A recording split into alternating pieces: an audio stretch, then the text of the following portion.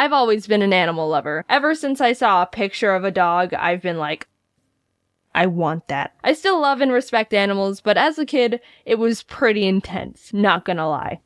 Can we get a dog? Can we get a dog? Can we get a dog? My parents had to sit through years of that until my dad finally couldn't handle it anymore and got me one for my 7th birthday against my mom's will. Before that, they tried everything to make me stop, besides getting me a dog. And by everything, I mean a bunch of fish. Maybe if we shape these fish into a dog, she won't notice. They'd come home with 2 fish from the pet store that would last for about a week, die, and then get replaced. Repeat until dog appears. How many fish must die before I get what I want? Since we got fish from the pet store and not an actual breeder, that was probably a big contributing factor on why they died so quickly. But as a 5-year-old, I also just forgot to feed them a lot, so there's gotta be some fish blood on my hands for that. We went through probably 20 fish in the span of a couple months, but eventually we got these 2 goldfish that didn't die.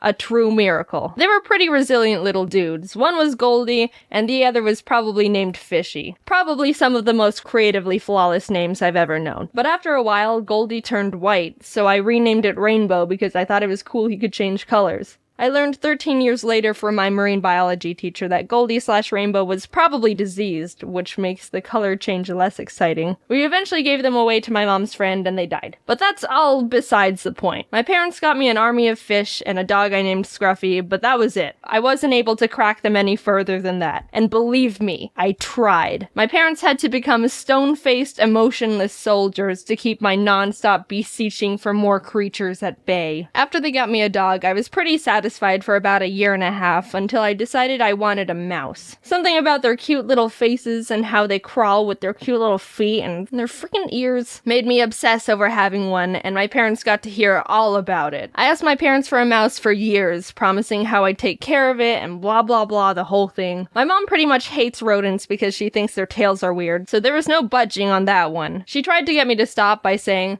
"Alright, you can get a mouse, but we'd have to get rid of Scruffy." Which is obviously a bad bang for your buck. No, what? No way, nuh-uh. I'd never get rid of Scruffy, he's my pal for life. But not gonna lie, after hearing that response over 10 times, I started kinda considering it. I wasn't ever actually gonna do it.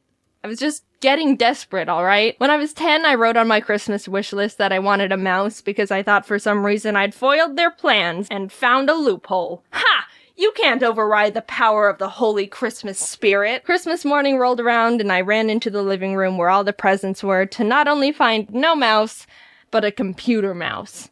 Nice salt in the wound there, Mom. I got my hopes up way too high. My disappointment was immeasurable and my Christmas was ruined. I did get a computer though, so that was cool. After my parents endured 5 years of me asking for a mouse, I read this book series called Maximum Ride, which was about these teenagers who had bird wings and were on the run to not get captured by the scientists who wanted to keep experimenting on them. It was my favorite book series as a kid, and it made me really like birds, which resulted in the next animal obsession.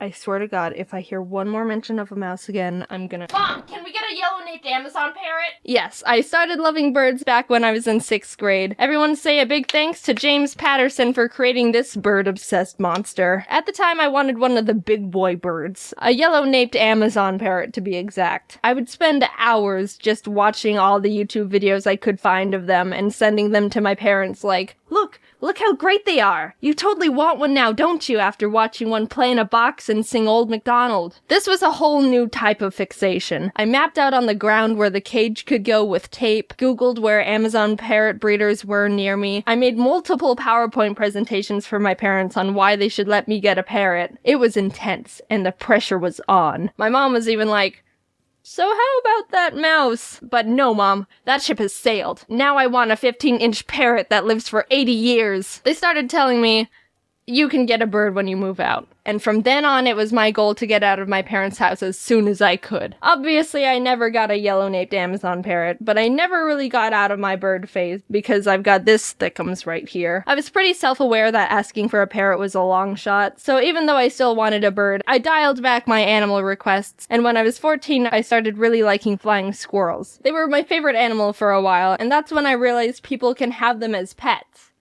Sugar gliders. Mom, can we— Sugar glider, add that one to the list. I don't think I actually bothered my parents too much about getting flying squirrels as much as the mouse and parrot, but I know they knew I wanted one. And I knew they were gonna say no. So I guess I just kept that one a bit more internal. During the summer, we would visit my family in Canada, and my cousin Peyton was really obsessed with ferrets at the time. So we would spend literally entire days on the computers together, researching ferrets and flying squirrels, and Amazon parrots, because they were still my #1 obsession, let's not forget. We wrote down general facts we learned in Word documents, planned out how to care for them, added up how much money they cost, including cages, food, bedding, etc., etc. We were the same amount of obsessed. It was a lot of fun, actually. We bonded a lot during those times, and she's still one of my best friends. She also never got a ferret, so sad times there. Peyton also got a rat named Lola, and that made me really want a rat. Which, of course, meant Mom! Lola was so sweet and smart, and I always wanted to play with her. But that's also true with almost anyone's pets. If I come over to your house and you have any type of pet, I will be personally offended if you don't let me play with it for at least 3 hours. So I did have a small point where I was asking if my parents would let me have a rat, and my mom was like, nope, and I'd be all, but what about the time you were gonna let me get a mouse because I was asking for a parrot? And she would say,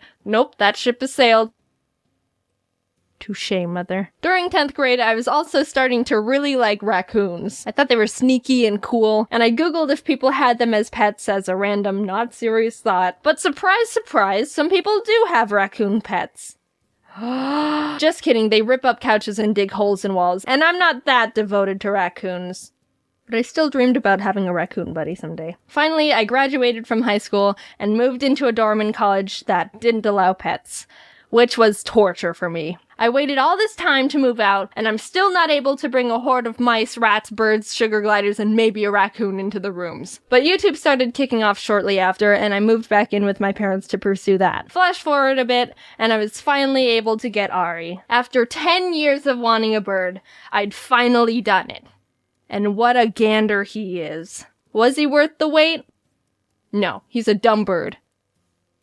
You're good. You're a good bird. I'm not currently looking to get any more animals right now, even though I really want them. I have Ari, and he's already enough of a handful, so I can't commit to anything else right now. I am gonna get a dog eventually, that's a promise. And I do really like reptiles, so I've done my fair share of research on skinks, but that's only a 30% chance to actually happen. I haven't really grown out of my animal phase. I've just become a mix of that and my parents, still hopelessly entranced by creatures, but also being the one who has to tell myself no because I have other stupid responsibilities. Hopefully when I have kids, they won't be as animal obsessed as I am, because I don't think I have the strength my parents had to be able to say no to any animals they ask for. Thank God my parents were responsible and never got me animals just because I asked for them. Otherwise, I'd be living in a zoo. Now, I know you guys, and this is absolutely gonna trigger a bombardment of tweets to me with pictures of the pets you have, and all I can say to that is, bring it on. It took a while, but the Ari bags and a lot of other new things are now being sold on the shop, so you might be interested in some of that. I'm sorry it took a while to get finished, but I hope you like the stuff. That's all I want to say for now. Yeah, bye. I've been traveling a lot lately, and it's been really dope. And I know I've done a couple travel-related videos already, but when you talk about your life, and all that's been going on in your life is travel stuff, then, sorry, but that's just what's on the menu right now. I'm like a fine dining, fancy video-making chef. I only serve what's ripe and in season. Quality stuff. Only the finest. Just for you. With that being said, so I peed on my wallet. I was visiting my friends in the UK for New Year's, and we were spending the weekend in London to do some fun stuff together. During the day, we did a bunch of fun touristy stuff, like the London Dungeon, Shrek's Adventure, rode in a helicopter. Alright, that's a lie. Shrek's Adventure wasn't that fun. We were in line for like an hour, and the actual thing was more childish than we thought. He didn't even fly out the window like in that one video. Anyway, we were back in the hotel about to go out and get dinner when I realized my wallet wasn't in my pocket. I thought I left it in my backpack or something, but a quick rummage around confirmed that, guys, I have indeed lost my wallet. They were understandably freaked out. Like, out of all the things you can lose in a foreign country, a wallet is pretty up there on the not good chart. It could have fallen out of my pocket at any point of the day, and we'd literally been all over London. Here's the thing, I don't like bags or purses because I think they're too much of a hassle to carry around, and I don't like the feeling of minor inconveniences because I'm a baby. So a couple months ago, I got a new slim wallet that can fit in my tiny woman jean pockets. That was super great, but I realized pretty early on that it slips out of my back pocket really easily when I sit down and stand up because of the aforementioned tiny woman jean pockets. But for some reason, I still think drastically increasing the risk of losing all my credit cards and identity is still less convenient than carrying a bag. Either way, what I'm trying to get at is that all day I was constantly checking my wallet was in my pocket because I knew it can fall out easily and get lost. And I was doing a great job.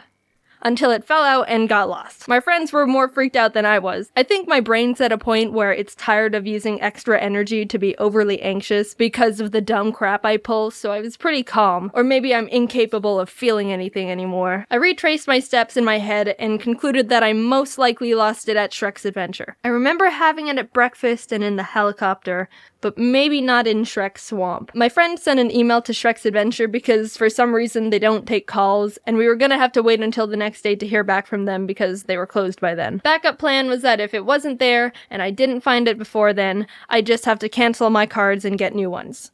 And I wouldn't be able to leave the country. So we headed out for dinner. It was really nice, especially since I didn't have to pay, and got back to the hotel a few hours later. The stress about losing the wallet was pretty died down because there wasn't much we can do other than wait for Shrek to contact us. We turned on a movie and I went into the bathroom, and when I lifted up the seat, what the fuck? Guys, oh my god! The wallet was in the toilet the whole time! At first it was like, what the heck happened? How did my wallet get in the frickin' toilet? But after a little bit of thinking, with all the puzzle pieces, I think I know exactly what happened. Right before we were going to dinner, I went to the bathroom, and while I was preparing to use the bathroom, my wallet must have fallen out and into the toilet. And I didn't notice because I don't check the toilet after I use it. Maybe you're supposed to. I don't know. I don't know what's normal. Nothing's normal about this situation. So after I leave, that's when I realize my wallet's gone. And when looking around the room, obviously my mind doesn't go to checking the toilet.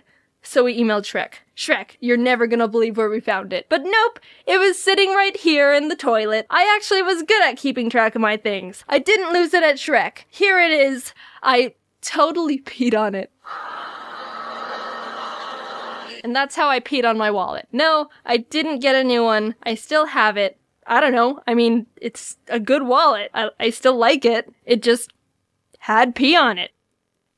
So that's that story. Going back in time a bit when I landed in the UK, pre-P wallet, PP for short, I was waiting in line to get through customs when this guy bumps me from behind. I was standing still and the line wasn't moving, so it was kind of weird that happened, but he was immediately like, oh man, sorry about that. So I told him it was alright. He bumped me in a way that he ended up a little in front of me, so he goes, well, you were in line first, and then gestured that I reclaim my spot, and I was like, oh, thanks, and stepped forward. But he didn't step back, so now we were standing next to each other, which felt weird. Then he started trying to make some small talk. What's your name? Jaiden. Nice. So what brings you to the UK? Oh, just visiting friends. Oh, that's actually really nice of you. I didn't expect such generosity since all girls are selfish. Run that by me again? Excuse me? The two guys in front of us kind of glanced back like, whoa, that was a bit of a yikes. I mean, I'm no conversational genius, but no matter what you believe, I think that's a bit too strong of an opener right there. Oh, well, I mean, not all of them are. No, they are. You can just say that because you're a girl. Well, alright then. I guess I have nothing else to say, really. I gave him a nervous laugh and left it at that. Man, no one here has a UK passport. Alright, my dude, I'm getting the hint you want to chit-chat more, but you're all over the place with this conversation here. When you open with, all girls are selfish, that's a pretty isolating stance to take at a girl. I don't think you've got enough social skill points to bring this one back, man. Also, yeah, this is the non-UK passport line. They did that on purpose, ya goober. I said that to him. I was like, yeah, this is the non-UK passport line. And he just goes, oh yeah, they did do that. And then fist bumps me again. I'm feeling really uncomfortable at this point. I thought it was weird he bumped me when the line wasn't moving. I thought it was weird he manipulated the situation so I'd stand next to him. I thought it was weird he hates women. Also, stop fist bumping me. I didn't feel unsafe or anything because, I mean, customs at the airport is probably one of the safest and most security guarded places you can be in, and there were plenty of people around. But he's still a tall, scraggy weirdo in a hoodie with crazy in his eyes. It got quiet again because I wasn't really trying my hardest to keep up a conversation, and after a while... So many people have iPhones, what's the deal with that? Yeah, it's pretty big brand. Do you have an Android or something? Nah, I'm not a materialistic kind of guy. Oh, okay. Judging by that response, I was like, I guess he doesn't have a phone then. Not a minute passes and he takes out his, like, Google or Windows phone or something. Soulja Boy phone. Dude, what? Who are you? What is going on? Why are you so weird? You're like the airport customs line riddle master. Answer me these questions 3 and you may reclaim the spot taken by me. So what's the deal with women, phones, and minorities? Then he started going off on asking about my friends. What are your friends like? Have you even known them for a long time? I bet they don't visit you. Okay, you know what? I'm just gonna go to the back of the line. It's like he was jealous of my friends that they were friends with me, but also like, I thought you hated girls, which is what I am. You do know I'm a girl, right? Does this guy know what a girl is? Finally, when it was my turn to go up, he was like, well, it was nice meeting you, Jaiden. You're pretty nice. Yeah, thanks. Also, stop fist bumping me. And also a nerd. Hey, right, that one's pretty accurate. Anyway, I hope I never see you again. I didn't actually say out loud to him that I never wanted to see him again, but I thunk it. Also, I have some things to tell you about. Besides the fact I have Invisalign in and I sound very lispy, James, me, Domix, Ross, and Aaron are going on tour with our Scribble Showdown show.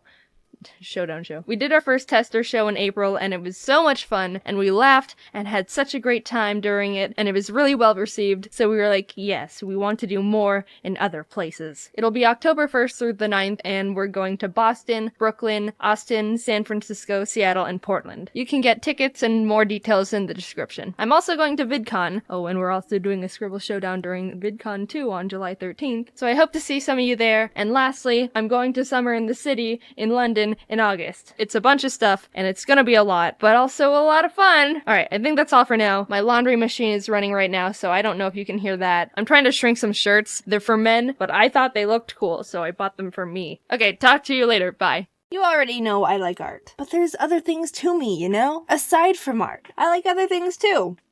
Like art.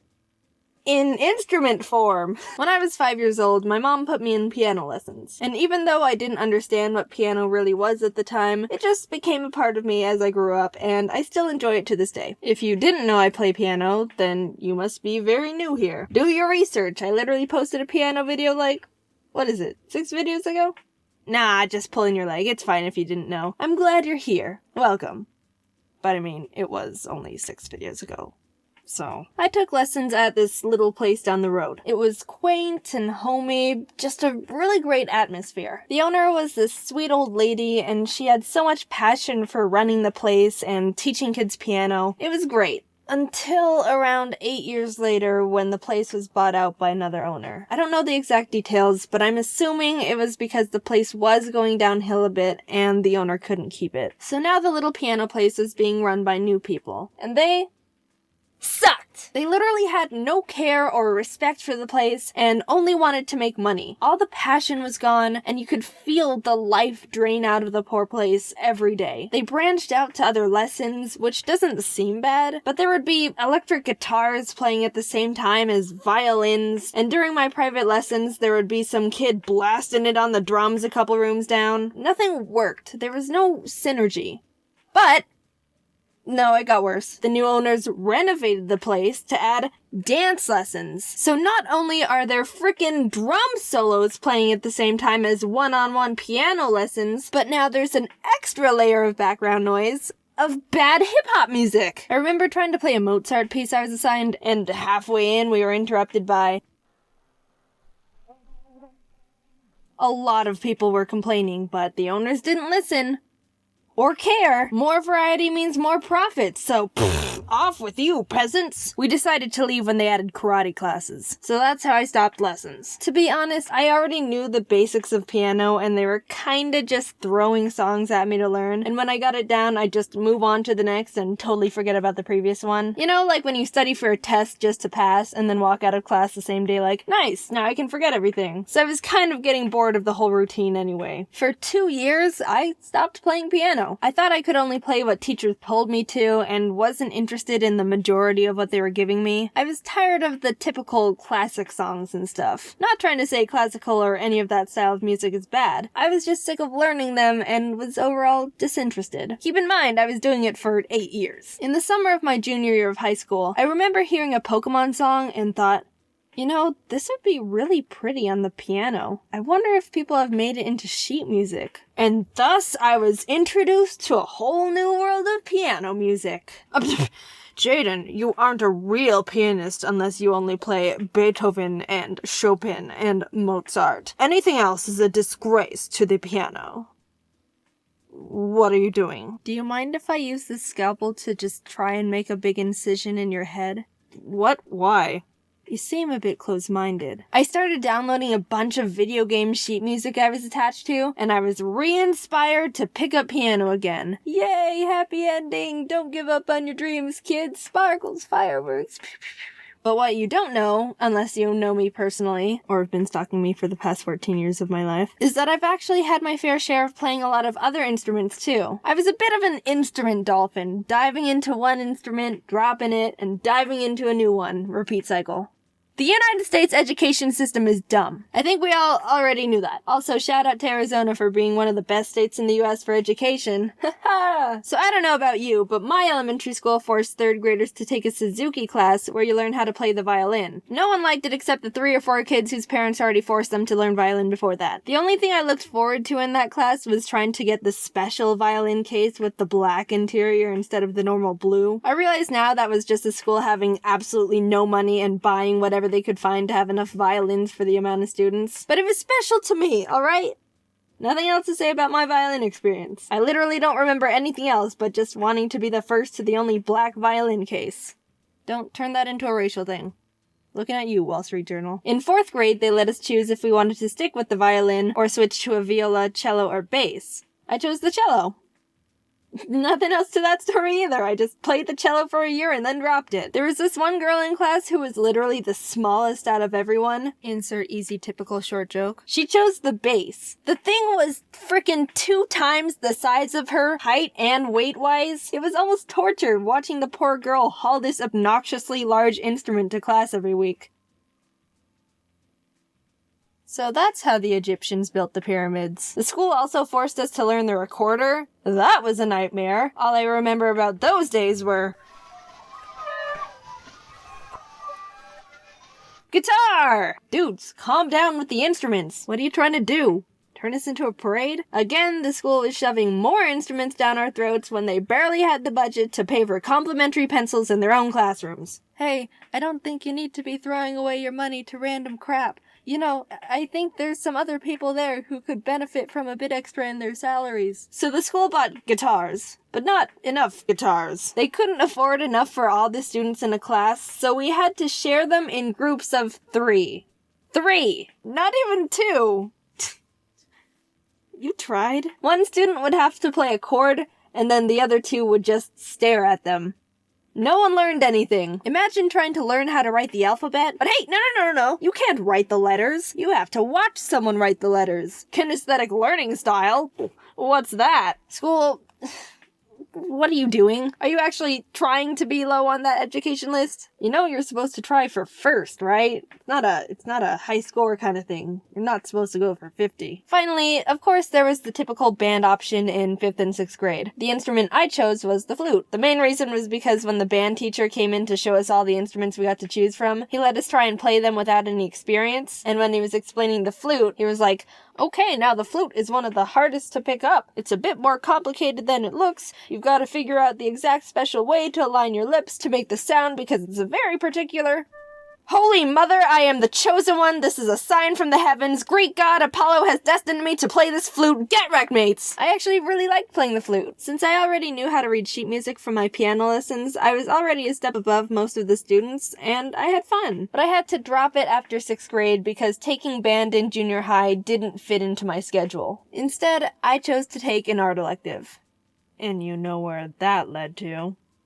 Alright, serious business to talk about here. It's actually important. I've noticed a lot of people have been going out of their way to send threats and really horrible messages to other people that, I guess, create similar content to mine. And I just wanted to say, dude, like, stop. I'm getting embarrassed on behalf of what you're doing. These people aren't copying me or anything. They're just having fun making videos. Calm down. They're getting really unmotivated and sad. You're kind of ruining it for everyone. You may not believe it, but what you say and do online does have an impact on people. You have the power to really hurt someone, but at the same time, you also have the power to make someone happier. So I mean, it's your choice if you want to create a good impact or a bad one. Like, I don't really care what you do. I'm not here to be your mom. Freedom of speech and everything.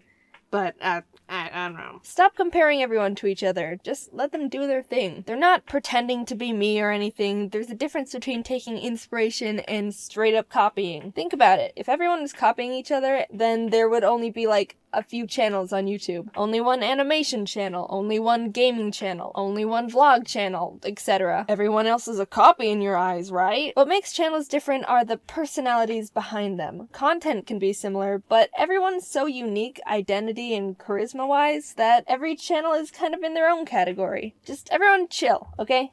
Cool. Have a good rest of your day. Remember when Pokemon sent me every single one of their Gen 5 sitting cuties for me to rank? Turns out they really liked that video. So much, in fact, that they said, "Hey Jaiden, awesome video. Why don't you come to Japan to watch the Pokemon 2023 World Championships?" Our treat. You won't have to pay for your flights or hotel or nothing. I've been to Japan once before in my entire life, and it was back in 2018 with my family. We did a bunch of fun little Japanese tourist things. It was a phenomenal trip, but ever since then, I've always wanted to go back and do all the awesome nerdy stuff Japan has to offer that I didn't want to bother my family with. At the time, they didn't even know who Luffy was. They would have been so lost. So when Pokemon extended their hand and offered to fly not only me, but Jacob out to attend the biggest Pokemon tournament in the world, I jumped for joy. Free trip to Japan! The tournament was only going on for a single weekend, but Jacob and I planned to stay there for 3 whole weeks to do a bunch of said extra nerdy stuff. We were pumped. Eventually the time came, Jacob and I were packing up all our stuff, and decided we both would bring an extra suitcase so we could treat ourselves a bit and buy a bunch of cool stuff while we're there. Don't judge us, we're anime and Nintendo-loving impulse buyers going to Japan. A game plan was needed. We were being responsible. 2 extra suitcases was definitely gonna be enough. Yep. Equipped with our extra luggage, we headed off to the airport. Pokemon straight up gave us business class seats. We didn't ask for them or anything. So when we boarded, we realized we had the seats where you could lay down. There even was some sort of seat divider that acted like a car window, so I could roll it down and bother Jacob whenever I wanted. Quick little 11-hour flight later, and we were in Japan. It was time to have the best trip of our lives. I'm not joking. I had the most incredible trip and got to do things I won't ever forget. And I won't, because I've now plastered it onto the internet forever. We landed midday Japan time, so we decided to go to the first thing we wanted to see while abroad. Japanese McDonald's. I couldn't order anything except fries, but Jacob and I both dropped our jaws when we saw something called the Double Big Mac on the menu. I thought Americans already went big with the Big Mac, but Japan did the impossible, just to send a message. What a magical place. Let's begin with the next morning. Pokemon planned a bunch of cool stuff for the creators and partners they flew out, beginning with a group field trip to the Mega Tokyo Pokemon Center. Jacob and I woke up early for it and missed the bus they had for us.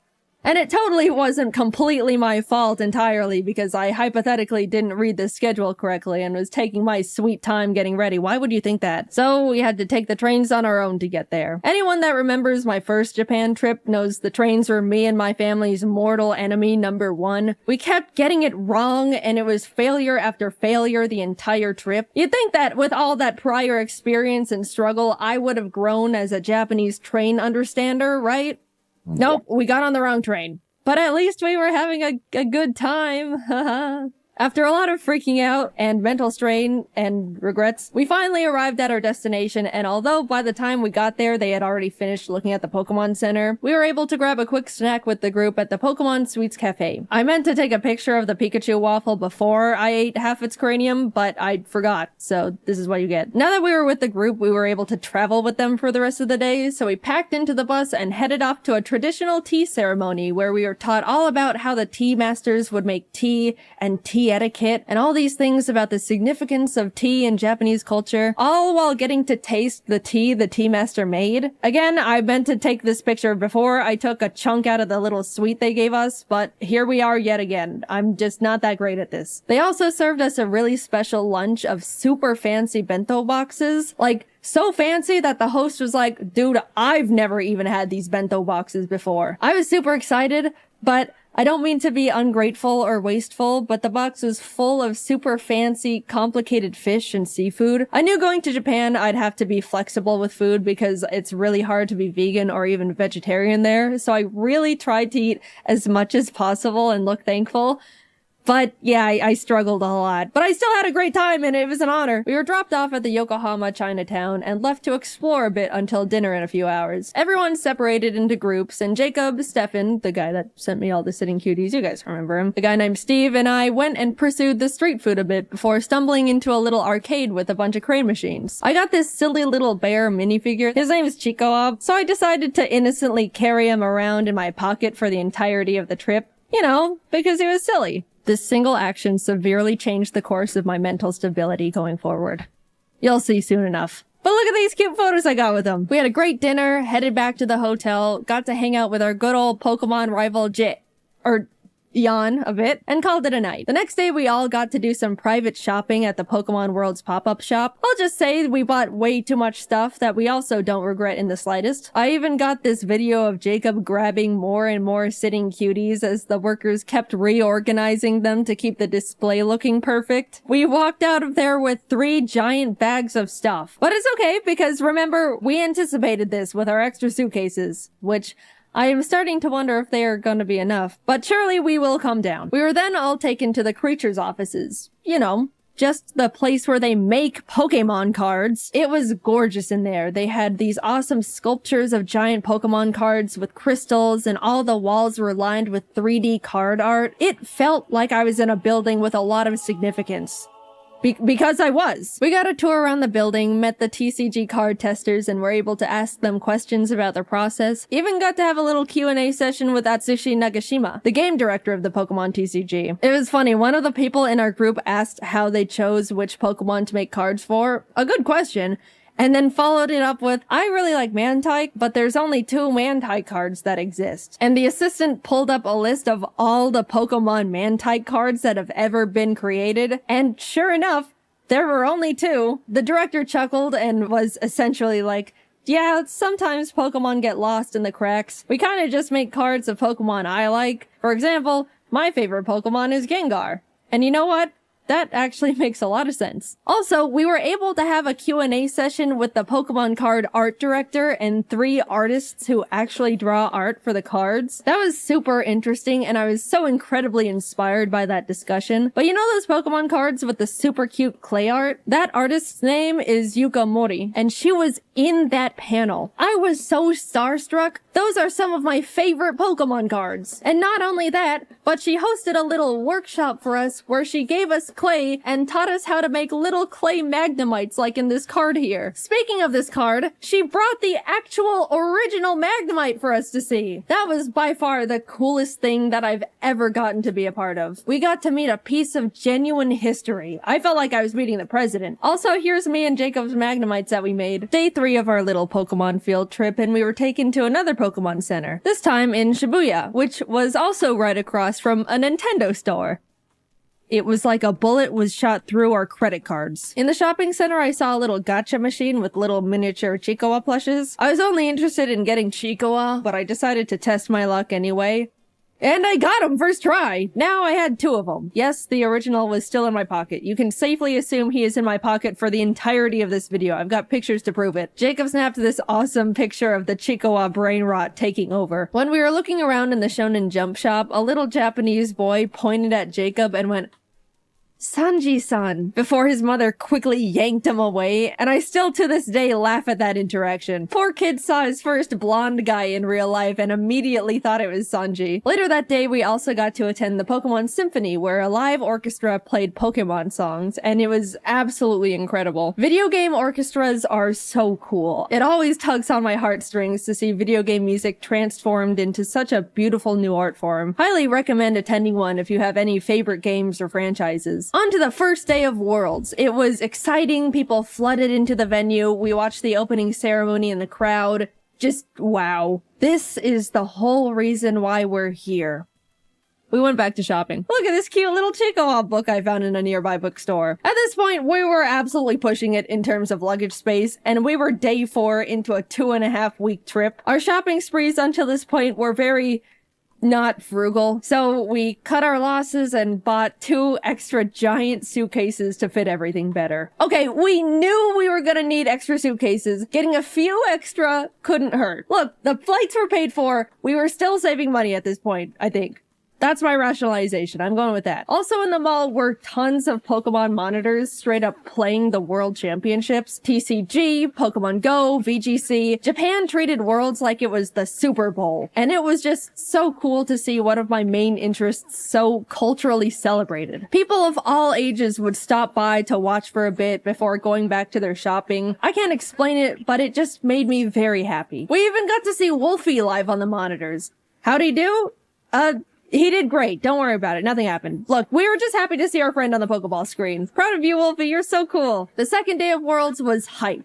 So hype that we left Yokohama and flew to Osaka. I haven't mentioned it yet, but we actually got tickets to see the one and only Hatsune Miku live in concert. The real ones know how huge that is for me. I want to talk about how life-changing that was, but I'm gonna make a whole separate video about that experience I'll be posting next. All I'm gonna say is it was the best day of my entire life.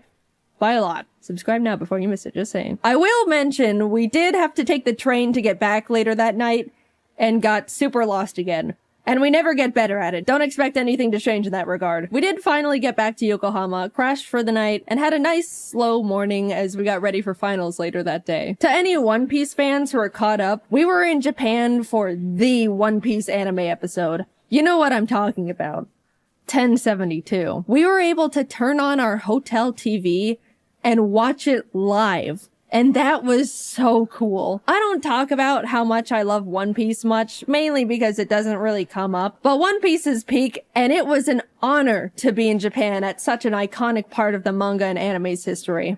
Anyway, back to Pokemon. Sorry about that. We were able to watch the final VGC match live, got to chat and eat dinner with Wolfie and some other friends, had a late night hangout with Jan again, and that was about it. Day 7 meant it was time to pack up all our stuff from the hotel, say goodbye to Pokemon and Yokohama, and head on over to the apartment we rented for the rest of our stay just outside of Tokyo. At this point, we had filled up all 6 suitcases and multiple backpacks. I didn't mention it, but Pokemon gave us a truckload of gifts that we genuinely had no idea what to do with. We're grateful nonetheless, thank you Pokemon. But yeah, the taxi ride was a bit awkward. So, are you meeting up with some friends? No. After we got situated in the new place, we decided to look around the area and grab some lunch. And I gotta say, the little hole-in-the-wall restaurant Jacob found was some of the best ramen I've ever had ever. They even made it vegetarian for me, which was extremely kind of them. Food modifying is a bit tricky in Japan compared to the States, so I was very, very thankful. And it was delicious. We then proceeded to do absolutely nothing for the rest of the day because we were exhausted from the trip so far. I haven't mentioned absolutely everything we'd been doing on the trip because it would be a lot of, first we did this and it was cool. Then we did this and it was cool. Even though it was such a pleasure to be invited, I was so dead. And definitely looked super not approachable or friendly to the rest of the group by the end of it. Sorry, guys. But neither time nor Japan stops for anyone, so we had to keep on chugging along. There were a bunch of friends we wanted to see while in Japan, and one of them was Connor. He wanted to take us to what he deemed his favorite Italian place ever. I asked if it was like fancy Italian, to which I was given the answer of no. So we get there, having a great time, and suddenly we realize Junichi Masuda, the director of Game Freak, is there having dinner. Not a fancy dinner, my ass. I then looked down to see the Freddy Fazbear FNAF t-shirt that I am wearing. Not the best Jaiden moment to exist, but hey, what can you do? The food was phenomenal though. I already mentioned the best ramen I've ever had while on the trip, but this was genuinely the best pasta I've ever had in my entire life. Maybe even a top 3 meals ever for me. I don't know what the other 2 would be, but that Connor place is definitely up there. The next day we went to the One Piece store in Shibuya and bought a lot of stuff because there was a lot of topical and hype things in there, as you could imagine. If you don't get it, go catch up and come back. Don't worry, it won't take too long. My favorite character is Mihawk, but out of all the stuff the store had to offer, there were only a few stickers and a single keychain for Mihawk. I'm still mauling about that one. I just want more Mihawk. Is that too much to ask for? Even this guy got better merch. The world's greatest swordsman deserves better. I guess I'll just take my Zoro and Law stuff. That's cool too, I suppose. I also found a bunch of Chikawa stuff in a Kittyland store, and this is truly when you get to see where things start going downhill for me. I just like the funny little cartoon bear thing. What? Is that such a crime? I don't remember what we did the rest of the day. I think we just crashed and passed out. This trip, as surreal as it's been so far, has been absolutely taking a toll on me, and I desperately needed to just not move or talk or exist for a bit. We were doing so many different things that were all awesome, and hanging out with so many different people that were all awesome, but man, I am not built for extended periods of that much excitement and socializing. As much as I would like to change this fact, I'm also not a very active person. I know. Up until this trip, I was practically sitting down 24/7, working all the time to prep as much work as possible so I could have a guilt-free 3 weeks off, and my muscles were definitely starting to decay at that point. I looked at my phone's step meter thing, and there was one day where I literally got 300 steps. That's pathetic. And suddenly, I'm logging over 20,000 daily. My body was screaming. What the hell are you doing out there? Please stop. Plus, we were in Japan during the hottest, most humid time of the year. Every time we left the air-conditioned luxury of a building, we would immediately be drenched in sweat. Look, I'm used to the heat. I grew up in Arizona, but even this was too much. So yeah, crash and burn it was. Tokyo Disneyland was a bit underwhelming. It felt like a slightly worse version of the one in California because of the oddly spaced layout and surprisingly empty vibe. We did go to a Stitch-themed show thing, and as we were walking in, a worker stopped us and said, "Oh, excuse me, Stitch only speaks Japanese," like warning us it's not super tourist friendly. But I just think the statement of Stitch only speaks Japanese is hilarious. We went in anyway, and yep, Stitch only spoke Japanese. Kazoku. Yeah, overall, it was not the best thing we did, but apparently, I didn't know this, Japan has 2 Disneys, Disneyland and Disney Sea, and we went to Land, which is unanimously deemed the worst of the 2. So, oops, better luck next time. Jacob and I took 2 more rest days where we just turned to ash. Then up and at 'em, back to Osaka we go. This time we went to an Eve concert. Besides Hatsune Miku, the Japanese band Eve is the only other concert I've said I wanted to go see. I love their music videos they have for all their songs. It's always such beautiful animation. And by the way, they're the ones who sang the season 1 Jujutsu Kaisen anime opening theme, if you're lost. Earlier in the trip, Jacob just so happened to look up if they were doing a concert while we were there, and lo and behold, they were. He got some totally not scalped tickets, which turned out to be a super complicated process, so thank you, Jacob. You're the bestest friend I've ever had. Thank you for going through the trenches for silly old me. Anyway, the concert was so incredible. The atmosphere was fantastic. They had awesome visual effects going on. The glow bands a lot of people bought were perfectly synced to the music and colors on the stage, which really enhanced the experience. The music was great, which, I mean, of course it was. That was the whole reason we went in the first place. I talk about it more in the upcoming Miku video, but Japanese encores are so much different from the American ones. They're so quiet and polite. There was pretty much no screaming and cheering. It was just a long applause with a semi-whisper chant of "Encore! Encore!" And they also made us wait like 5 minutes for them to come back out. My hands were getting itchy just from clapping so much. That's how long it took. And then when they finally came out, they ended up doing like 5 extra songs. I mean, I'm not complaining, but after the 4th time thinking, man, that was a great last extra song. Well, time to head home. Another! It starts getting a bit comedic. This is just a side tangent, but Jacob went off to use the bathroom before the show started and came back 10 minutes later like, dude, this is crazy, but it took me a bit longer to find a bathroom because there were so many extra women's bathrooms, which is like, whoa, that's actually so smart. There's always such a huge line for the women's bathroom compared to the men's in any scenario. I was just shocked Japan was like, okay, then we'll make more women's bathrooms to fix that problem. Like it was so simple. I know in America it would probably turn into a stupid political thing, but it made me so happy Japan just implemented such an obvious and straightforward solution so easily for the gals. The next day we headed over to Universal, which was hands down the best amusement park I've ever been to. So they can do amusement parks well. First of all, Universal Japan is way more anime and manga focused than the ones in the States, which made it instantly more engaging for me. Jacob and I both agreed we would window shop for the first part of the day, and then buy all the things we wanted as we were leaving so we wouldn't have to lug around a bunch of bags all day. But we immediately saw a little One Piece shop and cracked. We just wanted to wear these One Piece headbands. That's rule-breaking worthy. We also got some towels because surprise, surprise, it was freaking hot. I know I've been complaining about the weather here and there, but my lord, it was miserably scorching. Japan has such a big culture around staying cool while outside, and I totally get it now. People would be walking around with little fans, ice packs, towels. A lot of women had parasols. I'll say, if we didn't get those towels, we probably could have passed out from heat stroke that day. Later on, I even ended up getting another towel. It was a cute Pikachu one, but I got it mainly because it was a cloak design. After soaking that thing in cold water and putting it on, my body temperature instantly lowered like 5 degrees. However, that meant I was walking around the park looking like this.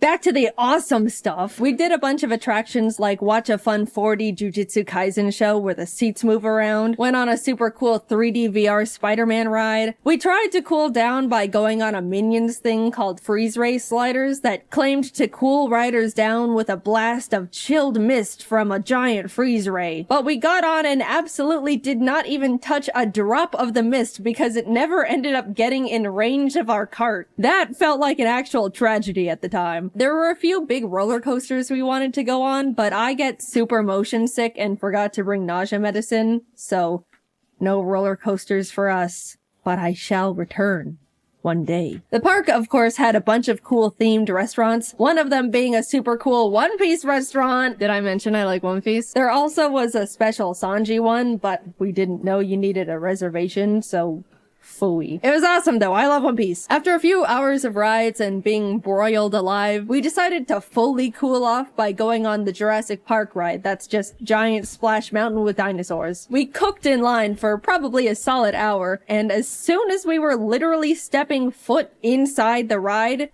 it started pouring rain.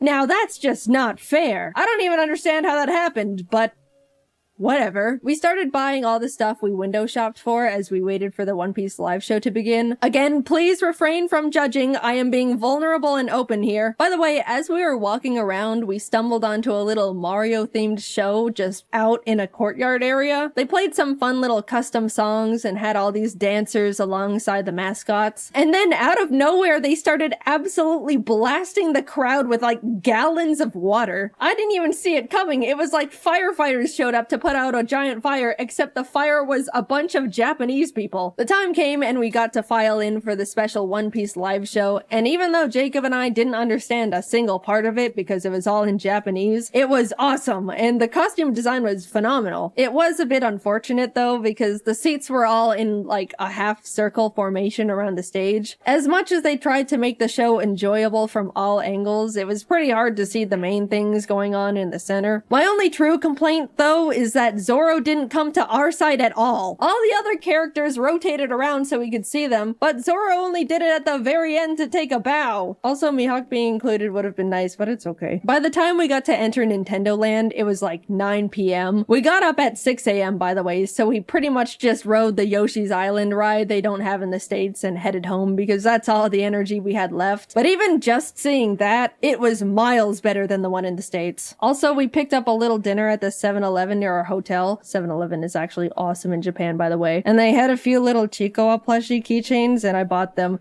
Just being transparent here. We woke up early the next morning to catch our flight back to Tokyo and hurried over to the Kirby Cafe. Emily actually booked the reservation for us. She was meant to also be there, but she was only able to get 2 seats and gave them to us as a gift.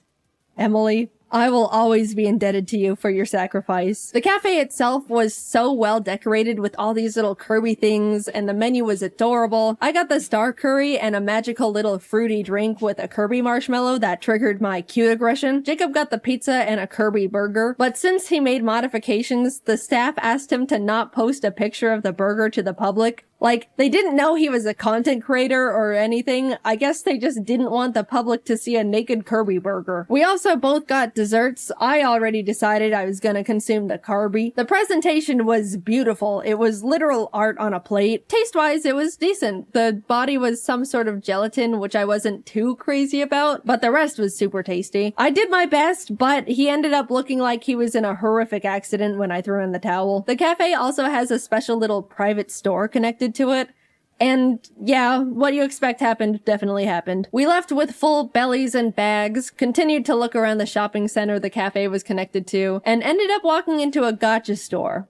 I am about to be very vulnerable with you here. This is one of the lowest points of my entire life. Please don't think too much less of me after what happened in that gacha store. So I walk in, spot Chikawa, beeline it to the machine, obviously. Like I mentioned before, I'm only interested in Chikawa, so I was only playing for him. But by the cursed luck of the gacha gods, I just could not get him. I was going back and forth between the machine and the coin exchange, getting multiples of every other little guy, but no Chikawa. I could feel the workers' glances at me, probably because the desk they were standing behind was right next to the machine I was grinding. But after way too much money, he dropped. I got my well-earned, horribly priced at that point, Chikawa. I then started looking at all the other machines, putting some coins in a few here and there, until I stopped at one that had a line of animals playing band instruments. They were very silly, but there was a little pigeon holding up cymbals, and I really wanted to get him for Jordan and Kelsey. In went the coins. Tiger, elephant, fox.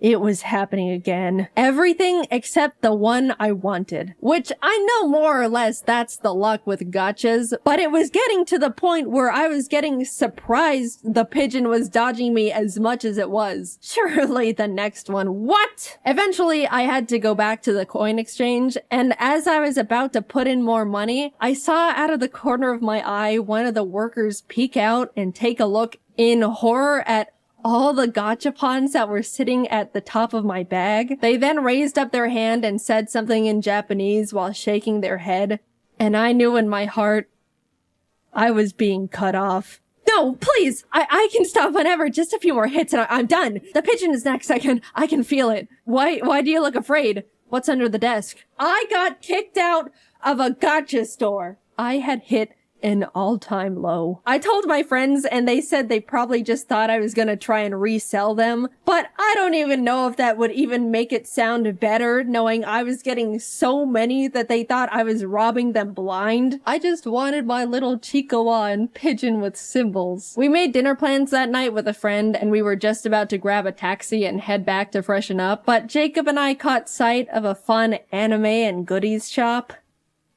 Who do we think we are? People with self-control? We'll make it quick! We rushed in and split up for optimization. As I was looking around, I saw it. A whole section dedicated to Chikawa. It was like someone put a freshly baked pie on a windowsill, and I was suddenly floating over to it. My eyes were zoned in, making sure I saw every single thing possible, putting Chikawa after Chikawa in the basket. Jacob eventually came over and showed me a picture he took on his phone. In my tunnel vision, all my eyes registered was that the picture showed more Chikawa in the store.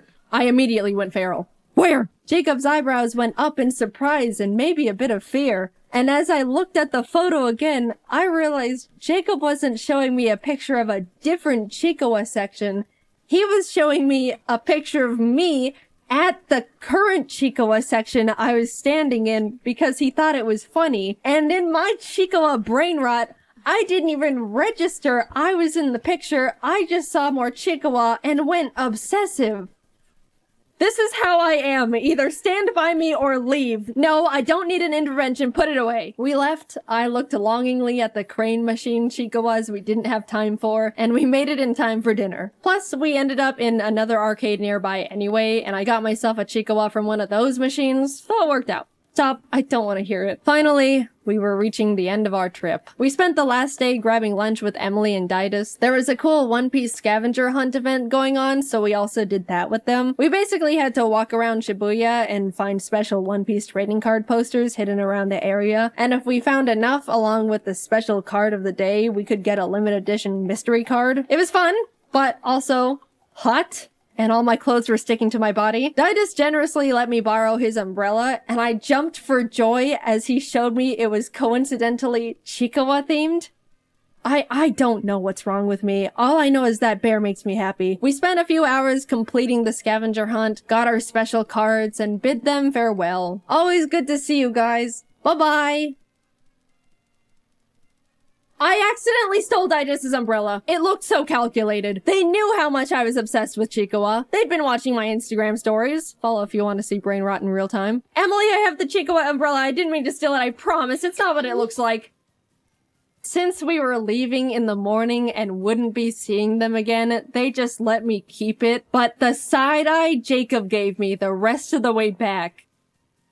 I didn't mean to— stop it! Getting back to the apartment, reality hit us hard. We needed just a few more suitcases. Again. In total, we ended up buying 6 extra suitcases to hold everything we collectively bought. And even then, it was a struggle making it fit. Jacob ended up going professional Tetris mode, perfectly fitting everything into the suitcases with quite literally no extra room to spare. We came to Japan each with a backpack, carry-on, and 1 extra big suitcase, and we're leaving with altogether 8 suitcases and 4 backpacks. We were lucky the taxi driver had a big enough car to fit everything because we didn't have much of a game plan if it didn't. Off to the airport we went, where we checked all of our excessive bags, paid a couple fees, boarded our flight, and headed home. That trip will go down as one of the best trips I've ever gone on. It felt like it turned into a celebration of everything that makes me me. All of my hobbies and interests, Pokemon, One Piece, at the last minute Chikawa. We got to do so many incredible things and were given so many opportunities I'd never even thought I could be a part of. I got to see so many friends that are normally so far away, ate some of the best meals of my life, and overall was just really happy, especially getting to spend it all with my best friend Jacob. By the way, if you wanted to know why in the world we got so many things, yes, a lot of it was for us. 90% of it all was for our friends. 100% of the Chikawa stuff was mine, but that's besides the point. If you want to see what we got them, also credit where credit is due, the majority of it all was from Jacob, because he's a great gift giver and even more incredible friend to the people around him. We're all nothing short of lucky to be able to call him our friend. You can go watch his Japan video. I assume it's already up, because we had to animate a frickin' 30-minute long video. My god, it was a lot. Thanks for sticking around. But yeah, I just had an unforgettable trip, and I owe the opportunity to the Pokemon Company for inviting us to Japan in the first place. I'm extremely lucky to be in the position I am, and will be forever grateful.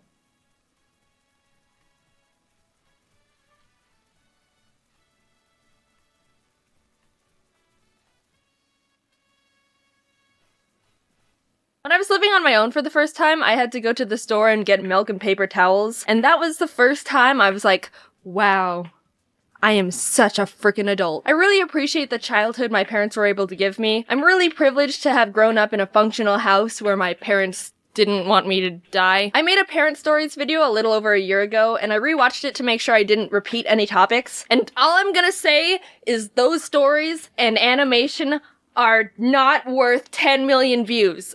That video, I don't like it. I don't like that video. My parents were really big on manners and being polite. We've got some Asian blood in us, so we can't bring dishonor to our family.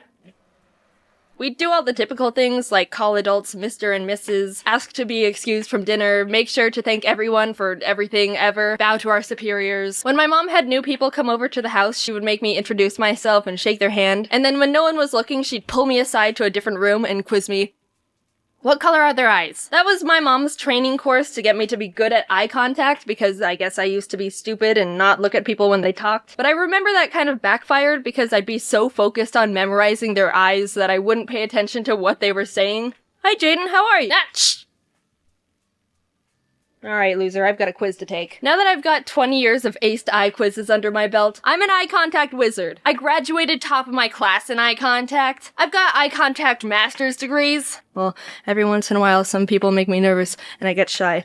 But other than that, I'm an eye contact powerhouse. I realized more recently that I think sometimes I go overboard and just end up staring at people by accident, and it's very weird, and I'm sorry at everyone. My mom would also be really strict on me saying pardon all the time instead of what. Like, she would say something I didn't hear, and I'd go, what? And she'd stick her head around with, pardon? I wouldn't be a bimbo and be all, what? It's not like I was being a rude moron. One time, my friend told me, Jaiden, I think you're the only person I know that says pardon. And like, that's all fine and dandy. I could respect my mom's request to use an underused polite word. But I can't. Because she's even worse. This is what she does. Mom, did you put my book somewhere? What? Objectively speaking, a what is exponentially better than a huh? I started mocking her whenever she did it, and then she gradually stopped bothering me about saying pardon. Also, I realized I never told you that I had a lisp as a kid. My parents meme on me about it all the time, and a running joke in the family came from when I used to be babysat by my mom's friend, who's Italian. Which means she'd talk like this, and have her house full of a spaghetti, and oh mamma mia. I'm only half joking. She's very Italian. Yahoo! She would make pasta for me all the time, and whenever she would ask what I wanted for lunch, I would pathetically go, pasta with no sauce! I wanted pasta with no sauce. And now, if my family would be having pasta for dinner, someone would end up going,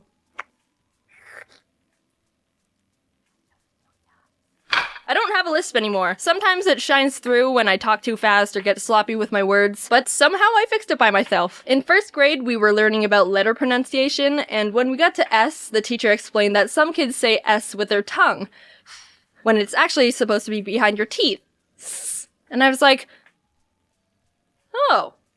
So I stopped doing it. Cured. Who knew that if you've got a speech impediment or some sort of hindrance or obstruction in your life, just stop it. Simple. You've got cancer. No, it's okay.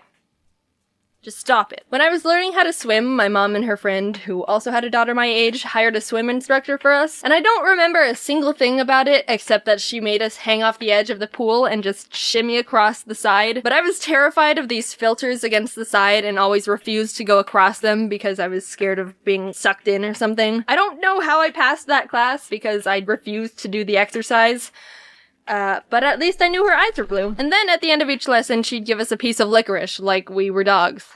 I didn't like licorice. Oh yeah, and also this one time I almost drowned and died. So my parents were having a bunch of their friends over who also had kids for a pool party. There were a handful of pool toys like blow-up dolphins and beach balls, but we also had this floating foam mat. I was doofing off doing my own thing, and at one point when I was underwater, the mat drifted over top of me. When I had to go up for air, I hit the bottom of the mat, and I was like, uh-oh. Time for advanced critical problem solving. So if this mat is over top of me, I can't get up to the surface to breathe. So what do I do? I got it. I'll simply become a child Hercules and lift 3 6-year-olds from underwater into the air with my twig arms. Rather than using one of my 4 brain cells and swimming 2 feet to the side away from the mat, I decided to try and just bench press my way to survival. One of the adults realized I was being an idiot and also dying, and instead of being like, well, survival of the fittest, he dove in and saved me. So I didn't end up drowning of stupidity. Thank you, Mr. Chad. And now I'm here, on my own, moved to California, in my own place, not dead at the bottom of a pool, staring at everyone. Being honest, I love my family so much, and they've done so much for me. It takes a lot of effort to raise a person. Just think about how helpless and stupid babies are when they start out. They can't do anything. You can just put a baby on the ground and do nothing. Just leave it alone, and it'll just... pathetic. I'm so thankful and lucky my family's so supportive about everything I've been able to do, because I know not a lot of parents are like that. They even helped me sell merch at VidCon. They were so happy about it too. They came up to me after every day like, "Oh my gosh, Jaiden, everyone's so wonderful. The people who watch your videos are so sweet. Someone asked me to sign their shirt, so I just wrote Jaiden's mom." I was really nervous to pursue this career path because it can be a bit unpredictable, but the fact that they're so proud and encouraging has helped me do so much more than I ever would have thought I could if I was alone. So thanks, Mom and Dad. Brown, Hazel. So I just got back from VidCon Australia, and I wanted to say that that was amazing. I've never been upside down before. I was on a few panels with some friends like James and Jazza and Maz, and got to meet a bunch of really amazing, nice people. Maz, Jazza, and I were in the opening show, and I ended up having to draw a wombat with my elbows, which was very difficult, especially since I didn't know what a wombat looked like. If you want to see that, you can check it out on Jazz's channel. He posted that whole thing. I got to hold a snake and pet a kangaroo. It was kind of cold and windy and rainy, but I also got to meet an owl and a whole bunch of you.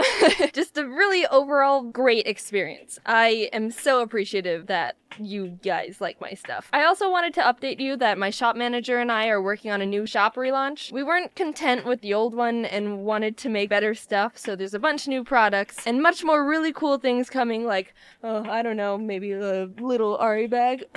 I don't know. Oh, geez. Link is in the description if you want to check it out. Thanks for watching. I really mean it. I'm excited to start pushing for more video improvements and just get a bunch of really cool stuff done. Okay, it's getting really hot in this closet.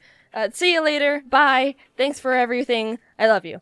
A while ago, I went to the bank to get a new debit card. I walked in, the lady asked, "Can I help you?" And I said, "I'd like a new debit card, please." Her face scrunched a bit, and then she replied, "Let me see what I can do. Would you take a seat for a moment?" I sat in the lobby chair for 30 minutes, assuming that she was doing everything in her power to get me a new debit card, and when the lady finally came back, she simply said, "No, we don't do that." But you're the bank. For the longest time, I've been tossing around this little thought. I don't know if it's just me, but it kind of feels like the world around us doesn't quite work anymore. At least compared to, say, a decade ago, it seems like everything has gotten less efficient, and dare I say, stupid. Anytime I go out to get something done, I come back 3 hours later with nothing accomplished and a fresh desire to punch a wall. I've tried to gaslight myself out of it. Maybe I'm overreacting here. Humans have always been flawed creatures, so of course it's doomed to bleed into the construction of our society. But I just keep thinking back to those 30 useless minutes in that bank chair. And I simply don't believe it. You're not gonna convince me that a bank has always been incapable of giving people new debit cards. And also that it took 30 minutes to tell me. Something has changed. It really dawned on me when I watched the Always Sunny in Philadelphia episode Dennis Takes a Mental Health Day, where Dennis tries to have a normal, relaxing day, but is faced with inconveniences at every corner that spike his blood pressure. Highly recommend watching. The whole show is phenomenal, but that specific episode was so real and truly made me process things are getting less efficient. And it's not just in my head. First of all, like the episode addressed, everything needs a goddamn app now. The thermostat, air filters, light bulbs. I bought the cats a new automated litter box, and guess who now has a litter box app on her phone to get it to even turn on? I'm sick of the stupid apps. They don't make life easier no matter how many times these products try to convince me they do. The UI is always clunky and confusing. Nothing is optimized. Companies act like you can part the Red Sea with their apps, when more often than not, I'm stuck trying to connect it to the device in the first place. When was the last time you bought a new anything and had it completely set up and working within 5 minutes of unboxing it? At this point, if my Wi-Fi goes out, every electronic in my house becomes a useless block of metal because none of it works on its own anymore. Everything needs Wi-Fi, an app, an account linked to my email, a subscription service, and on top of it all, they sell all the information I hand over against my will to random other companies so they can send me stupid junk mail. Also, when did unchecking the sign me up for online newsletters and discounts just not work anymore? Every single time I buy something online, I make sure to not sign up for the website's stupid email notifications. And what do I find fresh in my inbox when I wake up the next morning? Check out this month's wacky deals. So I have an electric car, right? One day, it just straight up refused to play music. After troubleshooting for 5 minutes, it turned out I needed to download a software update to my car, even though the music worked perfectly normal before the update. Sure, fine, the future's now. But for some reason, the car couldn't find or connect to the Wi-Fi, so because of that, I get to experience LA traffic in pure silence. I spent thousands of dollars on a car just for it to randomly not be able to perform a task cars have been able to do for the past 70 years. I do like electric cars. They're better for the environment, and it's great not having to go to the gas station. But let's not pretend the car has to be a computer now. I got one of those modern tech cars that made the innovative choice to remove all the physical buttons and knobs and put every single basic feature into the car's giant touchscreen. Before getting it, I didn't think that would affect my experience too much. I thought, well, when I drive, I normally don't fiddle with the buttons all the time anyway. But now I have to deal with things like not being able to manually open the glove compartment because it has no latch. I have to speak into the car microphone, "Open glove compartment." And every single time it opens the charging port. Didn't think about that one before buying. Also, when I do need to do something while driving, it feels way more unsafe than I initially realized. They didn't even build AC knobs, so to turn up the air, I have to essentially play on the car iPad while paying attention to oncoming traffic. Correct me if I'm wrong, because I'm neither an engineer or car specialist, but that feels stupid. Apparently, enough people started complaining about the lack of buttons in high-tech cars, so they started putting them back in, which now puts into question these experts making these decisions in the first place. What do you mean thousands of people had to say using a giant iPad while driving is unsafe? Before they were like, you know what? These people might be onto something. A few weeks after I bought the car, I accidentally stepped on glass and needed to go to urgent care. So Jacob and I hopped in, and as we started driving down the neighborhood, the screen got covered with "Software update required." Thinking it was a simple fix, Jacob pulled off to the side of the road and clicked download, to which the car completely locked and became undrivable until it finished the download, which was 45 minutes. I ended up having to call an Uber to go to urgent care, despite owning a fully functioning car. Lesson learned, I suppose. They got me again. Also, I don't know how a car can download a software update on the side of the road and not in my own goddamn garage. It all just feels so dumb. Nothing feels like it's checked to make sure the customer has a half-decent user experience anymore, because companies think slapping an app together makes something high-tech enough to get away with slop. And on top of it all,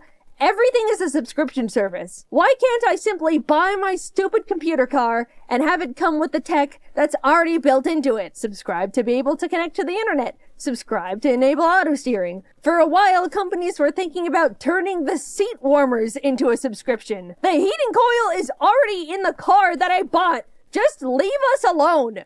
Imagine pitching to someone 15 years ago, "Oh yeah, the car you bought? Yeah, it's all yours. But you have to pay money every month to use the windshield wipers." It's become so common for us to buy products and not even actually own them, and you need to pay money every month to keep using them. And they're bad! Businesses have always prioritized profit. That's never changed. I'm not upset about that. But at least in the past, they had to, in good faith, offer something that actually did the shit it was advertised to do. Now they just go, Oh, damn, we can give less and charge more? Hell yeah, brother, lock the cold out the fridges. The other day, I wanted to get a new router for my office. Jacob and I headed over to our internet provider store, and I said, hello, can I buy a router? Oh, we don't actually sell routers here. You need to go online and ask customer service to send you one. As I was processing this, Jacob decided they wanted to get a phone upgrade. Excuse me, could I actually buy this phone? Yeah, we don't have those in stock here. You can buy it, but it'll have to be shipped to your house.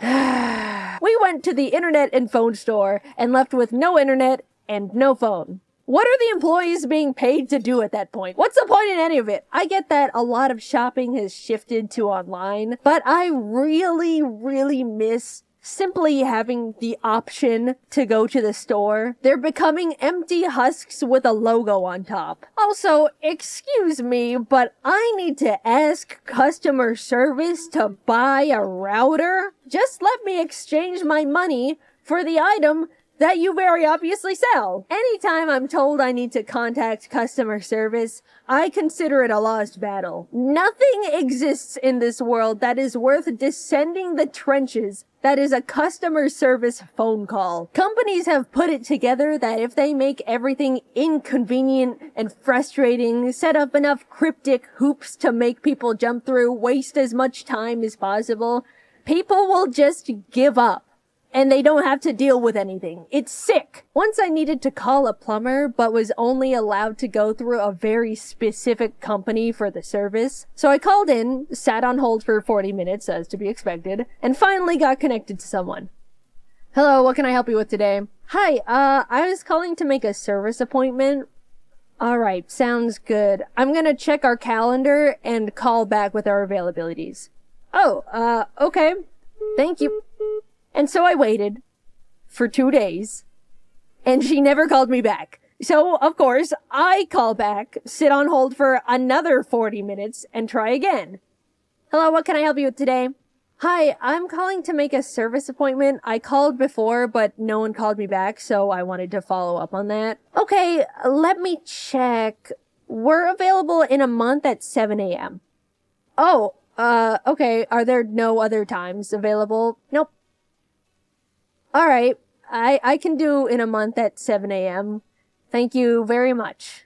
Awesome. Exactly what I wanted. A month comes and goes, and the day before the appointment, I get a call from the plumbing company. Hello, I'm calling to let you know the person that was scheduled to do your service appointment is sick and will have to cancel it. Okay. When's the next available appointment? In 2 weeks? Okay. Thank you.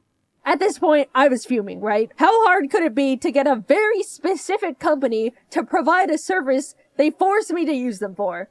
Well, get this. I woke up the next morning at 10 a.m. because I didn't have to wake up early anymore, looked at my phone, and saw a single missed call from, of course, the plumbing company. Hello, the plumber arrived at the location this morning at 6 a.m., but left because no one was home. Please call back to reschedule. Thank you. Guys, I can't even write into words what I was feeling that moment, because if I did, this would be the last video of my career. A single service appointment is all I ask. For my sink that is dissolving at this point. Also, we're completely brushing over the fact they arrived an hour early for the canceled appointment, so I would have missed it anyway. And just like that, it was all back at square one. And you know what? I gave up. Congratulations, plumbing company. You won! The trophy? My sink is broken. I was justifiably feeling upset, so I wanted to go out and get myself those Pillsbury Halloween cookies with the pumpkins and ghosts on them, because it was the season. I looked online to see if the grocery store had them, and the website said, in stock, confirmed in the past hour. So I got dressed, drove over, and lo and behold, the store had 0 Halloween cookies. I did the same charade 2 more times until I just went home and cried. What's the point anymore? Really, my car doesn't work. The stores don't work. The litter box needs Wi-Fi. I'm just so tired. We're doomed to be wrung of every single dollar we have, cursed to scroll endlessly on social media because it's evil now. It's nothing good anymore. We're being left behind over here, and no one can do anything about it cares. I don't want to get too doomer in the silly animated YouTube video. Sorry, maybe a bit of reality started to seep in there between the funny little stories. Quickly, I'm going to talk about things that do spark joy in my life. There's been an influx of people going back to old tech as a way to step out of the overwhelming and predatory modern innovation era, and I am also in that boat. A while back, I started playing on my old 3DS, and something about using a classic handheld rewires my brain in the best way. Being all bundled up with your DS, no second monitor content, maybe some snacks, it feels like my mind gets to heal from the constant rot, cleansed from the addicting flashing colors and stimuli of current media. Another way I heal from the evils is by seeing all of my best friends. Truly going out and being with people in real life is the medicine that heals all. I'm not joking. No matter how much the world breaks me down, a good hangout with friends to vent and blow off steam really does take the edge off. And getting to turn annoying moments that piss you off into something to share with your friends as a funny story is a great way to laugh it off and just move on. I'm sure many other people have their own ways to break free from the ever-looming capitalist clutches, but overall, I've just been trying to go back to basics, depend on things less, not constantly overwhelm my senses. I think it's unfortunate that a lot of us have gotten to the point where we need to police ourselves in what we consume because everything is trying to be the most addictive little parasite ever created by humans with no empathy. But until the pendulum eventually swings back the other way, it is possible to break out of the bubble, and if you've been feeling similarly to me, I recommend giving it a try. In the meantime, even though everything feels like a constant mess, I suppose it does make for funny stories to share. I didn't realize I scripted 2 different complaining videos in a row. I'm really sorry about that. I didn't mean to, and it comes across really negative. But the next video is very, very, very positive. I'm really excited for you guys to see that one. I've been excited about that one for a long time. Thanks for watching. I'm done complaining for a while. It's all out of my system now. You guys know Gabe the dog, right? Well, he died just recently. Rest in tranquility, sweet puppers. Your Borks will forever echo in our hearts. I wish his family the best. It's always heartbreaking to hear when people lose their pets. All animals want is love and happy, and it's just so sad because you feel for the people who took such great care of them and loved them, and they had an unbreakable bond, and I'm an animal lover. I can't help myself. Alright, calm down. I'm trying to record. Stop. You're messing up the recording. Calm down. When I heard the sad news about Gabe, it reminded me of my old childhood dogs, and I thought I could tell you some stories because they're a bit insane. I'm surprised I haven't told them sooner, to be honest. I had 2 dogs growing up. The first one was a Shetland sheepdog, Keisha. Quick fact, growing up, I didn't know what the breed was called, so I just said Keisha dog, and that's what I still call them to this day. I don't have too many memories of Keisha because my parents got her before I was born, and I was too young to remember very much from the few years we coexisted, but my mom and dad have told me stories of us, including the one I'm about to share with you. Setting the timeline here, I was really young, 3 years old. I don't have memory of this, but my parents have told me about it many times. So my mom and dad decided that we should all take a nice walk around the neighborhood with Keisha. I was apparently very excited about this and was wanting to go out right at that moment. They told me to slow my roll and wait a bit because they needed to get ready, and we would go out later. But Jaiden thought, nah, I'm going now. So I took Keisha and left the house on my own without telling my parents I was leaving. There was now an unsupervised 3-year-old wandering down the street, walking a dog. I can't even imagine what that could have looked like. I don't know how far down the road I got, but by some crazy coincidence, a police cruiser just so happened to be driving by and spotted me. As it started approaching, I guess I was like, shoot, they're after me! Abort! Abort! And before they could ask me any questions, I start booking it back to the house. It was around that time my parents realized I left and were getting ready to go out and find me, and they come out to the front to see their frickin' child, dog leash in hand, hightailing it from this police cruiser that's following me down the neighborhood. Everything was fine. I was fine. The dog was fine. But now you know about the one time I was chased by the police. Keisha was a great dog. as I was told. She was gentle with me as a baby and was like my own fluffy bodyguard slash babysitter. But she passed away before I was old enough to really remember her. I've always loved animals my entire life and would beg my parents to let us get another dog. Years and years of nagging and just, please, Mom, I promise I'll take good care of it, and I'll feed it, and I'll water it, and give it sunshine, and everything a dog needs to grow into a big, strong doggo, please! And on my 7th birthday, my dad went behind my mom's back and got me a dog without telling her.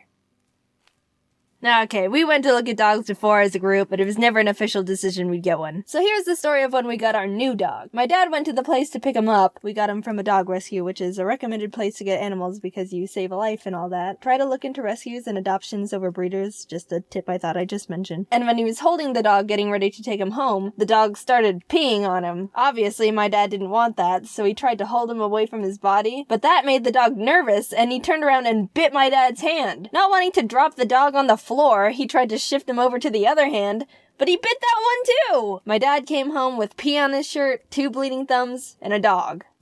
I named him Scruffy. Scruffy was a weird little dog. Havanese breed, if you're wondering. He hated my dad and loved my mom, who was, ironically, the only one who didn't want him. He would follow her everywhere, and when she was at work, he'd sit in the living room and do nothing but wait for her to get back. We always joked that he was just a cat in a dog's body. Come here, Scruffy! Come here! Come here, Scruffy!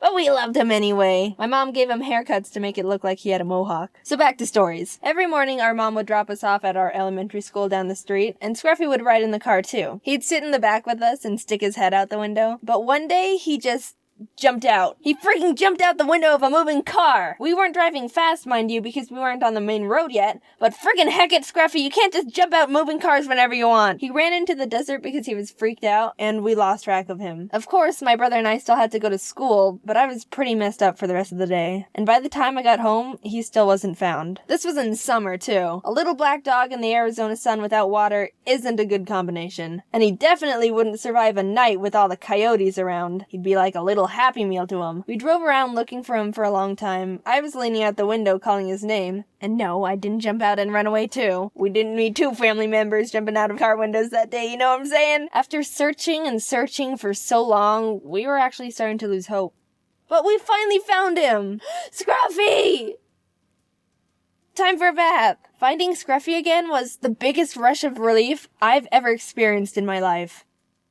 Want to hear about the second time he ran away? This was several years later. We were driving back from visiting my aunt in Tahoe, as I mentioned we do in a previous video. But it wasn't just my mom, dad, brother, and Scruffy with us. My dad's dad was with us too. We call him Opa. He's this old retired 4'11" horse jockey to give you an image of what he looks like. So we were driving in the middle of the desert on our way home, and we decided to stop at a gas station. My mom and I had to go to the bathroom, so she gave Scruffy to Opa and told him to let him go to the bathroom while we went to the bathroom. He was on a leash, so nothing could have gone wrong, right? Right? Yeah, of course not. While we were in the stall, I was still young enough to go in the same restroom stall as my mom, okay? Opa busts in and yells for my mom. There were a few other women in the bathroom too, so they were a bit startled to see this tiny old man come in and start making a ruckus. Yeah? And she sees Opa holding the leash with no dog on the end. Oh, great! Pull up your pants, we're going on a run! Since it was all mostly flat open desert, we were able to see Scruffy still booking it down the side of the road. And since it was a tiny middle-of-nowhere gas station, the few people that were there were all chasing after him too. Everyone was screaming at each other, "Get the dog! Get the dog!" and running around. Ugh, what a disaster. The thing is, even though Scruffy was a small dog with tiny legs, he could run. Those things can friggin' run. And when he started running, you couldn't stop him. It was like tunnel vision. Need to run, need to run, need to run. Where am I going? I don't know. If I just run, I'll get there. You could try to yell his name. It wasn't like he was gonna listen. He hardly did that anyway. So how'd we catch him? Driving down the road towards us was a white van. They saw that there was a herd of people chasing this tiny dog down the road, so they turned sideways, opened their big van car doors, you know, the kind I'm talking about, the ones that they slide. And Scruffy just jumped in. What? Scruffy, hasn't anyone taught you not to jump into white vans with strangers? They didn't even have to offer you dog treats to get you in there. And I could try to lie to you and say they closed the door and drove off with a free dog, but they didn't. They gave him back to us. But think about how easily they could have. Oh, thanks for catching our dog. We could have never caught up to him.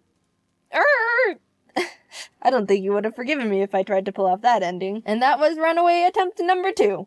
He loved us, I promise. Scruffy was a great dog, too. And even though it might not seem like it because I only talked about him trying to run away from us, he was glad to be part of our family, and we all loved him. If you have an animal, make sure you give him a good pat on the head and tell him you love him. Even if it's a... snake. Yeah, snakes want love, too.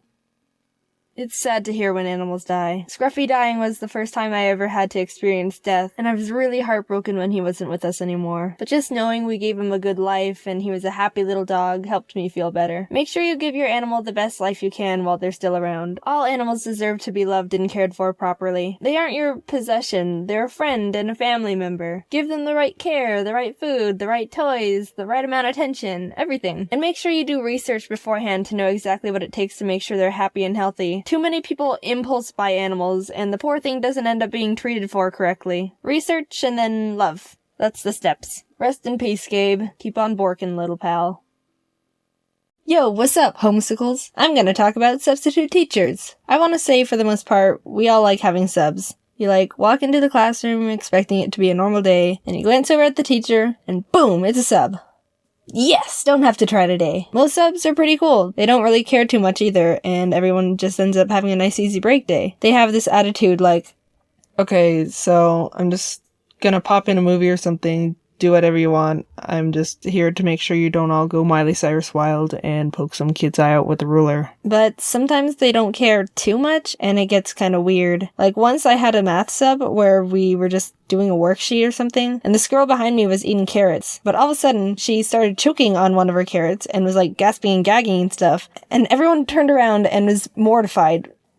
What do we do? We all looked over at the sub for help and guidance or something, because of all people, he should have a plan. And he was just looking at her, not doing anything. I'm sure if the girl could have spoke at that time, she would have said, "Freaking, I'm choking on a carrot here. What are you looking at? Do something, you buffoon! Ah!" So for a small period of time, everyone was just helplessly looking at this poor girl choking on a carrot. No one knew what to do. Finally, one guy got up and did the choking Heimlich procedure they teach us. It was so legit. He even did the "are you choking" question like they say you have to. If you haven't heard of the technique, or for some reason they changed it, the steps are: approach the person and ask, "Are you choking?" Do not proceed if they are not choking.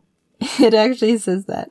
Get behind the person and wrap your arms around their waist. Be ready to support them if they faint. Take your fist and place the thumb side against their belly, just above their belly button. Grab the fist with the other hand and thrust into the belly. And the final step is: repeat thrusts until the object pops out, or until the person faints.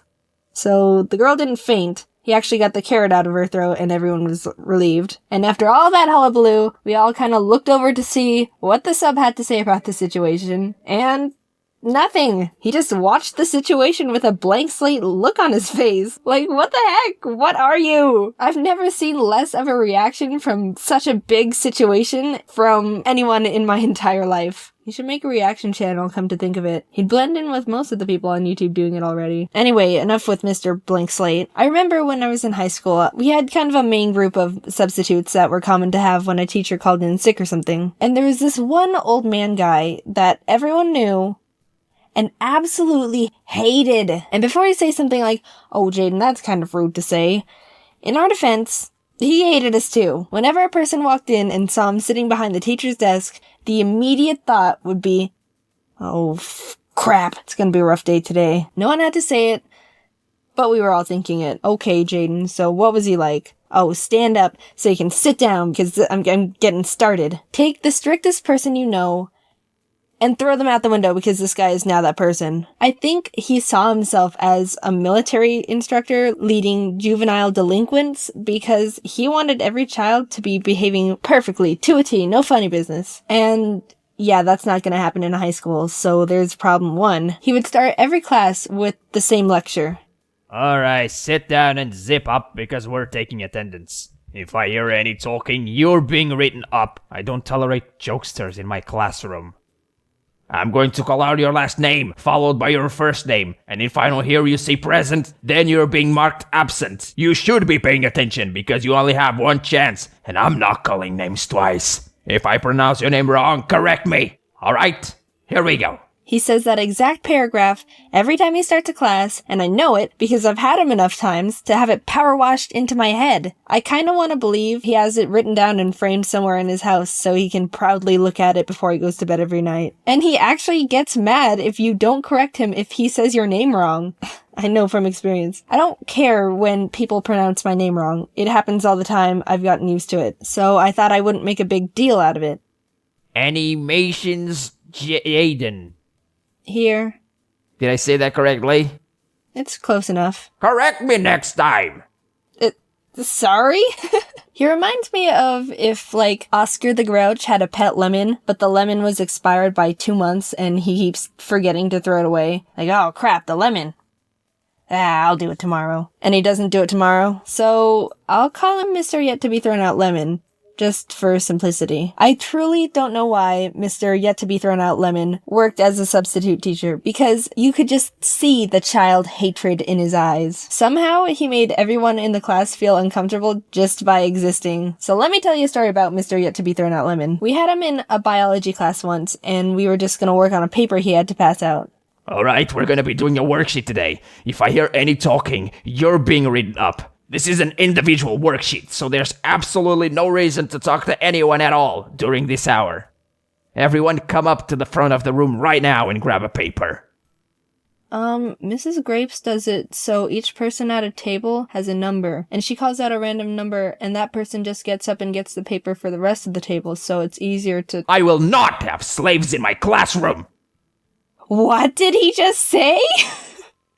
This man just compared picking up papers for other classmates to slavery. Slavery! Good God, So we did it his way. The 34 of us all got up at the same time and shuffled to the front of the room, awkwardly squishing together to grab a paper from the one pile he made for us. You are a fruitcake. He did a lot of other weird over-the-top things, but this was by far the best thing I've ever witnessed from him. Oh, Mr. Yet to be Thrown Out Lemon, you're a real piece of work. No talking. I'm going to call out your last name, followed by... This is an individual worksheet to happens reasons. I will not have slaffles in my classroom. I don't know what those are. This is an individual worksheet, so the I'm gonna Metal Gear. Jaiden, is there a Jaiden here? Jaiden, Jaiden, with animations of Jaiden. Is there a animations Jaiden? Jaiden, what the fuck? Hello everyone, I am with Tony V Tunes, Hey guys, Tony V Tunes here. and we decided to do a collaboration, so we have one video here and one video on his channel, so after this, you can head on over to Tony's channel, link is in the description, Right and watch that. What are we doing? Today, we are going to be doing the funny stories tag made up by you and some questions on Google or whatever. And yeah. Alright, so the first question is, what is your funniest... Okay, cutting that out. What is your funniest gaming moment? I have a really funny gaming moment. I think it may be up on YouTube, I'm not sure. But, I was playing Portal with my friend Gabe, and he's probably watching this. Hey Gabe. I was playing Portal with him, and we put up a light bridge, if you know what that is. We put up a light bridge, and then we dropped one of those balls down, and the ball was, like, balancing on this super tiny, skinny light bridge, and we were dying laughing because this big ball was like rolling all the way to the end of this extremely skinny light bridge. It was the funniest glitch ever, and I thought it was hilarious. I don't really play Portal, so I'll have to try and see if that's up there. You must play Portal. Okay. Next question. What has made you laugh so hard that you choked or couldn't breathe? Once, when I was really little, I was in my parents' room, and we were watching cartoons. I was with my mom, and we saw, like, this little bug on the floor. I didn't know what it was. It kind of looked like a caterpillar.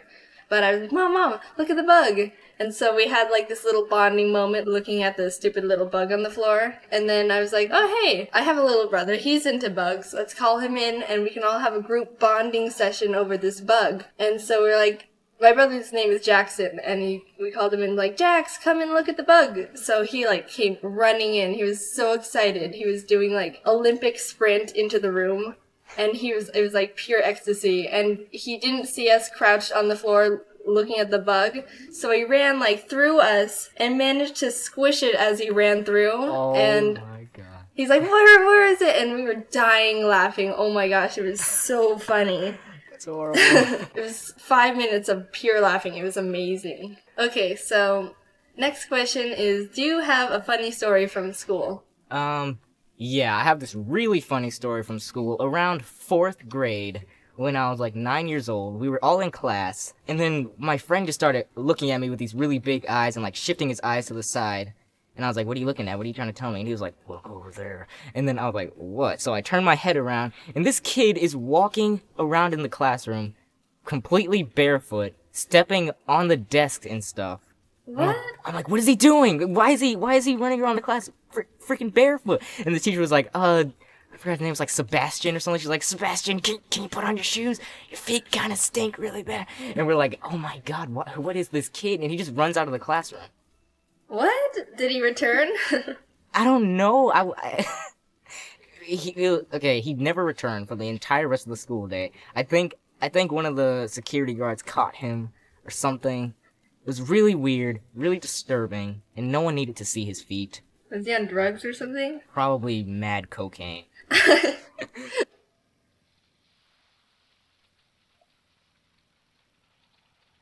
This is your brain on drug. Any questions? Okay, so one time when I was in 6th grade, we decided to take a class bathroom break. Did you ever do that in your, like, elementary school days? Where you would all get up in a class, yeah, and you get in a line and you walk to the bathroom. That's really weird thinking back on it, but that was, like, normal. So we were all standing in a line outside the bathrooms, and we saw the principal starting to walk by us, and the teacher was like, okay, class, if the principal compliments you on how good your behavior is, you all will get a piece of candy. And we're like, oh my god, we all want candy. So we were all like standing straight in a line. We were like army soldiers. And when the principal walked by, she stopped, and she was eating a banana. She took a bite of her banana, and she said, this is a good banana. And she walked off. And one kid was like, she complimented the banana and not us. That's sad when a banana has better behavior than you guys. It was a mean principal, though. Like, one of those, like, 3-foot tall, really intimidating people. That's exactly my principal. So the last question is, what is one of the best stories with one of your best friends? Well, I used to play tennis. I stopped almost a year ago to focus on animation and stuff. So last year, I was practicing with my friend Rachel, and we were in a doubles team together playing against a couple other friends, and there was a really good point, and it was like amazing gets, and we finally won it. We were like, yes, yes! And we were complimenting each other, and we went for a high five, and I missed her hand, and I smacked her in the face, and it wasn't like hard. I didn't like smack her really hard, but it was hard enough to be really surprising, and we were both laughing a little too hard, and we couldn't play after that. It was too funny. Oh my god.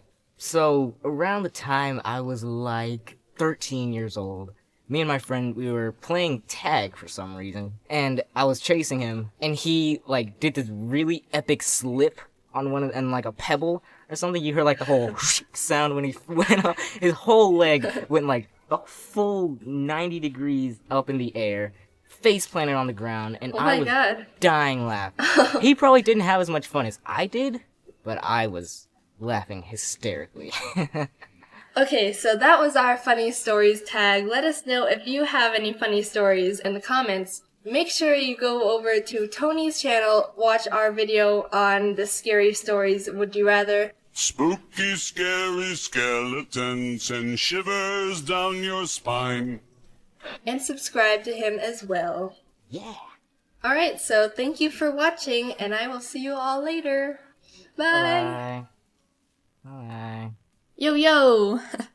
I hope you guys enjoyed this collaboration. Now you can stop leaving hundreds and thousands and millions of comments about it everywhere. So don't forget to click that like button. Also, I would like to say a very happy channel anniversary to everyone. Yes, can you believe it? It's officially been 1 whole year since the birth of Jaiden Animations. So if you made it to this part of the video, because I know that there are people out there who start to hear the end card and say, nope, I'm gone, and leave, then leave a comment or tweet at me with hashtag channelversary and let me know what your favorite moment of the channel has been so far. And, surprise, surprise, I have an Instagram now. I've had the account for a while just to hold the name, but I haven't really posted anything. So if you want to go ahead and follow me there, it's JaidenAnimations. Thank you guys. We've grown so much together in this 1 year, and I can't wait to see what happens in the next. Bye! We all know those people, the few dim bulbs of the group. Now, they don't necessarily have to be called stupid, but their actions just make you go, ugh. Now, I'm fine with people not using the full extent of their brain cells to do things, but when their stupidity starts affecting me, then we're gonna start having some problems. The rule disregarder. Someone who either doesn't listen to rules or flat out ignores them. I had a class with this one person. I'm just gonna keep his identity a secret. I don't know what was wrong with him. He did lots of questionable things that made the class just shake their head. One time he asked the teacher if he could use a pen to fill out a bubble test.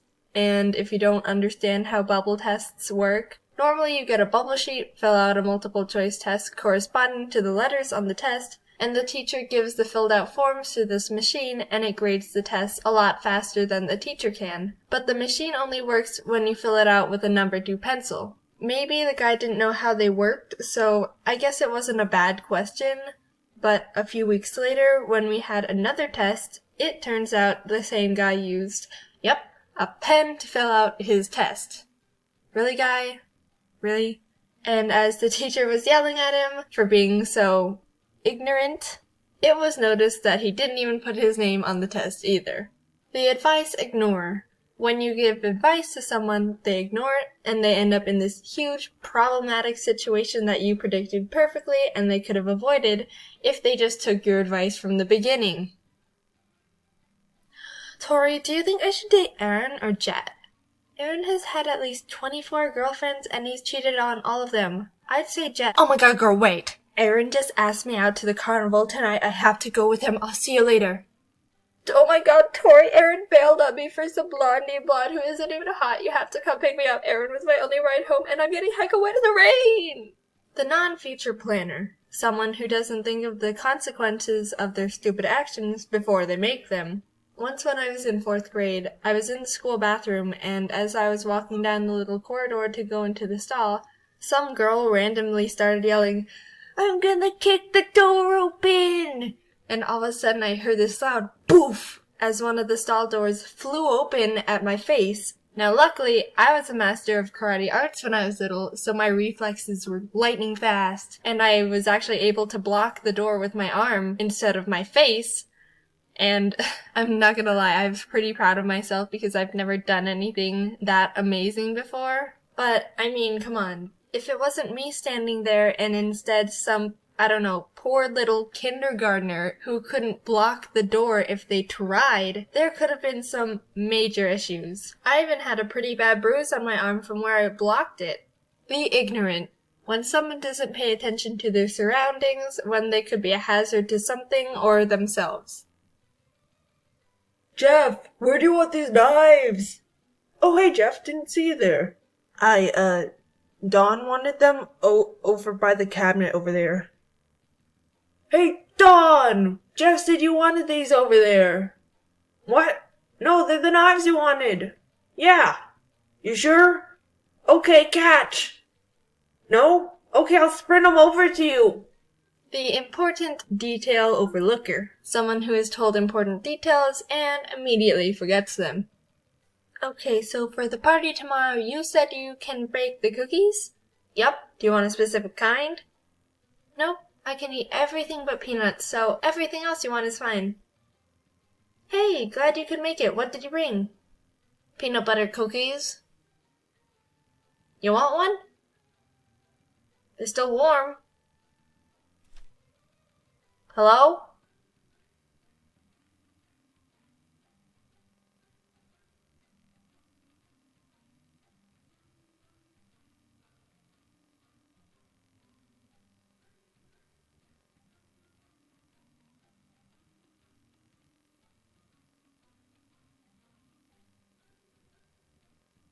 As some of you might know, James, Dom, Ross, Aaron, and I went on a tour back in October doing a show called Scribble Showdown. It was the first tour we've all been on, besides Aaron, because he didn't wait for us. The shows were all super fun, and we all enjoyed touring with each other a lot, and honestly, it was the most entertaining thing I've done in a while. But this video isn't about the shows. It's about the in-betweens. We had to perform in Boston, Brooklyn, Austin, San Francisco, Medford, Seattle, and Portland, all within 11 days. So you know that those off times are gonna get a little hectic while we're just trying to survive and not leave our souls behind. The first leg of the tour, we took flights to our destinations. Boston and Brooklyn had no out-of-the-ordinary stuff going on, besides the fact Ross, Dom, and I were super addicted to Pokemon Go and were spinning Pokestops left and right together on that grind. Don't worry, it only took 2 days for peer pressure to crack James down enough to download it and get addicted with us. We arrived in Austin on the 3rd, and this was our first completely free day. Ross and Aaron really wanted to get some Texan barbecue, so we all went to dinner at this little barbecue chain they heard was really good. Everyone got their food and were in heaven, except for me, because vegan check. But honestly, it did look really good, and I was glad they were enjoying it. Afterwards, Aaron and James wanted to go to a card shop for Magic the Gathering cards since a new pack was coming out. So we headed over there, and one of the employees' names was Jojo, and he was a dog, and I miss him. The next day, we got into the van to head to the venue, and Ross just goes,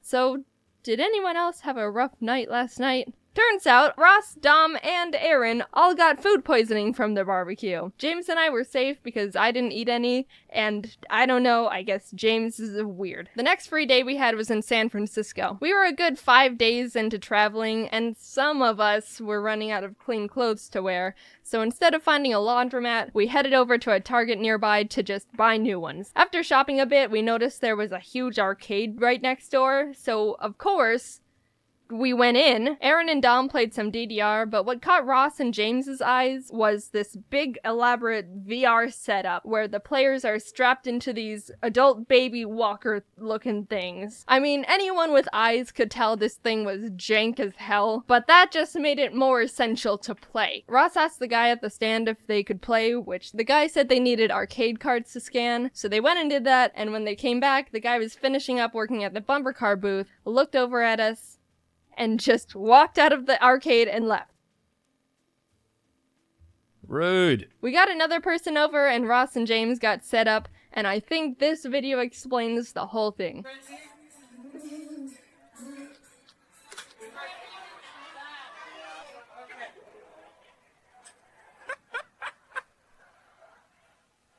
After the San Francisco show, we switched over to travel by tour bus, which we were all super excited for. There were 12 bunk beds, 2 lounge areas, a TV where we all played Smash On, and 1 bathroom. The only main rule was, you can't poop on the bus. I won't get into details, but technically, you can poop on the bus, but you essentially destroy it from the inside out.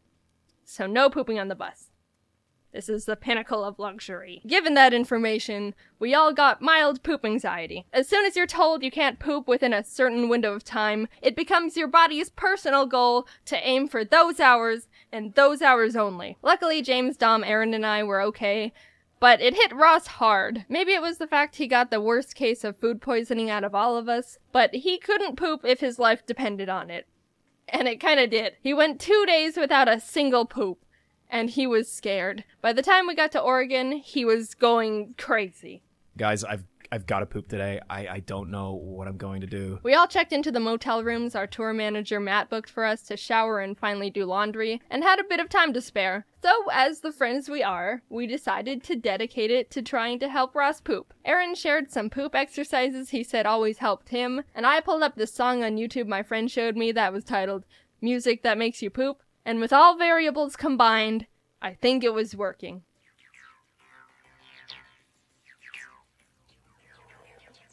Ross is really trying to poop right now. You can't poop on the bus, dude. You gotta get it out before you get on the bus, because the septic tank can't handle the poop. It can only do urine, so you gotta poop before the bus takes off. Because if the bus takes off, you gotta wait for the next stop. So I don't want to wake up in the middle of the night and have to shit in the bag and throw it out the window. I don't want to be that guy. I don't want to litter. I want to be the big boy. I want to take a big.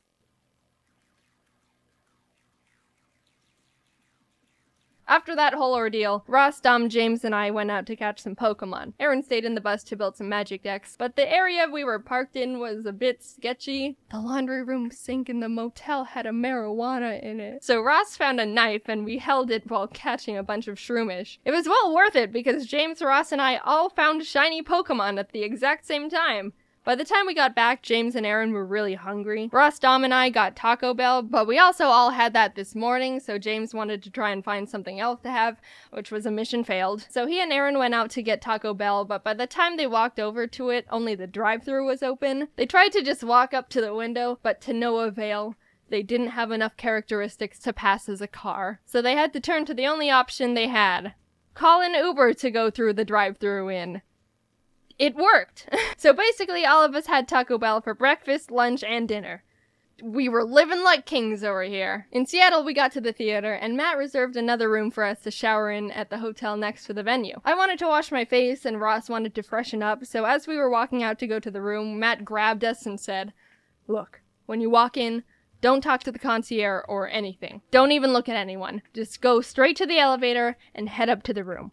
So we're like, okay. We walked in and did exactly what Matt said. Didn't talk to anyone, didn't even breathe in anyone's direction. No oxygen was stolen. Just went over to the elevator, pressed the button, and then out of nowhere, the manager pops out of a mystery door right next to us that we didn't even know was a door and goes, "What room are you going to?" Dude, he was like an NPC in a video game that teleports in front of you to prevent you from going out of bounds. Ross and I were stunned and just went, 601? And the manager goes, "You're not the person who booked that room. I've known every guest in their respective rooms in this hotel since 1975.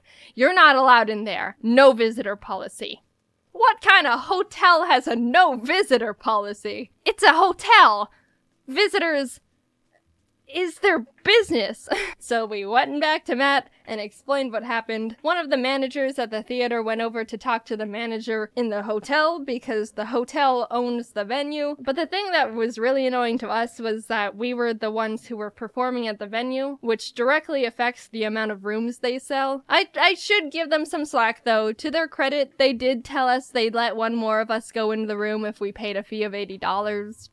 But the theater was really nice to us and the Seattle audience was great. Before each show, we had a VIP Q&A section, so when we finished that, we have like an hour before the actual show, and during that one in-between hour, there was a Mewtwo raid in Pokemon Go, which doesn't happen too often. So you already know that Dom, Ross, James, and I were frothing at the mouth. Oh my god, we gotta get that Mewtwo! After the Q&A, we all got up calmly, walked off stage, and when we were out of sight, literally bolted out the back door of the venue and ran down the street to a Mewtwo raid. By the time we finished it, there was a crowd of like 30 people also catching Mewtwo. Not people who watched our videos, just normal people who all just wanted a taste of the Neutron style. We all caught a Mewtwo and actually had time to get another before the show starts. So there was a march of 30 people just playing Pokemon Go, working together to get Mewtwo's, and it was the most beautiful thing I've ever been a part of. Also, James caught a shiny 3-star totally all by himself. Ross definitely didn't need to help him,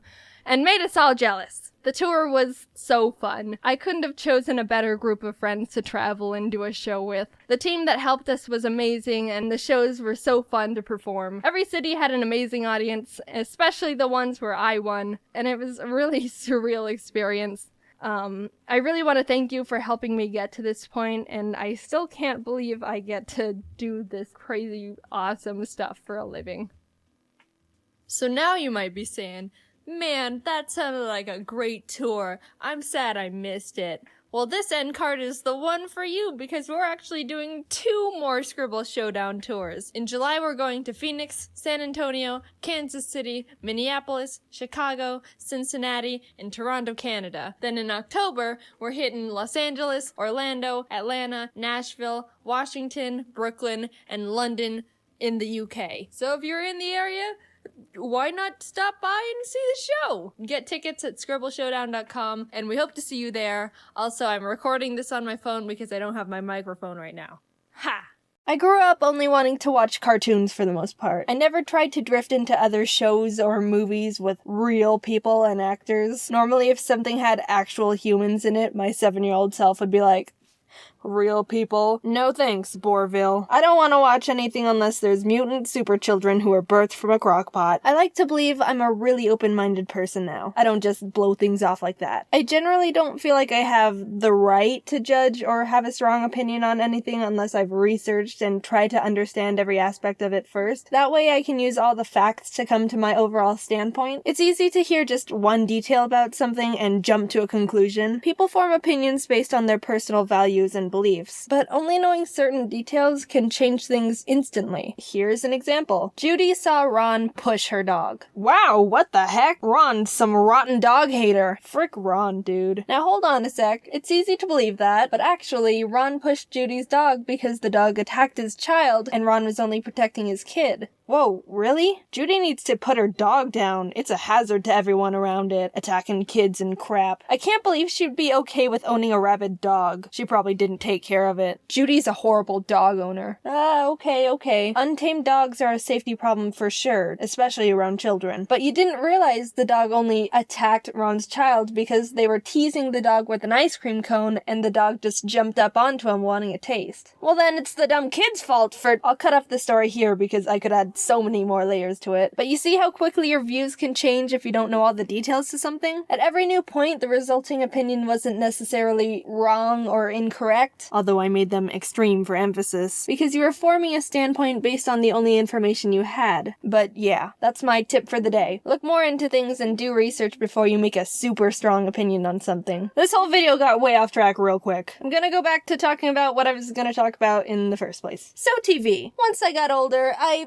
still mainly only watch cartoons. But I've developed an extreme love for documentaries. You don't even realize you can be interested in something you never even realized you didn't care about until you watch a documentary about it. Like one time my best friend Kate and I sat down and watched one about the voice and puppet actor behind Elmo. It was mesmerizing. Totally random. You'd never even think about wanting to learn about something like that, unless it's like 4 a.m. and you're in that weird fever dream phase. I think it's funny when documentaries go all cinematic with their shots. Like when the main guy's walking, looking off into the distance, on a journey, one man versus the world. People never understand him. It's not a phase. He'll show them all. Because I can only imagine how awkward it is to set up those shots. First, the cameraman has to walk like a quarter mile away while the main guy just waits there, or vice versa. Next, he has to signal he's ready for the guy to start walking. Maybe through cell phone, maybe walkie-talkie. I think it's more funny to imagine he just screams at the top of his lungs and freaks out the civilians around him. Then the guy starts walking, looking at the scenery around him, acting like he isn't being filmed from 1,300 feet away for his documentary that's gonna change the world. By the way, I don't know how anyone can walk normally when they tell themselves to. Once you tell yourself, do something normally, you pretty much just increase your chances of screwing it up by 90%. One time I was walking across the bottom of some bleachers and I told myself, there's a lot of people I'm in plain view of right now. Don't make a scene. Just walk normally. They aren't paying attention to you. You're just some random person. And I tripped over a trash can. Anyway, there's probably other more efficient ways to get the shots. I'm not some documentary camera director, but it's still less inspirational and more amusing when you think about taking away the music and voiceovers to imagine what it was really like to just get the base footage. Same with reality TV shows. Kate's older sister was accepted onto a singing show once. I don't want to get into possible legal trouble by saying which one because they had to sign contracts and stuff. But she said that when they were filming their parents to portray the, oh, we're so proud of her for following her dreams kind of clip, they had Kate and her brother in the background to make it look all casual. They told them to just look like you're talking to each other while we film the foreground. So we can talk about anything and no one would know. Watermelon. I'm not big on most reality TV shows because as real as they might be, some are completely set up, some aren't. They're all dramatically enhanced to some degree. And there's a point where you start noticing, and it's hard to take anything seriously after that. What I find the most amusing are the sound effects and how crazy they are. I've been obsessed with watching Gordon Ramsay's Kitchen Nightmares show, so I'm gonna use those as examples because I've watched so many. Why are you so stubborn? I'm not stubborn. It's like no one's striving to be better. You tell me how you feel about the frozen food. I hate it. Huh? Made yesterday? It was actually made 3 weeks ago. What's the salad? That was quick. Not bad. Thank you, my darling. Enjoy. Thank you. Jesus.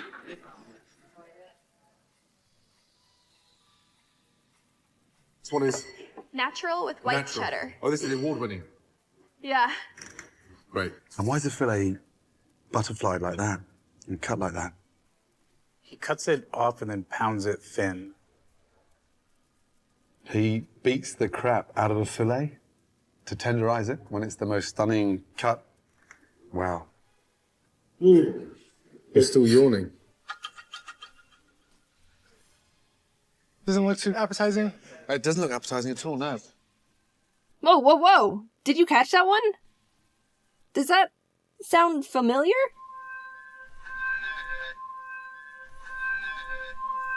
Kitchen Nightmares uses the same sound effect of some kid butchering the recorder as the pigeon documentary I talked about in my thesaurus video. Is there some, like, YouTube music library, but for documentaries we don't know about? Hey, Craig, what's the sound effect you used 43 minutes, 8 seconds into your Rubber Ducks documentary? Oh, it's maracas _ 05. Ah, thanks. Yeah, I tried maracas _ 02, but it didn't have the exact effect I was going for. In the UK, they don't use nearly the amount of dramatic sounds American shows use. Just look at this old clip from the UK version of A Kitchen Nightmares. Does this make you feel better shouting in front of the blue I'm not shouting in front of anybody. Is that you have to show off? I'm... How bloody Don't dare be stupid. you? Don't be so stupid. No over-the-top dramatic crap? It's almost pure. Here, I'll fix it American style. In front of anybody. You have to show off. I'm... How bloody dare you? Don't be so stupid. Putting everything aside here, I freaking really love all of Gordon Ramsay's shows. I have a problem. I've watched, like, all of the Kitchen Nightmares. I love MasterChef. I love Hell's Kitchen. I love Hotel Hell, even though I've only seen, like, 1 or 2. I haven't watched Gordon Behind Bars yet, but I still love it. I've never had the answer to this before, but if someone came up and asked me, who's your favorite celebrity?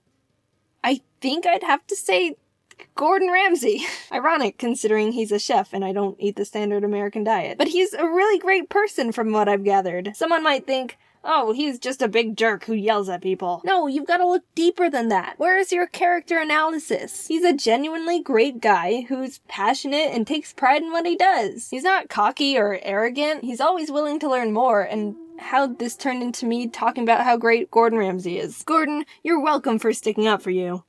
Even though you can obviously handle it yourself. Anyway, I've gotten off track enough in this video. If you're ever bored, I recommend just binging the whole Kitchen Nightmares YouTube channel. They've got, like, one of the funniest comment section communities on the entire YouTube platform. Shout out to Kitchen Nightmares and Gordon Ramsay. If you ever see this, I love all your stuff and you're considered my favorite celebrity, I guess, now. I don't know. You know, I've never given shoutouts or anything like this before, and it's a bit funny the first one I'm doing out of all the people is to Kitchen Nightmares and Gordon Ramsay. How about, yeah, let's end the video with a shout out from the comment section. Yeah! Let's see, this person said to give a shout out to me. Alright, big ol' shout out to me, everyone. Okay, no more shout outs, so don't ask me. Bye. Just because I know there's gonna be some people out there who are gonna be like, Jaiden, you said you don't like reality shows because they can be staged or exaggerated, but then you say you like all these Gordon Ramsay shows. What the heck? Yeah, I normally am not a fan of reality shows, but I like these ones, okay? I can accept the fact it may or may not be dramatically enhanced and still enjoy it. So, also, by the way, since you're here, my buddy Ryder, or Foot of a Ferret, made a brief history of me, so you should check that out. He's a cool dude. Sorry if this sounds weird. My wisdom teeth are like, hey, we're gonna rip through your gums right now, and I'm in excruciating pain and can barely move my jaw. I've been putting off scheduling an appointment for the dentist to rip them out because I didn't want to be in pain recovering for a week. But here we are, man. Irony, am I right? Lesson learned. Teeth are jerks. Why can't they just cooperate with the rest of your body? Like, my arm never decides, hey, we're gonna grow another finger, because it freaking knows I don't need another one. This is a group body effort, teeth. Stop bringing down the team. Also, see you at VidCon Europe. As of now, Jaiden Animations is officially 10 years old. Yes, I know I technically made the channel in February, but shut up, I don't count that. On July 23rd, 2014, I uploaded my first ever animation to YouTube. Hey everyone, My name is Jaiden, and All right, that's enough. You get the point. It's kind of old news that a lot of content creators have started retiring, especially after hitting the old 1-0. Making content on YouTube for 10 years has significantly changed the entire trajectory of my life. I started Jaiden Animations when I was 16. At the time, I was super shy, quiet, anxious, knew nothing about the world. I could count the number of friends I had on one finger, but not in a sad way. I liked my simple little life. For the longest time, I didn't even realize YouTube had channels or that people were uploading things like vlogs and series and skits. I mean, it was definitely less established at the time compared to now, but I saw YouTube as just the place to watch funny cats and compilations of people getting hit in the crotch. The way I found out about this whole online world was after coming home from school one day to find my laptop not turning on. Meaning, I couldn't play Minecraft anymore. We've all been there, it's tragic. To satisfy my desperate Minecraft hyperfixation, I typed Minecraft into the YouTube search bar to see if anyone just so happened to upload any Minecraft-related videos. And oh, were there people uploading Minecraft-related videos. My world expanded exponentially at that very moment. YouTube channels, subscribers, people uploading content for an audience that looks forward to their videos. The first channel I ever subscribed to was a Minecraft YouTuber who... I don't even, I'm blanking on the name, but I was now aware of YouTube as an actual community beyond funny fail compilations. Watching videos became a huge part of my day-to-day life. I'd put stuff on when I wanted to relax, laugh, needed background noise. If I was having a tough day, I would lock myself in my bathroom, lay on the floor, and watch videos on my phone, and I'd feel better. Even before making content myself, YouTube was an essential part of my life. I branched out from Minecraft to general gaming videos, even the occasional vlog series, until I stumbled upon a very special video in my suggested feed. An animated story time from a YouTuber called Domix. It was his emails video. I remember it so clearly. After watching it, I immediately binged his whole channel. I loved his animated stories. They made me laugh so much. For the first time ever, I thought to myself, I want to do stuff like that. I want to animate. And around the same time, I was really into Aya's Cupquake's Minecraft Oasis series and had even sent in a few fan arts I drew for her. She posted a couple at the end of her videos, which genuinely made me so extremely happy. I was totally freaking out. Anyway, in one of the episodes, she mentioned that she wanted to find an animator to animate some of her funny Minecraft moments. And suddenly, I saw the stars align in front of me. I sent her a little message attached to another fan art, basically saying, "Hi Cupquake, I'd love to animate for you if you're interested." And she ended up reaching out and was like, "Hey, we love your style and would love to work with you. Do you have an animation portfolio we can look at?" To which I responded with, so I've never actually animated before. But I'm learning, and honestly, they shouldn't have hired me. I wouldn't have hired me. But somehow I had secured my first animation job. And for my favorite YouTuber, this was by far the biggest thing to ever happen to me at the time. I wanted to make the best animation they could ever ask for. Now, I just had to learn how to animate. No joke, I literally typed "how to animate" and Adobe Flash tutorial into the YouTube search bar. That's how I learned. No class or school or nothing. I vividly remember opening Adobe Flash for the first time and wishing I could just skip forward in time to when I already knew how to even use the program because I was so confused. Humble beginnings, what can I say? And honestly, that's all it takes. People ask me all the time how I learned to animate, how I do this and that, what program to use. But you already have the biggest source of free online information at your fingertips. Just type whatever you want to learn into the search bar and people will literally teach it to you, no strings attached. While working on the animation for Cupquake and her husband Red, I talked to them about how I also wanted to make YouTube videos, that I wanted to animate little stories but was too nervous. They were both really supportive and encouraging, saying they'll put a link to my channel in the description of the animation to help me and stuff. I'll be completely honest, if Cupquake and Red didn't hire me and offer to help give me that initial push to start a YouTube channel, I wouldn't have made Jaiden Animations. Like I mentioned, I was quiet and soft-spoken. I didn't even get picked on because nobody knew anything about me to bully me with. They had nothing. In what world would a tiny little 16-year-old dust mite of a girl feel confident enough to start an animation YouTube channel where she talks about her life? Especially for what would be a single-digit amount of people for who knows how long. I'll tell ya, she does it in a world where she feels encouraged and inspired by the people she looked up to. There's so many timelines where none of this ever happened. So much had to come together just for me to start.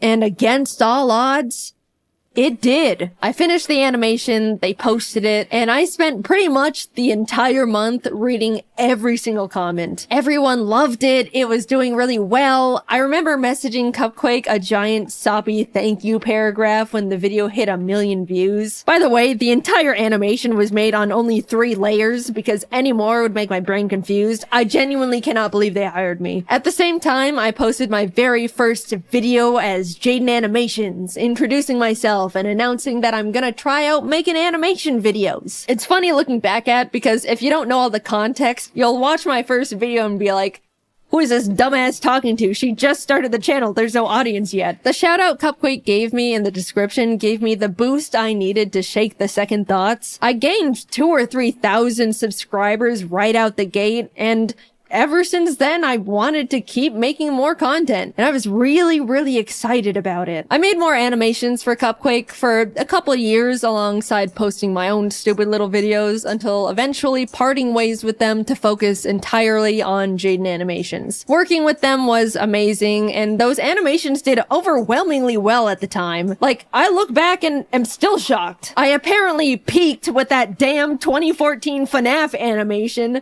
Come on, Nuzlocke. Surpass it, please. Free me from these shackles. By this time, I was in college now, and even though I wasn't able to post very much at all, things were doing really well. I remember sitting on the top of my dorm bunk, secretly celebrating hitting 100,000 subscribers, a milestone I was beyond thrilled about, and honestly was my biggest goal at the time. Somehow, my roommate ended up finding out about it and immediately told every single person on our floor, which embarrassed the hell out of me. But at the same time, I was sheepishly proud of myself that people thought what I was doing was cool. Along with new experiences, for the first time ever, I was making online friends and becoming part of a growing little animation community. Cypher Den, Tony V Toons, Lightsen. I even stumbled onto James randomly after being recommended his ASMR video. I specifically remember going through his channel and thinking, I can't believe this guy doesn't have more subscribers. He's so funny. And welp, would you look at that. After finishing my first year in college, I ended up talking to my parents about taking a gap year to see where all this YouTube stuff could go. They were, of course, hesitant at first. Making videos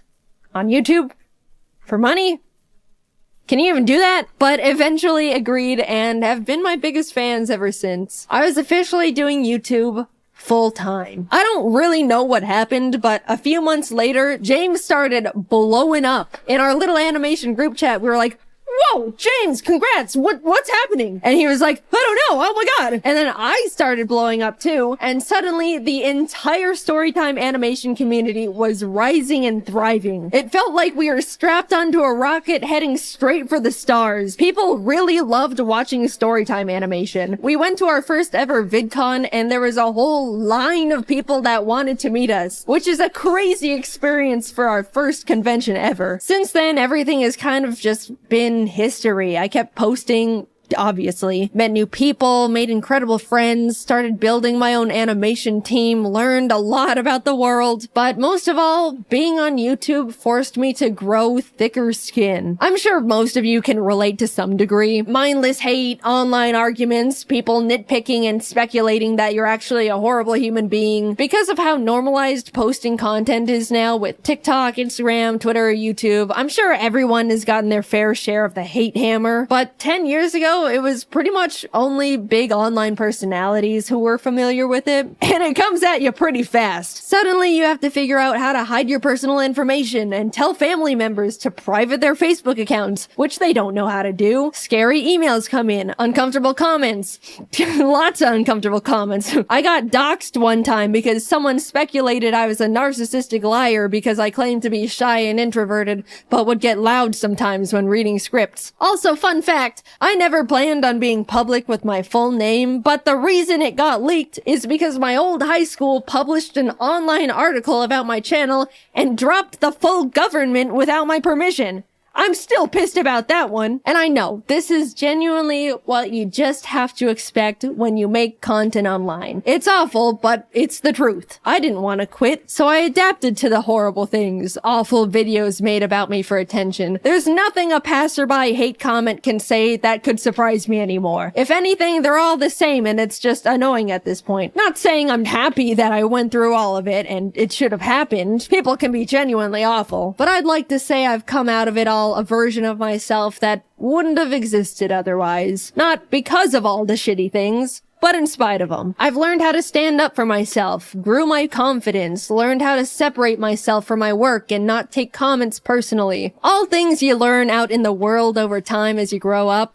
But cranked to 100 and during the most insecure years of a person's life. It was hard, but hey, I'm still here, aren't I? I look back and see my mistakes, bad takes, stupid ideas, regret here and there. It's overwhelmingly stressful to grow up and learn and change while in the public's eye. Even more now than ever. But all things considered, I believe I was always trying my best in the position I was in. Was constantly trying to be the best person I could be. And I won't ever be upset at myself for that. Also, I do want to say a big thing that's followed me throughout almost my whole career at this point is the fact that yeah, I've talked about mental health and things I've struggled with at the time, like anxiety, depression, rock bottom confidence, etc., etc. I've definitely spilled my guts out on the floor in front of the internet a couple times in my day, and there's no part of me that regrets it at all. A lot of people have told me that they felt more understood or learned things about themselves through those videos, but as a now adult that's had the time to grow and adapt and overcome these things, man, you guys kind of still think I'm a little bit pathetic. I see comments all the time when I'm in my friends' videos or being involved in a big event, and so many people go, wow, I can't believe how far Jaiden's come from being this puny little scared teenager. I'm so proud of Jaiden really stepping out of her comfort zone here. She is just so brave for showing her face after dealing with such low confidence. That one's always funny because it can definitely come off like I should still be self-conscious, which I'm not, by the way. I get what those comments are saying, I really do. But guys, not everything I do has to be brave. I'm just doing fun things with friends on camera. We don't need the 24/7 Jaiden cheer squad busting out the trophies and medallions every single time. And we also don't need the Jaiden defense squad scrapping with anyone that says anything non-positive about me. It's the internet. People have the right to not like me for whatever reason. I promise, it's okay. I'm an adult. I'm doing fine. I appreciate the concern. At this point, it just comes across like I'm very pathetic and puny and can't do anything. Now, somehow, a decade has passed. I'm not the tiny, small 16-year-old who's afraid of everything and can't talk out loud for more than 15 minutes without straining her throat. That's true, by the way. I spent 15 minutes recording audio for my first video and my throat was dead afterwards. It was pathetic. Now I can record for an hour, which still hurts my throat. You can probably hear it, but that's a 400% improvement right there. I'm 26, created hundreds of hours worth of content, have the most wonderful team in the world behind me, am surrounded by amazing friends, live with the most important person in my life, with the most important little creatures in my life. I've gotten to meet content creators I've looked up to, got to tour and travel the world with talented friends, talk on panels to hundreds of people who wanted to hear what I had to say, been able to tell the people that inspired me how big of a role they've played in my career, and even got to stand next to them as an equal. I'm happy. Sure, it's always been and still is difficult dealing with the stress of being in a big spotlight. I went through some bad stuff, navigated rocky mental health, trusted people that hurt me, had to pretend not to be affected by things that were genuinely hurtful just to not empower people that wanted to see me break, all while in the eye of the public where one wrong step could crumble everything I've ever created. But I'm really happy with the place I'm at, the person I've become, and the environment I've built around me. So, what's that leave me with now? A full decade, man. Damn.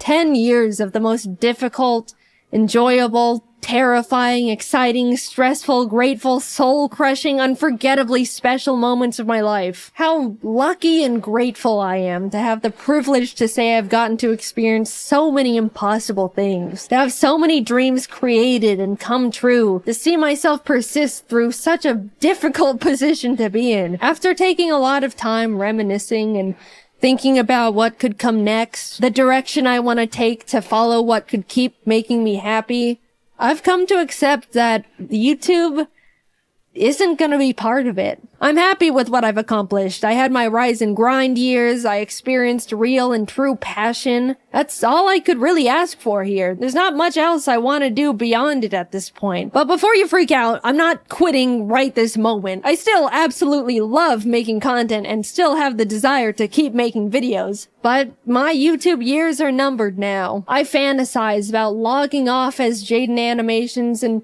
becoming a normal person again. I want to move to a random-ass town in a random-ass place, have a little house with my creatures, have a normal job with normal hours and normal problems, live a life where people don't know who I am before I introduce myself. Not saying I don't like being recognized. You can come up to me, I promise. I don't mind. But eventually I just want to feel like a person again. Normal is rapidly changing nowadays, but I don't want this chronically online lifestyle forever. How nice it would feel to one day not have to triple check every single thing I say in fear of people's pitchforks, or fear for my safety when people maliciously leak my private information, or even be constantly surrounded by strangers' opinions on me and every version of myself I've ever been, every moment of my life. I hold it all together pretty well, I'd say. I mean, it's my job to. And none of these negatives have and ever will outweigh the positive aspects of this incredible opportunity that you guys have allowed me to have. I don't want to come across like I'm complaining. I very much understand this is just unfortunately part of it all, and I'm very privileged and very grateful. But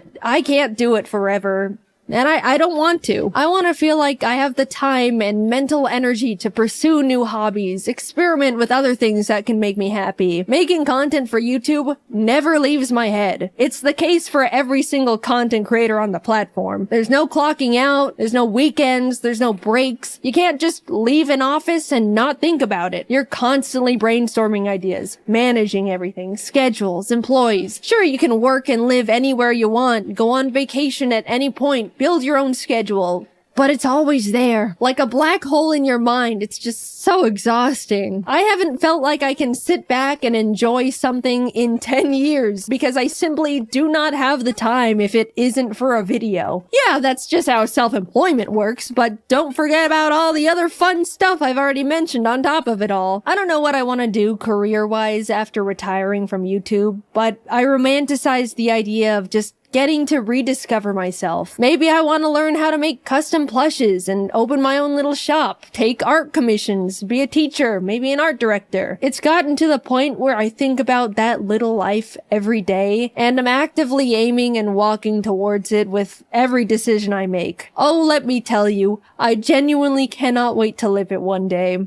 But there's this other side of me that's so terrified. I've spent my entire young adult life in front of an audience doing pretty much one thing. I don't know what it's like to live without a platform, surrounded by a huge audience anymore. It scares me. Like a lot. I don't want to need this, but I'm scared that I do in some way. When the time comes, I'll definitely work on that fear in therapy or something, but I do think about it a lot. I'm not done with YouTube just yet. I still want to make animations and tell stories, animate little gaming videos. I still just love it so much, and I'm not going away just yet. Sorry to disappoint some of you. I just wanted to let you guys know how grateful I am that you've helped me be right here. I've gotten to meet hundreds of people who told me how much they liked my videos, felt inspired, discovered something about themselves, even did something as small as laugh at one of my stupid ass jokes. I can't wrap my head around the idea that a lot of you grew up watching my videos and are like functioning people in society now. That one always feels like...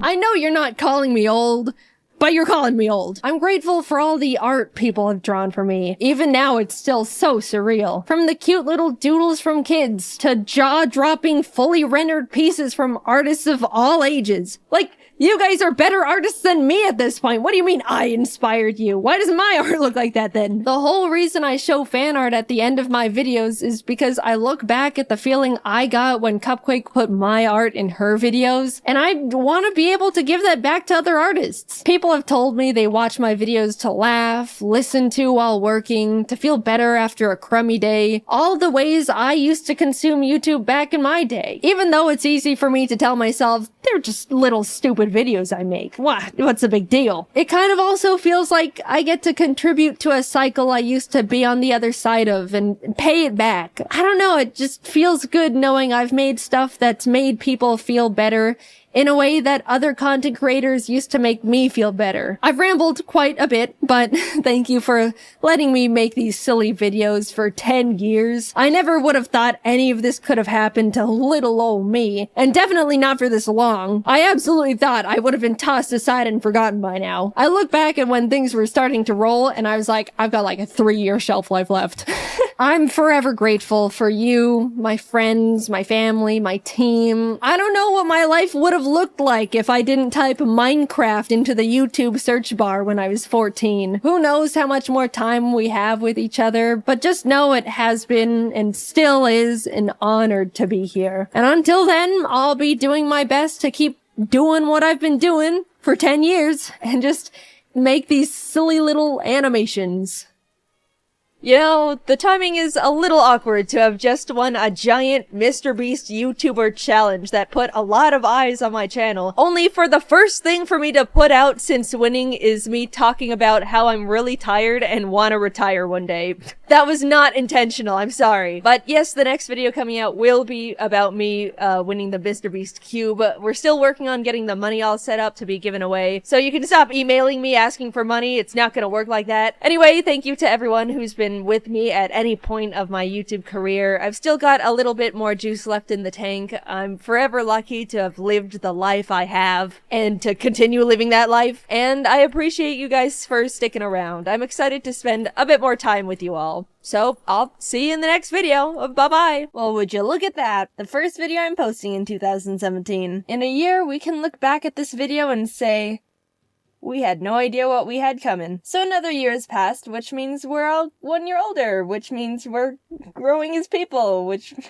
yeah, this is a stretch. I didn't have a transition. As a youngster, I was prone to believing people pretty much unconditionally, as with most children. I just had too much trust for my own good. Like, oh, why would anyone have any reason to lie to me? The world is full of nothing but nice people and purity. Of course, I've grown out of that mentality and am a lot more cautious. But for a while, people could just tell me things and I just believe them. I got thinking about all the ridiculous things people put in my head that I stored as facts, and I decided to make a list of the craziest ones. And also just letting you know, I was like younger than 7 in all of these stories. Don't worry, I didn't just find out these things aren't true like a couple months ago or anything. When I was in 1st grade, for some reason my mom told me aluminum foil is poison and if I ever bit it, I'd die. A bit strange, but I think I know the idea behind it. Apparently, biting foil can induce a galvanic shock. Basically, if the foil comes in contact with braces, metal fillings, something like that, the metals will react with each other and create a little electric shock. But all I knew as a kid was teeth, contact with aluminum foil, death. And I was petrified. I didn't even have braces or anything metal in my mouth at the time, so nothing would have even happened if I tried it. I also remember going to school the next day and telling my friend, "Did you know that if you bite aluminum foil, you'll die?" And she goes, "I think I've bit foil before." And I was like, how are you not dead? Grasshoppers spit acid in your shoes. This one probably needs explaining too. I was at recess with some friends and we were running around in the grass without our shoes on. When we went back to put them on, there was a little grasshopper sitting at the bottom of my right shoe.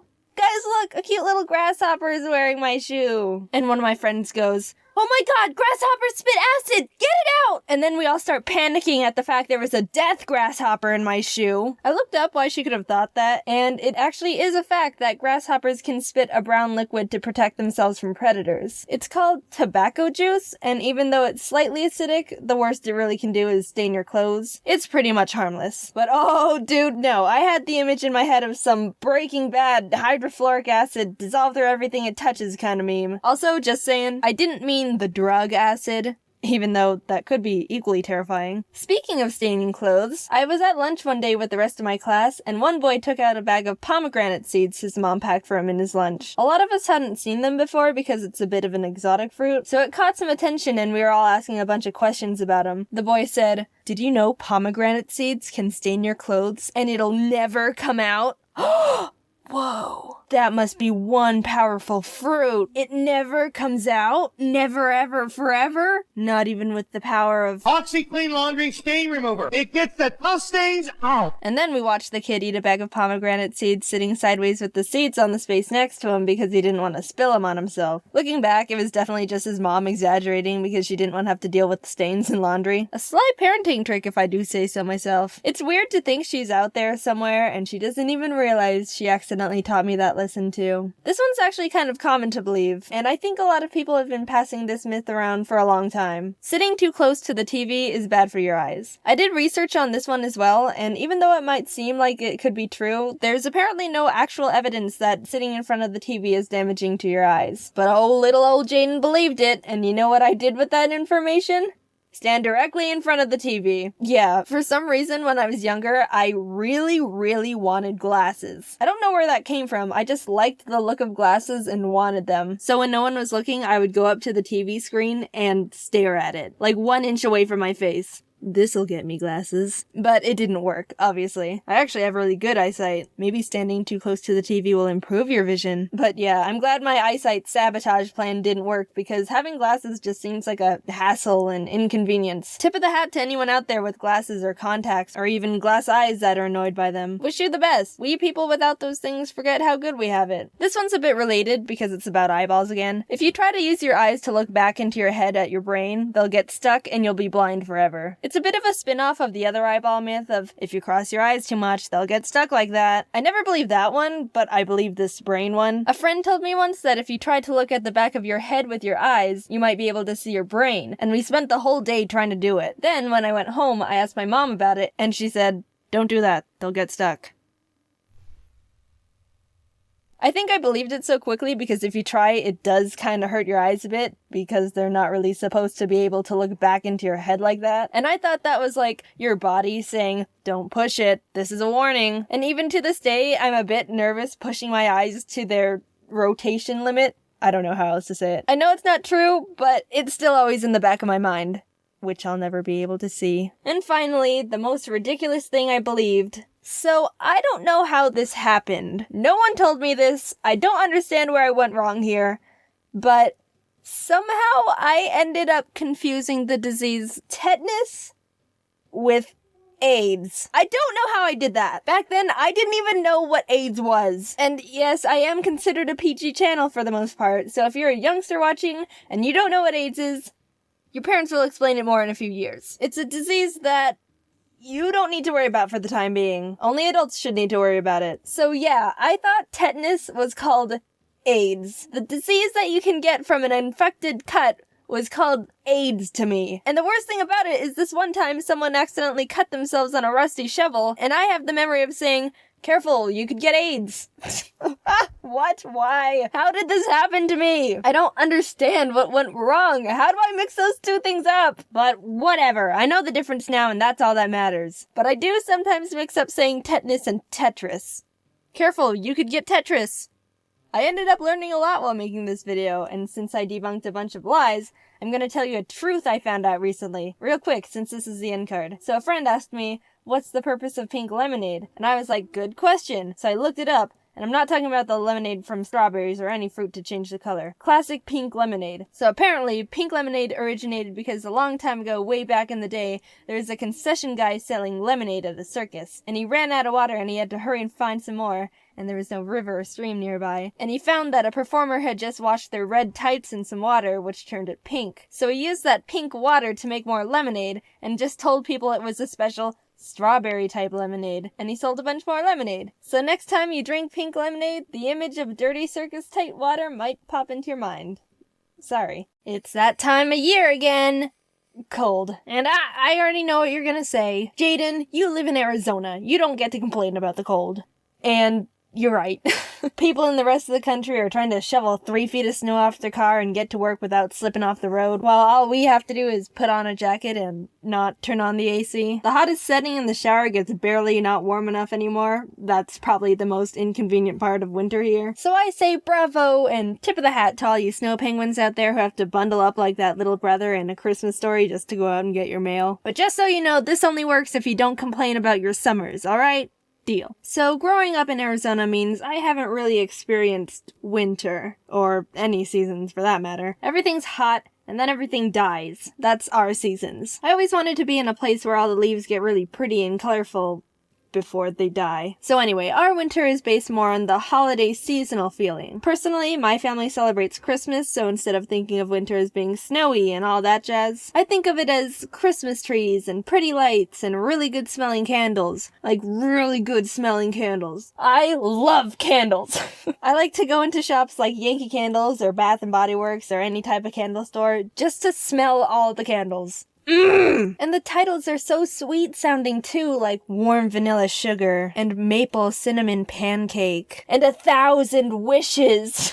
I don't even know what 1,000 Wishes would smell like, but man, does it get me in the jingle mood. Off topic, some titles aren't good. Like one time I went into the shop and they had a candle called Mantown. Like, dude, that doesn't seem like the type of smell that people would want in a candle. I'm just so stuck between Magical Frosted Forest and Mantown. And also, bacon.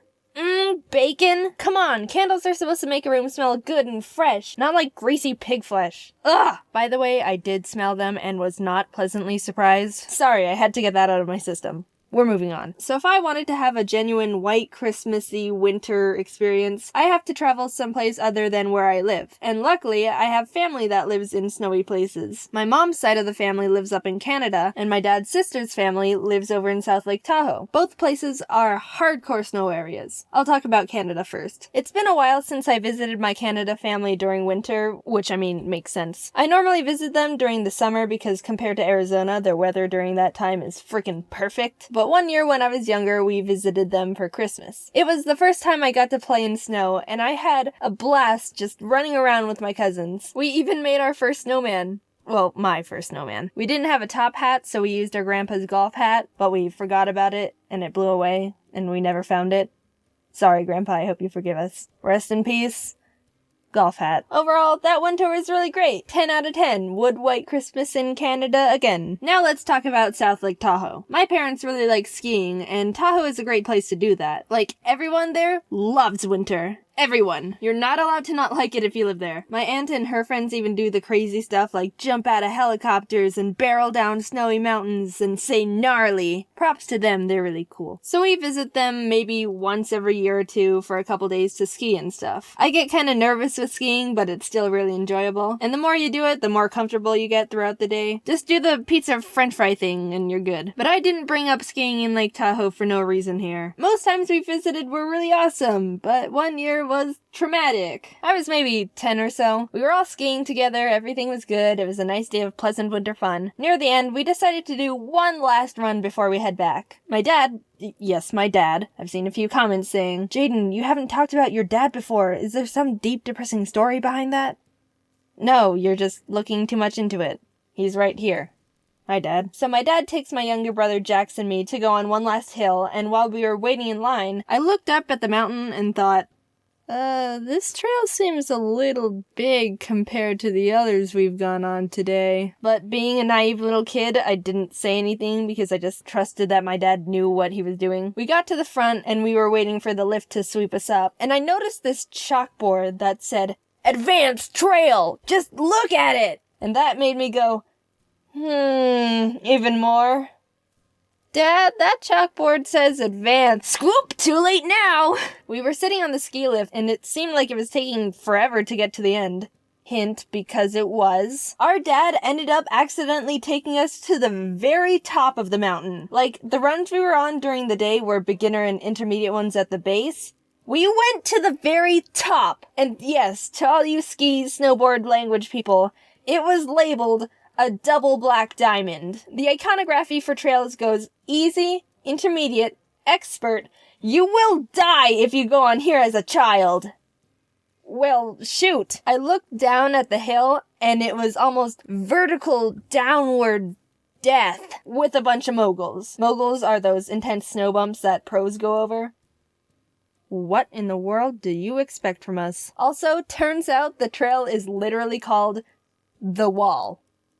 Beautiful. My dad realized he made a mistake and was in the middle of trying to figure out what we should do when suddenly my brother just starts going. Like, he just starts going straight down the mountain. And my dad starts freaking out and screaming at him, "Fall! Fall!" Because that's what you're supposed to do to slow down when you're going that fast. You can't really do anything else. So my dad's screaming, "Fall! Fall!"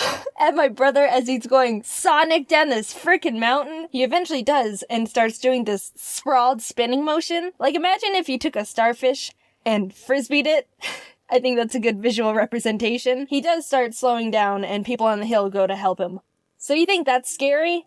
Imagine what I was thinking during that time. Hello? I just watched my brother starfish down this mountain, and now it's literally my turn. Nowhere to go but down. Like, what? That's like the ultimate stuck. As I was preparing my last thoughts until imminent disaster, a nice bystander came up to me and said, "Here, we're gonna get you down from here. Let me help you." I end up inching down this frickin' wall of a mountain on my butt and skis with this stranger helping me. It must have looked really weird if you were just skiing by. Like, what? Why is there a little girl on this trail? And why did she have the look of childhood trauma in her eyes? Eventually, we got to the bottom safely. It took a long time. My brother was alright too. My uncle actually caught up to him and Jax got to stand on his skis and pretty much be escorted down. And I remember being really jealous because I had to tough it out and go down manually while he basically got a free ride. After it all, my parents were like, "Oh, we're so sorry. Oh my gosh. But oh, you did so well." We're so proud he got through it. But I was really mad. My dad wanted to get us shirts from the gift shop that said, "I survived the wall," but I was too salty to want anything. So yeah, that was that. We were actually lucky not to have gotten really hurt or anything. Like, I literally thought my brother passed out during his starfish moment, but he's all good. And also, when I was animating the story, I realized that the way I presented the guy that helped me kinda sounds like, "Oh my gosh, Jaiden, stranger danger, you could have been took." So I should probably clear up that my dad was like, there, so he would have seen if the guy just decided to pick me up and be like, "I'm gonna walk away." Plus, kidnapping a kid on the top of a mountain isn't the most ideal location to do that, I think. So, yeah, he wasn't the danger of the story if you were thinking that. Happy Christmas, Kwanzaa. Reading, books, libraries. It's all boring. I don't know if that's an unpopular opinion or not. When I was growing up, it was pretty normal. But now I always hear people gush about how great it is to bundle up in a warm blanket with, quote, a good book, while the faint light of the fall evening peeks out of their cracked windows and hits their collection of plants perfectly. They've got a warm cup of chamomile tea they've prepared with the Keurig they use daily, and actually, it's a funny story. They were about to get one at Target because they were on sale, but they received one as a gift instead. What a coincidence. And they have a cat. I'm not saying that isn't a poetic life you've got going on over there, but I still don't like reading and have a cat allergy. It's kind of complicated. The thought of reading sounds really nice to me. It's supposed to be calming and good for your brain in some sort of way. I don't know how exactly, but people repeat it all the time, so it might be true. But I think I've got some weird reading PTSD from school because the other part of my brain thinks about how boring and slow and too quiet it's gonna be, and I feel like I have to take notes and memorize things and identify the plot points and know the names and symbolism Blossoms and To Kill a Mockingbird.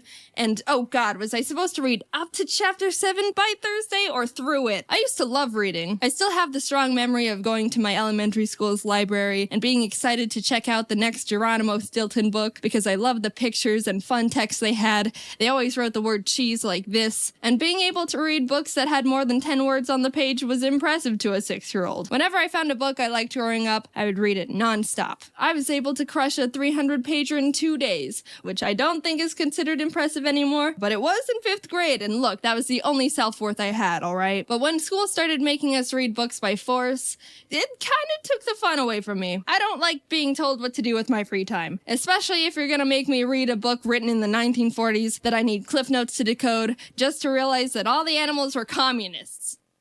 Also, it's 20% of my grade. I get it, though. What else are we gonna do in English class? We can all understand each other, right? We're speaking English. That's gotta count for something, right? But the more I had to read really cryptic books in my spare time where the symbolism is in the color of the main character's curtains, and I'm not even observant enough to realize they had curtains, led me to not really having fun. And also feeling like an idiot. I like my subtlety like I like my coffee. Splash in my face. How am I supposed to know what the A stands for adultery? I don't know. It could mean a woman for all I know. Asparagus. But all that isn't anything new. Everyone complains about English assignments. Everyone hates reading the Scarlet Letter. Everyone thinks school should die. However, something that also locked in my disdain for reading was my mom. Hi, Mom! Of course, as a parent, you don't want your child to do nothing but play video games all day. That obviously leads to undeniable life failure. So what's the solution? Make them read more. And on paper, I don't think there's anything wrong with that. Honestly, I'll probably use that parenting technique too. When applicable. I think my mom made the obvious good parenting decision. But as the victim here, I believe I fell in the small minority where it had the overall opposite effect. During summer vacation, my mom would always tell me that I needed to read at least 2 books so I don't forget how to read. Whenever my mom would walk in on my brother and I playing Mario Kart together in the living room, she would ask if we've read yet today, which we would respond no, because reading's for chumps. And then she'd lock us in our rooms to be chumps. I started hating reading so much, I would rather do literally nothing than read a book. There were a couple summers where I faked reading entire books because I just didn't want to read that much. There was this one about dragons, I think, called The Secret Country, and I still remember that just looking at the cover would put me in a bad mood because of hatred association. Screw your secret country. When I was being forced to read, I would sit angrily on my bed, open the book, move the bookmark a reasonable amount forward to make it look like I read, and then just sit there for 30 minutes staring at it. It was boring, and I don't know what was wrong with me. I could have had at least a decent time if I just tried to read the dang book, but I guess it turned into a dignity thing. Actually, the ironic part is maybe a year or so later I decided to restart the same book and give it another shot on my own terms, and I finished it in 2 days. It was pretty good. I did it again with another book called Molly Moon and the Morphing Mystery. It's like the 5th book in this Molly Moon series. It's been a while, so I don't really remember the story, but it's about this orphan who can hypnotize people and has a pug. Anyway, it's funky because I actually read the first few books of the series on my own and remember really liking them. I would read them any chance I got, but as soon as I was forced to read this one, I just decided I'd rather literally waste my time and sit alone rebelling against reasonable parenting. But this time I never went back to read it. I think that might have been the point of no return for me. I think the association of reading as a necessity or some sort of punishment has deep-rooted itself in me, and now I just feel like reading isn't fun or I'm in trouble for something even though I live alone. I've tried listening to audiobooks, but honestly, they make me feel really lonely. I don't know why. It might be the lack of visuals. I like pictures. And also no one else is around. It's the same with music. I've never been a big music person, so whenever I try to sit down and do something while listening to music, it somehow enhances this feeling of being alone and like time is going by slower, which makes me uncomfortable. So I always have either YouTube videos or more recently Twitch streams in the background. I'm still not super used to Twitch yet, but I like Ryukar's stuff. He plays Mario Maker. Sometimes I wish I read more. It might be good for me to slow down instead of always consuming reading fast-paced content on the internet, but on the other hand, I think it's just a preference I have that's been cemented with bad association. If you like reading, I think that's really great. I've got a lot of friends who like reading, and it's cool that you've got a really nice hobby you can fall back on to de-stress, or however you people feel while staring at words all day. I was gonna say you should recommend a good book I should give a try, but I took a second to think about if I would actually try to read any suggestions, and being real with myself, the answer is no. So, enjoy that chamomile tea. Hey, how's everyone doing? At home, I suppose? I'm lucky that I work from home and rarely leave the house, so quarantine isn't hitting me too hard. But to those of you who are outside people needing suggestions, may I suggest watching all of my videos in an infinite loop until we can leave our houses? Or Animal Crossing? I actually recommend that one more. Any mutuals who are playing, send me your friend code because I want to add you. I've been doing this thing where before I open up the game, I'll look at my friend list and see how many people online are playing Animal Crossing. Normally it's 100%. Anyway, however you're keeping yourself busy during quarantine, I hope you're doing well, and thanks for watching my video. Bye.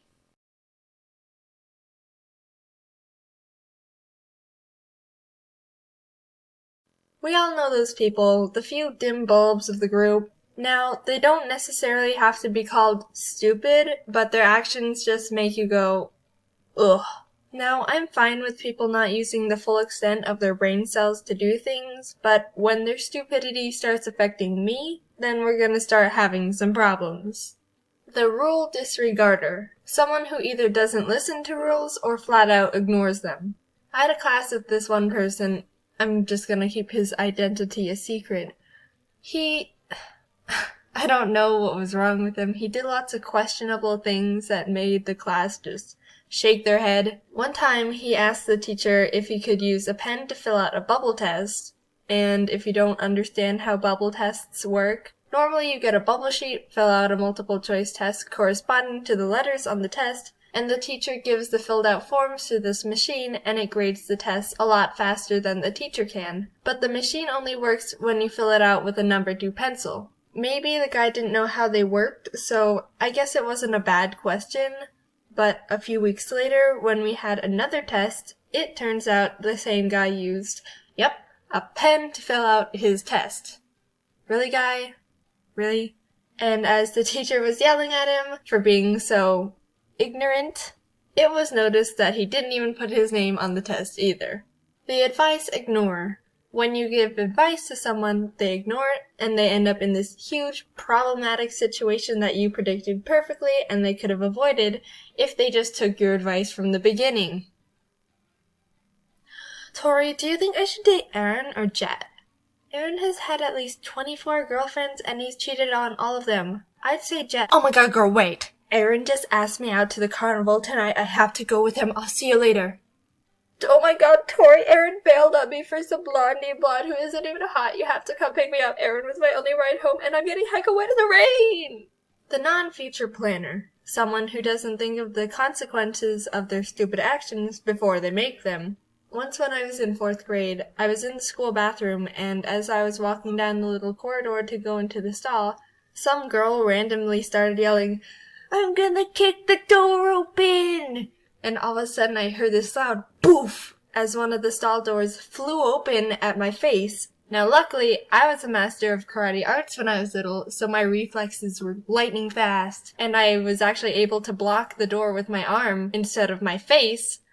And I'm not gonna lie, I'm pretty proud of myself because I've never done anything that amazing before. But, I mean, come on. If it wasn't me standing there and instead some, poor little kindergartner who couldn't block the door if they tried, there could have been some major issues. I even had a pretty bad bruise on my arm from where I blocked it. Be ignorant. When someone doesn't pay attention to their surroundings, when they could be a hazard to something or themselves. Jeff, where do you want these knives? Oh, hey, Jeff, didn't see you there. Dawn wanted them over by the cabinet over there. Hey, Dawn! Jeff said you wanted these over there. What? No, they're the knives you wanted. Yeah. You sure? Okay, catch. No? Okay, I'll sprint them over to you. The important detail overlooker. Someone who is told important details and immediately forgets them. Okay, so for the party tomorrow, you said you can bake the cookies? Yep. Do you want a specific kind? Nope. I can eat everything but peanuts, so everything else you want is fine. Hey, glad you could make it. What did you bring? Peanut butter cookies. You want one? They're still warm. Hello?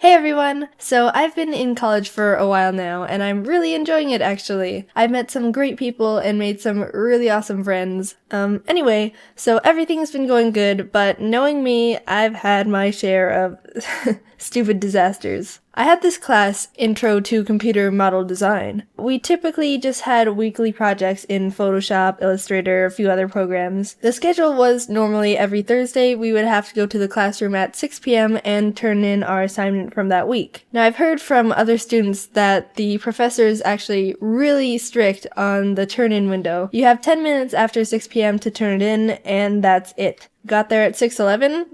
Tough luck, buddy, you're late. Go get your life together.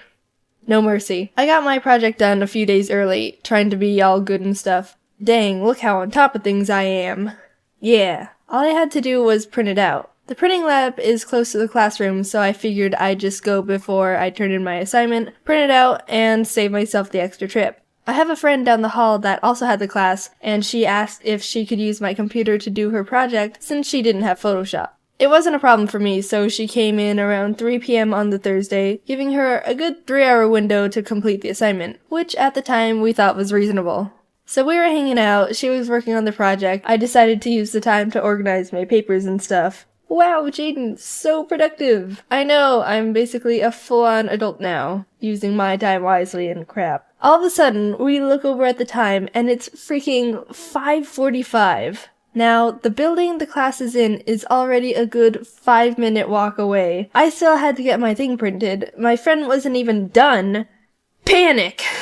We started rushing around in just blind confusion of what to even do with ourselves. She had to cut it short and leave some things out just to have something to turn in, and we both ran out to get to the printing lab. We were almost out of the building when I realized I forgot to grab the title paper, which is something that you had to staple to the assignment. I told her not to wait for me, and I ran back to the room to grab it.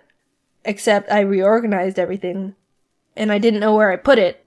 Pause. Don't you hate that? We've all been there. You decide to be good and use your time to reorganize and be productive. Wow, look how great I am making wise decisions. My parents are raising such a great little angel child. Oh wait, where did I put that one thing that was always laying right next to the water bottle? I don't know where it is anymore because everything was always in the same mess, but I still knew where things were. And now that it's all clean, I don't know where I put it. Yeah, that just happened. I just tore everything open to find the freaking little title paper. I ended up just making everything more unorganized and messy than when I started, so that's negative productivity right there. I finally found the stupid paper, and at that moment my neighbor actually stopped by to say hi. I was so late at that point, all I could say was, "Hi, can't talk, super late, close my door, okay, bye!" I never thought I would get to the point in my life that I was so late I couldn't even close a door. I'm impressed even with myself. As I was running out, I got a quick glance at the time. 6 p.m.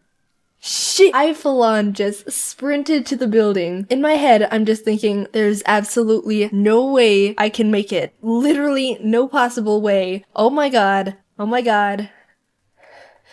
Should be going to the gym. I burst into the printing lab and smashed my flash drive into the computer. My friend was also there, but she was having computer file issues.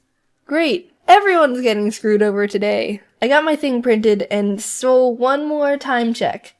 6:10. Jesus, Sonic mode freaking engage. I ran into the lecture room. I was sweaty, my lungs hurt, my legs hurt, everything hurt. I was going through mental shock. The teacher looked up and said, "Turning in your project?" Yeah, I nodded. Run. Okay. I actually managed to get the assignment turned in on time. Oh my god, that was a rush. I walked out and sat down on a little bench. I was still freaking hyped up on adrenaline and stress and emotional trauma. At that point, I didn't even know if my friend was able to turn in her project because she was still trying to print things as I left. Turns out she actually was able to get it done, but she got some hardcore death glares from the teacher for being like 26 seconds late. So yeah, I'd say college is going pretty well. Hey guys, thanks for watching. I know it's been a while since I uploaded again. Don't forget to follow me on my social medias if you want to see my stupid jokes and updates and stuff. Make sure you like the video, subscribe, blah blah blah, all that outro stuff. Also, I have a little surprise. A few of my friends wanted to say hi to you all real quick, so I'm gonna introduce them to you. They're all super awesome and I love them. Anyway, again, thanks for watching and I'll see you all later. Bye! Hi, my name is Adam, and I met Jaiden last semester while at college. Since then, we've been hanging out every day, and she's become one of my best friends. I hope you guys like this video, and I'm glad I got to say hi to you. Bye! Hi, I'm Taylor. I'm friends with Jaiden, and I was also the person who ran with her to the class because we were late. Thanks for watching. Yo, it's Brian. I stick forks in trees. Jaiden and I are BFFs. Out. Hi, I'm Jerry. I go to school with Jaiden for musical theater, and Jaiden is like the Asian sister I never had. Hope you guys like the video. See ya. Hey, I'm Gwen. I live next door to Jaiden. She lets me steal her forks and sit in her beanbag chair. Also, John sucks. Hope you guys like the video. Bye. Hey fellas, I'm John. I'm in the piano performance program. Jaiden is probably my favorite girl, second only to my terrible girlfriend Gwen. Goodbye. Hey, I'm Mitchell. I'm an architecture major. I mainly hang out in Jaiden's room just because of her big beanbag and her dope tapestries. But she's pretty tight. Bye. Hi, I'm Ben. I met Jaiden the first semester. Mainly I just bully her and steal her food, but yeah, she's aight. Hey, I'm Riss. I'm Jaiden's neighbor, and I like to steal her spoons because we never have any. Yeah. Thanks, Jaiden. Hi, my name's Aaron. I'm an architecture major, and I met Jaiden the first semester. I used to hang out in her room until she kicked me out because I sit in her chair too much. Okay, bye. Hi, I'm Latavia, and I'm Jaiden's roommate, and Jaiden's pretty awesome. So, thanks for watching Jaiden Animation. Hi, I'm Kevin. I'm a fashion major. I met Jaiden way back. She's pretty cool. Yeah. Hi, I'm Matt. I am a architect major. See, I met Jaiden by wandering up to the 4th floor and seeing an open door and just walking in. It's good enough. You have to say bye. Goodbye! Hey, it's me, Chris. Hey. Alright, bye. Yeah, go. Okay, before I even say anything, let's lay out some ground rules. This is probably gonna be the most open I'll ever get about my personal life. I know I've shared tidbits of myself and life through little stories, but when it comes to personal stuff, I'm very private. Especially within the past few years. I'm gonna be talking in very general surface level terms because specific personal details are for me to know, and in the nicest way possible, none of your business. Basically, this is something I want to talk about, share, and bring a spotlight to. But at the same time, you get the Cliff Notes version. So no trying to assume or guess anything beyond what I'm sharing within this video. At the end of the day, we're all just strangers refusing to listen to the stranger danger rule. Alright, formalities aside, let's get into it. I've come to realize that I'm aro-ace, which stands for aromantic asexual. And I know what you're thinking. That's not gay. What the hell is that? And you know what? That is completely fair, because I didn't know what that was either. Aromantic and asexual are two different things, and I'm gonna break them down to you separately, starting with aromantic because no one really knows what that one is. And also, it's my personal favorite. Someone who's aromantic is defined as a person who feels very little to no romantic attraction to anyone at all. So like, they might not develop crushes on people or feel the need to be in a romantic relationship with anyone. Very general terms, but hopefully you kind of get the gist. If not, here's a little story example from me. Growing up, I never developed crushes on anyone. I remember when I was in 5th grade, kids were talking about their crushes left and right, and it was starting to feel like something I had to experience too, just because I thought that's just what happens. Don't make fun of 9-year-old me, I was a sheep. Anyway, I decided I needed to have a crush because that's just what happens to people. And I very robotically chose this random kid in the class who we can call Pikachu. That's not his name. He didn't mean anything to me and I didn't do anything about this crush. Like, I didn't tell anyone or anything. It was just a headcanon thing for me to feel up to speed and like I was hitting my normal human emotions quota. But it's funny because on Valentine's Day, you know how in elementary school everyone would bring cheesy Walmart Valentine's cards for everyone in the class, and then you'd have a box full of candy and hollow emotions from everyone. Well, my school did that. When I went through my box, I pulled out Pikachu's Valentine and thought to myself, someone who has a crush on someone would keep this. I think. So I put Pikachu's copy-paste Batman Valentine in my drawer and promptly forgot about it because it meant nothing to me, but hey, that's just what I thought I was supposed to do. Man, I'm so good at this. Then like a year or so later when my mom was going through my room, she pulled out the card and was like, why do you have this? And I was like, honestly, I have no idea. Years passed, I entered junior high and thought to myself, all right, this is the time where people start developing crushes and then do something about it.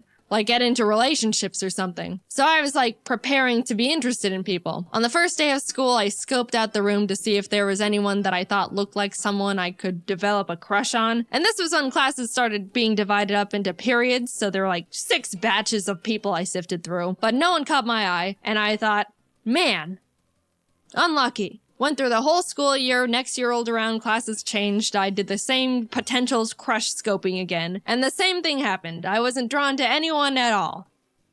Man.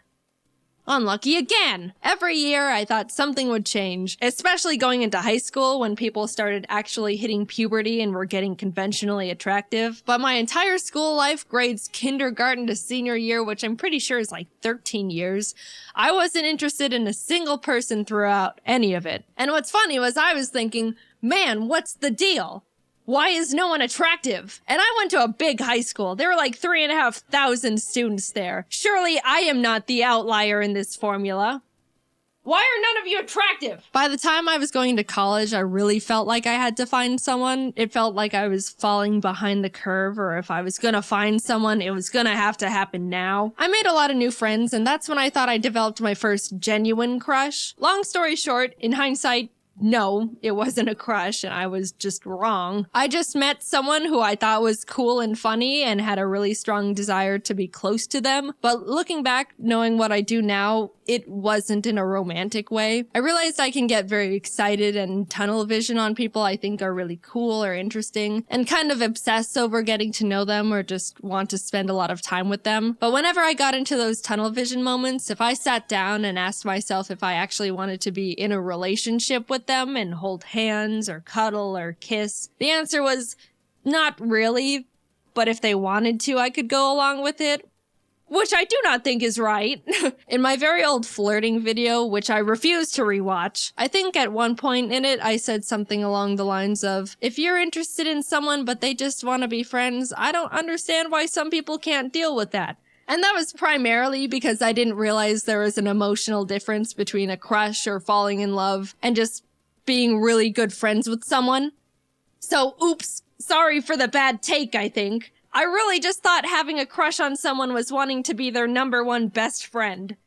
Look, I said don't make fun of me. To me, it used to feel like if I was wanting to become friends with someone to that high of a degree, that would be the next step or justify why I wanted to put this much time, effort, and energy into one person. And it didn't feel right or even fair going through all of this with someone and then tell them they're just a friend. I don't know, it just didn't feel like it made sense, even though I really didn't technically see them in a romantic way. I just didn't understand what was going on really, or that there was supposed to be real emotions instead of a logical understanding of steps. And the fact that I was under the assumption that I was supposed to be interested in people in a romantic way didn't help with anything. I always preferred to stay good friends, but never felt like I could have that, and I worried that if I said no, that we would just start drifting apart, which I obviously didn't want either. It's been a very long journey discovering this about myself. Everything I'm saying has all been extremely subconscious and not understood or defined for many years. I even used to think I was bi or pan for the longest time because I would think to myself, well, bi is being interested in both genders. I don't really care for either, but 0 is equal to 0, so I guess I'm bi or pan. I got math involved.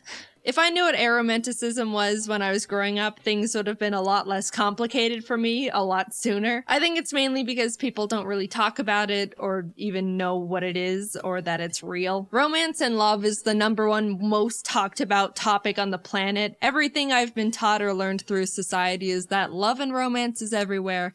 Everyone feels it, and it's gonna happen to you. Just a funny little note, there was a point where I was listening to some generic romance song on the radio. You know, like all of them. And I just suddenly thought to myself, wait, do people actually feel these things towards each other?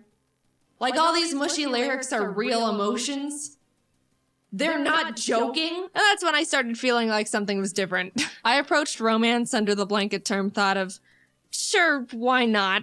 And didn't recognize it was actually a feeling, which might sound stupid, but look, I don't know. No one presented me with any other options. I did a lot of rationalizing. If someone ever expressed romantic interest in me, I would mentally make a kind of logical list of their pros and cons and the pros and cons of what a relationship would look like with them based on what I knew about them as a person. I didn't realize there was supposed to be an extra, excited feeling, or the fact that you're not supposed to think about it as if it were a business exchange. I understand compatibility is a huge important variable when it comes to sharing a relationship with someone, but at the end of the day, it's still, apparently, still a very emotionally driven thing.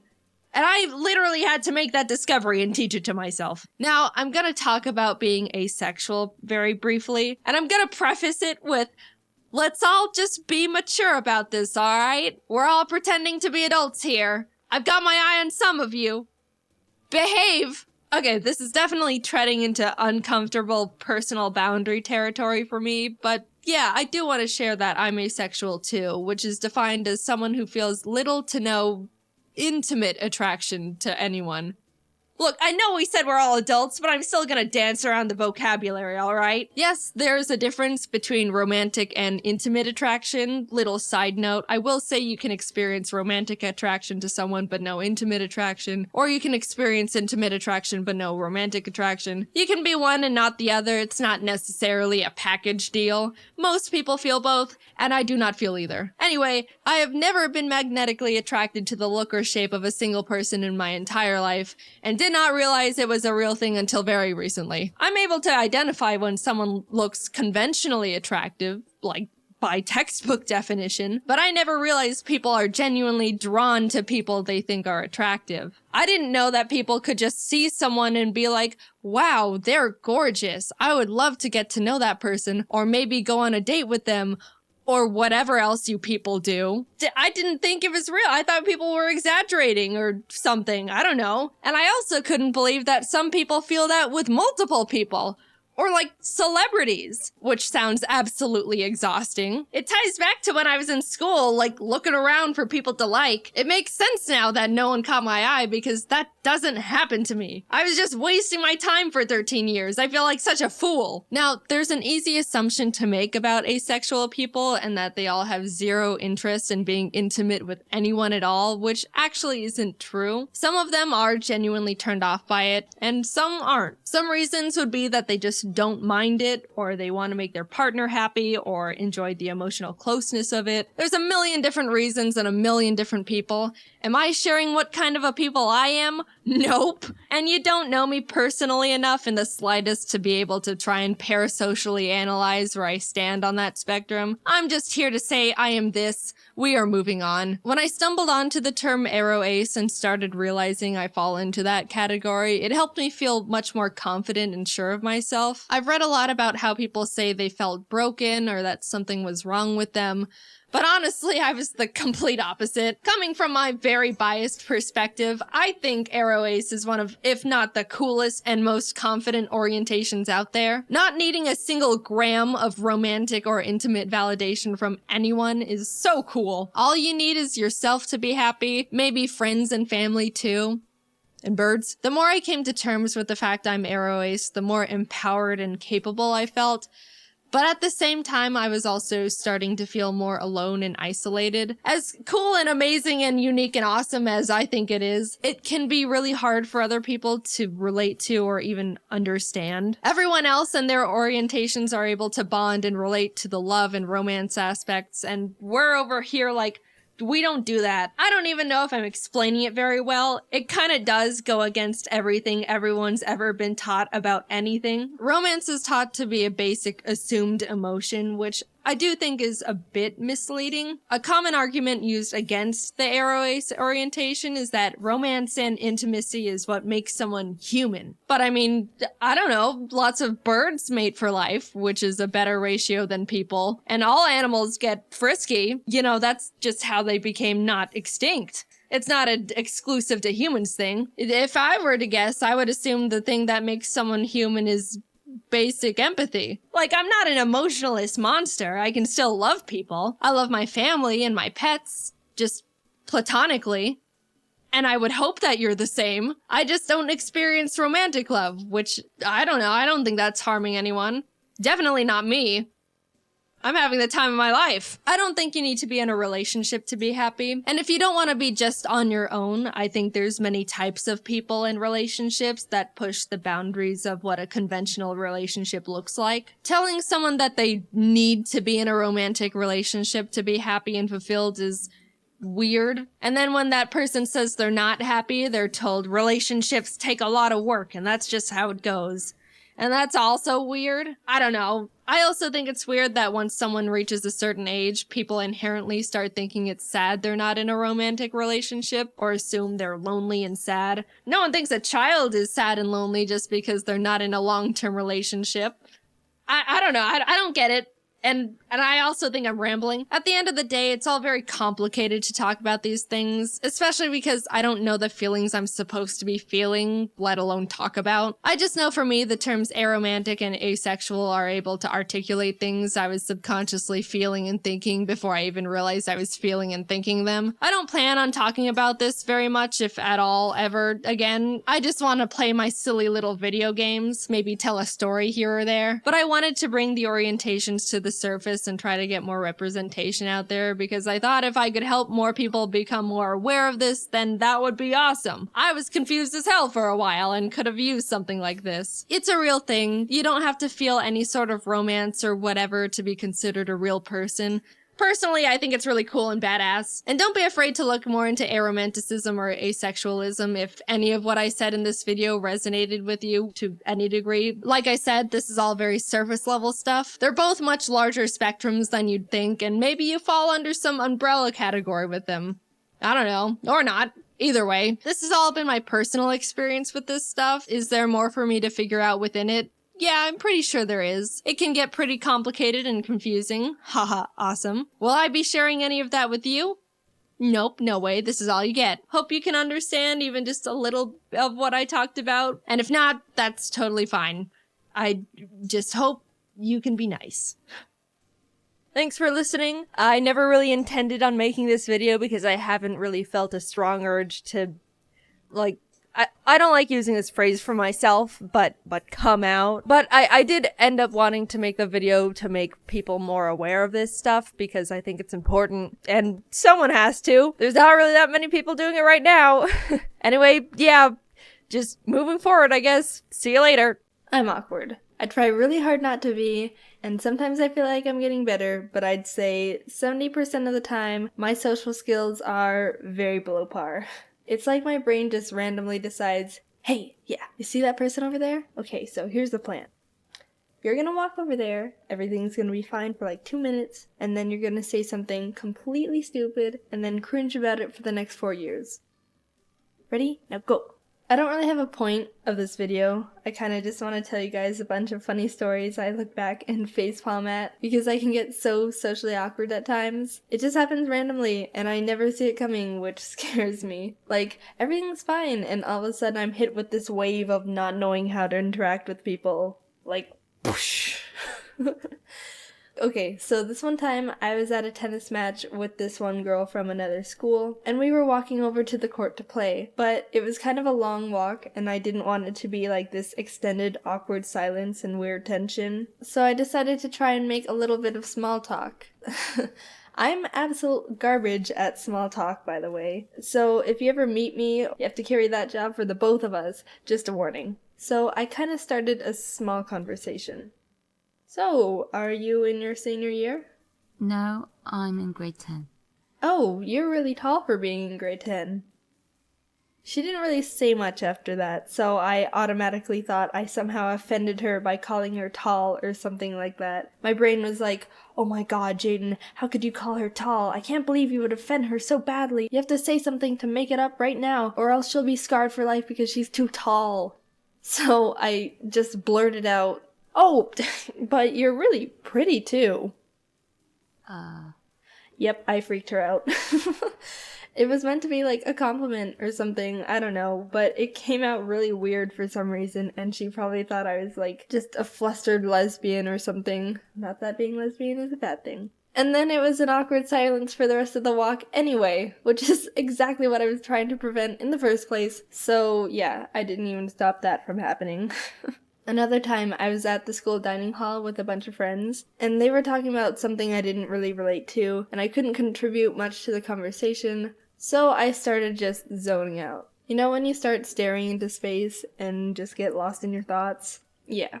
So I was doing that for a while, and I snapped back to see this rando guy across the room uncomfortably waving at me. Turns out, as I was completely lost in my own mind, I was deadbeat staring at this poor guy the whole time without even realizing it. I don't even know how long I was doing it for. Apparently long enough for him to feel like he needed to wave at me. And it wasn't like a little friendly wave, it was a, oh my god, why is this chick glaring at me so intensely? I need to do something wave.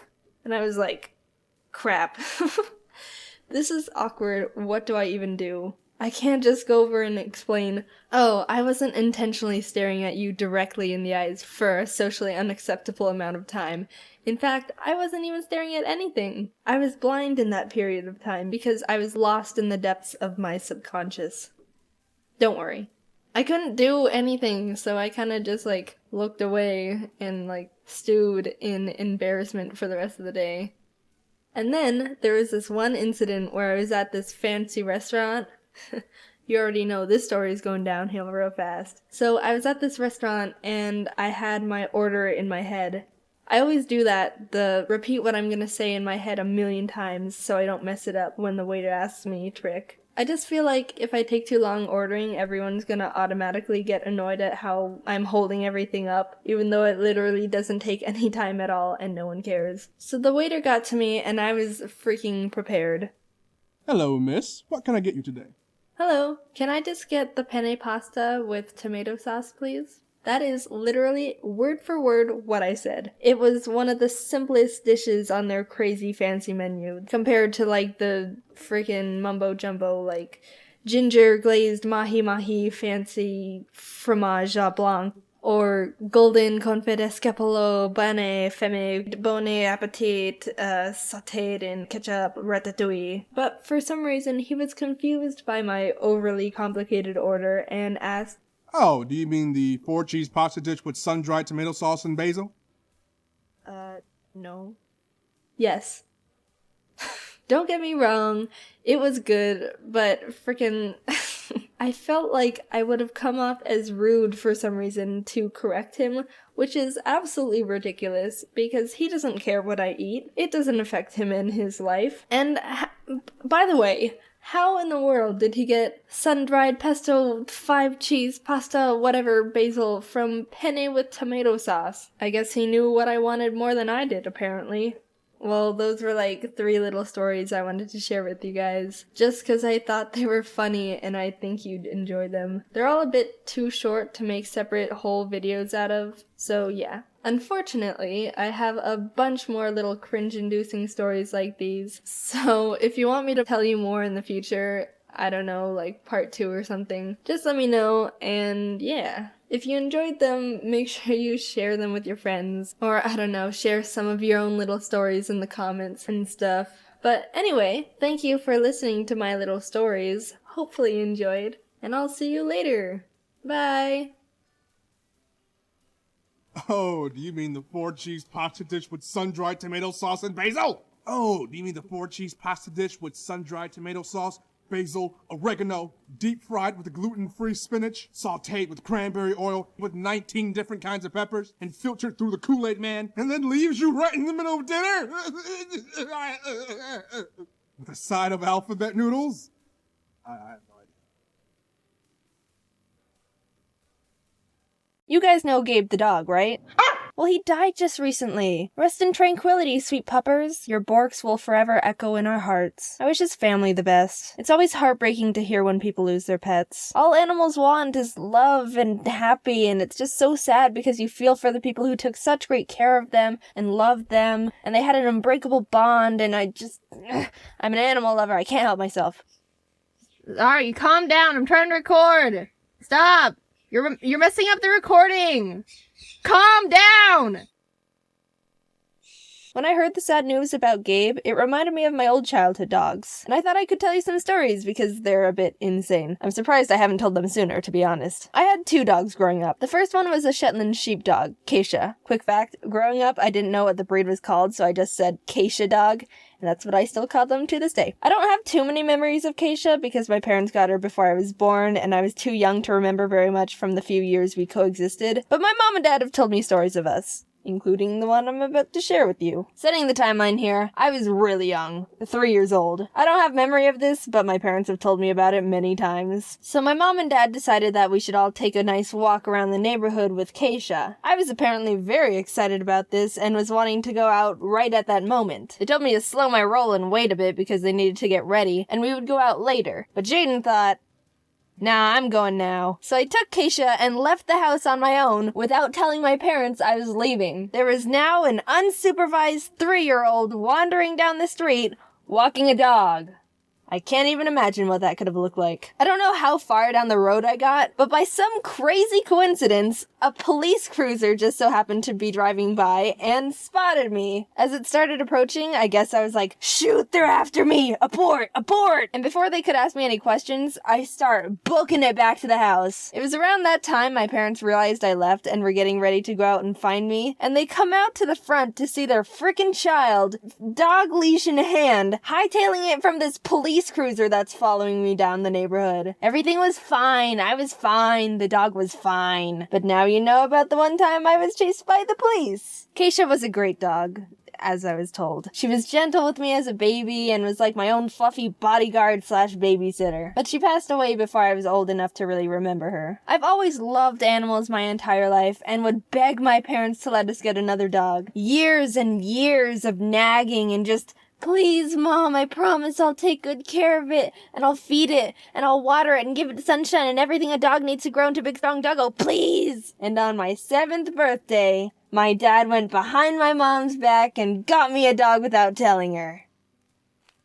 Now, okay, we went to look at dogs before as a group, but it was never an official decision we'd get one. So here's the story of when we got our new dog. My dad went to the place to pick him up. We got him from a dog rescue, which is a recommended place to get animals because you save a life and all that. Try to look into rescues and adoptions over breeders, just a tip I thought I just mentioned. And when he was holding the dog getting ready to take him home, the dog started peeing on him. Obviously, my dad didn't want that, so he tried to hold him away from his body, but that made the dog nervous, and he turned around and bit my dad's hand. Not wanting to drop the dog on the floor, he tried to shift him over to the other hand, But he bit that one too! My dad came home with pee on his shirt, 2 bleeding thumbs, and a dog. I named him Scruffy. Scruffy was a weird little dog, Havanese breed if you're wondering. He hated my dad and loved my mom, who was ironically the only one who didn't want him. He would follow her everywhere, and when she was at work, he'd sit in the living room and do nothing but wait for her to get back. We always joked that he was just a cat in a dog's body. Come here, Scruffy! Come here! Come here, Scruffy!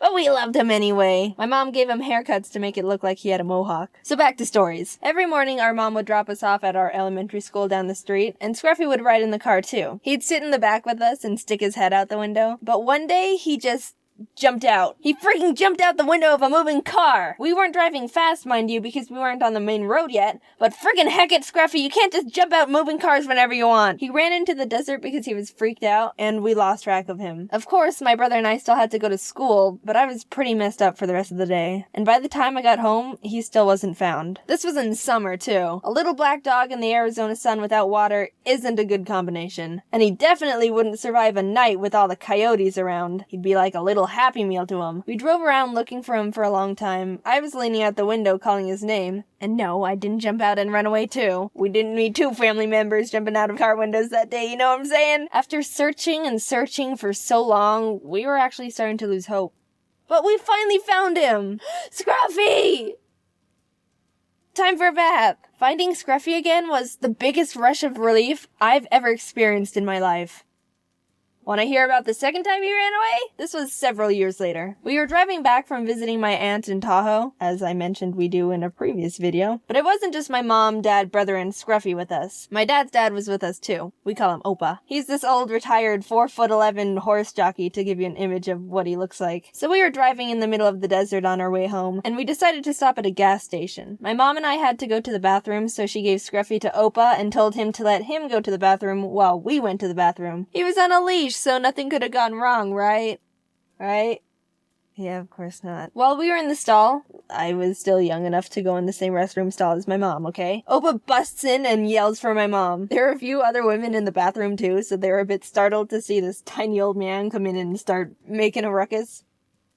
Yeah? And she sees Opa holding the leash with no dog on the end. Oh, great! Pull up your pants, we're going on a run! Since it was all mostly flat open desert, we were able to see Scruffy still booking it down the side of the road. And since it was a tiny middle-of-nowhere gas station, the few people that were there were all chasing after him too. Everyone was screaming at each other, "Get the dog! Get the dog!" and running around. Ugh, what a disaster. The thing is, even though Scruffy was a small dog with tiny legs, he could run. Those things can friggin' run. And when he started running, you couldn't stop him. It was like tunnel vision. Need to run, need to run, need to run. Where am I going? I don't know. If I just run, I'll get there. You could try to yell his name. It wasn't like he was gonna listen. He hardly did that anyway. So how'd we catch him? Driving down the road towards us was a white van. They saw that there was a herd of people chasing this tiny dog down the road. So they turned sideways, opened their big van car doors. You know, the kind I'm talking about, the ones that they slide. And Scruffy just jumped in. What? Scruffy, hasn't anyone taught you not to jump into white vans with strangers? They didn't even have to offer you dog treats to get you in there. And I could try to lie to you and say they closed the door and drove off with a free dog,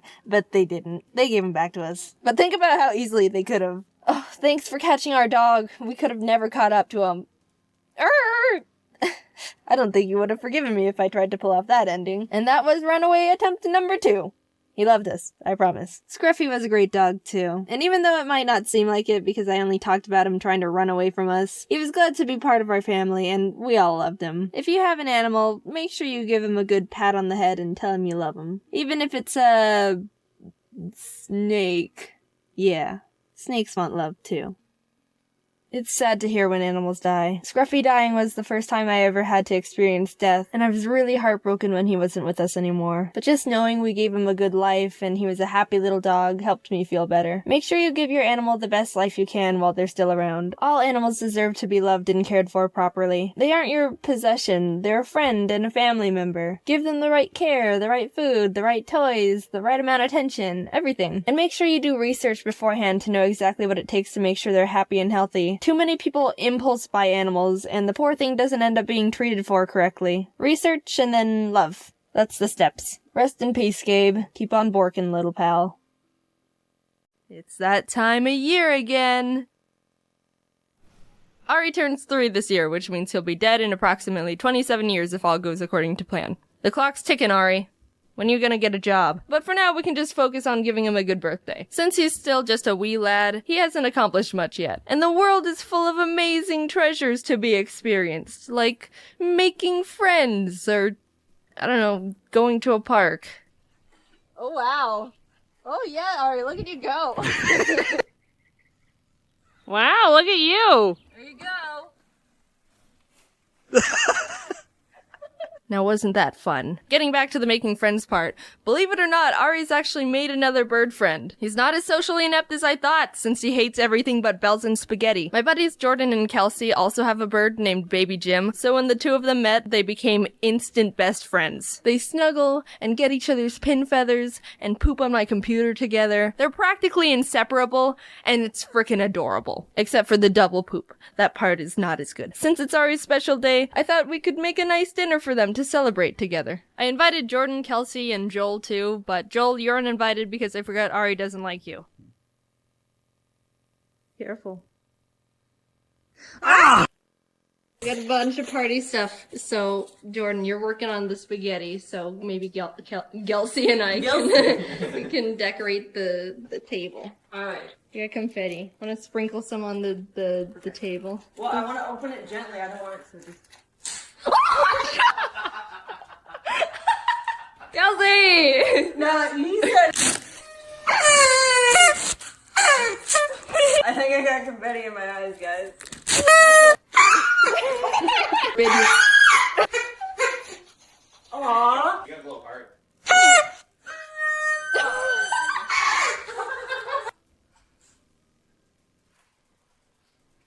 Jordan, what's your spaghetti secret? Garlic bread. I got a lot of candles. They only came in packs of 24. Oh, it's the fanciest thing Ari's ever gonna be a part of. Oh, it's so cute! Ari. Oh, don't get on the table. Oh no! You got confetti in your spaghetti. Wanna see it?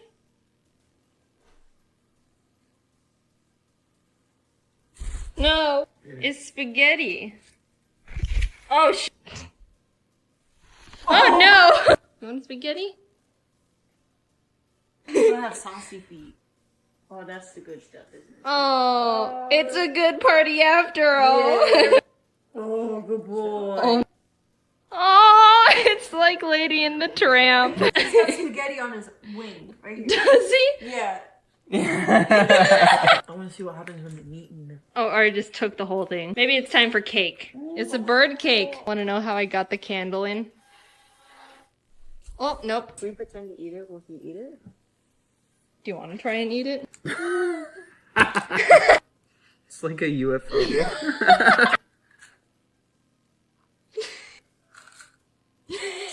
Hey. I'm eating styrofoam. It's good. Get a piece. Oh my god. See, now you like it.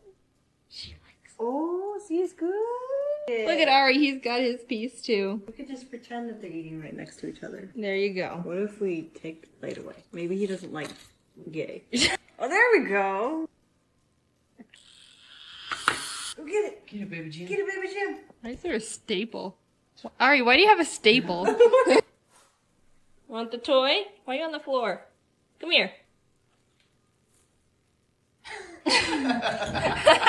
Where are you going? He's gone. Bye, Ari.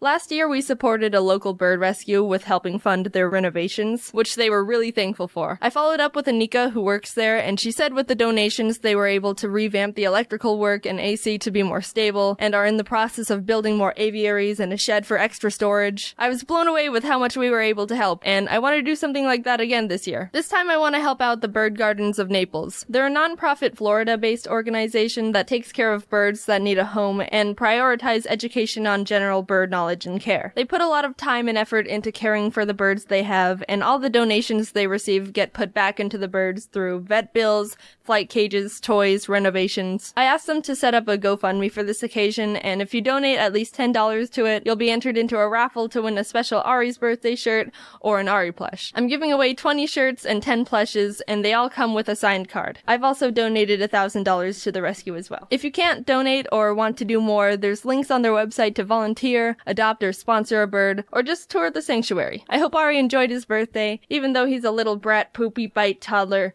He's my buddy, and I love him very much. Hopefully we can celebrate by doing good things for the birds and eating spaghetti. My first memory as a child is being strapped down with belts to a chair while a dentist rips out all my teeth as I scream bloody murder against my will. That's not true. But ever since I was little, I've had a really intense fear of the dentist. I'm not sure why. I mean, yeah, going to the dentist is a bit freaky, but even as an adult, I understand the fact that I'm not in any danger, and the dentist is just trying to pick out bits of plaque I've built up over the past 6 months. If anything, I should be scared of how much they charge. Even though I know this, my body still shakes uncontrollably when they do anything more than floss my teeth, which is still kind of scary because they're always so aggressive about it. Every memory I have of going to the dentist while I was a kid is filled with me just bawling my eyes out during the entire process, and then getting a little toy from their toy machine because I was, quote, so good. I mean, you're not fooling anyone. Even I knew that was just a load of bull. No, I still want it. When I was in 6th grade, my parents decided to finally slap some braces on my mouth. My teeth were pretty straight, but I had an overbite, so I just looked like a nice horse. My mom made an appointment with the orthodontist to talk about the process, and while there, he told me I've still got 5 baby teeth, and I'll need to pull them out before I get braces for common sense purposes. So they sent me out, and I basically had a month to pull out all 5 teeth before they were gonna have to rip them out for me, which I did not like the idea of. The imagery of them sticking a needle in my mouth fueled both my motivation and intense, overwhelming fear, and I wiggled those 5 baby boys every single day since that meeting. A few of them weren't even wiggling yet, so it was gonna be a race against the clock.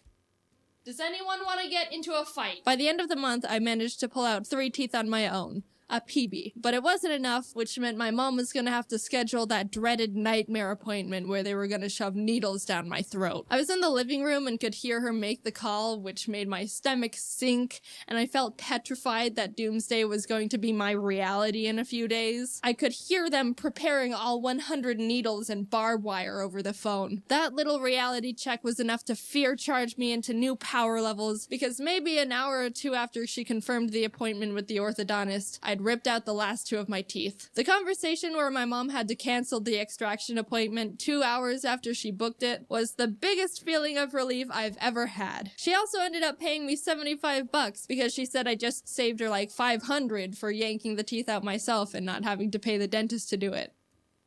Wow. The tooth fairy been scamming me for years. What a happy ending to the story. Jaiden went on to never have anything scary done to her teeth. She continued to live a happy life, only needing to go to the dentist for cleanings and no freaky mouth procedures for the rest of her days. She got her horse teeth fixed, and the rest is history. So last year in June, I had to get my wisdom teeth taken out. My wisdom teeth had been growing in and shoving their aggressiveness into the sweet harmony of my existing teeth for a few years. My mom intended to get them removed when I turned 18, but I think she forgot, and I thought I could get away with it, but they were starting to get really painful and annoying. One was coming in sideways, which made my gums get in the way while I ate, which made me only chew food on the left side of my mouth for like a whole year. I'd had enough and figured I just needed to get it over with and have them ripped out. I scheduled an appointment to get them removed on June 11th and braced for impact the rest of the week. Before the extraction, they wanted to have a meeting with me to discuss the process of what they're doing and how they're doing it. They put on one of those 90s informational videos and everything seemed fine until we got to the part where it was talking about sedation. In the video, they said that some sort of gas is used to induce conscious sedation, the kind that makes you really loopy and not remember anything. But then the nurse piped in and said, "We don't do that here," and let the video continue. So what? I'm just gonna be fully conscious while you needle and drill and probe my mouth? Answer the question! After the video, I said, So is there a way I can be at least semi-unconscious for this? The nurse prescribed me medication called Valium that'll help calm me down, which was relieving to hear. All I wanted was to not be conscious. I picked it up, and the day came. I'm excited to not be conscious. My roommate and I got into the car to take me to the appointment, and that's when it really sunk in. This medication isn't doing anything for me, and I am extremely conscious. Do you have any chloroform? Apparently, Valium's supposed to relax you enough so that you're awake, but don't really care what's happening. But by the time the dentist was calling me back to the chair, my nerves were still going haywire. Proof of consciousness. I desperately asked the dentist if I could take another one because one pill wasn't doing enough for me, but she said I'll be fine. Okay. They leaned me back in the chair, put that mouth opener thing in my mouth, put sunglasses on me so I don't hurt my sensitive little eyes, and put the first needle into my mouth.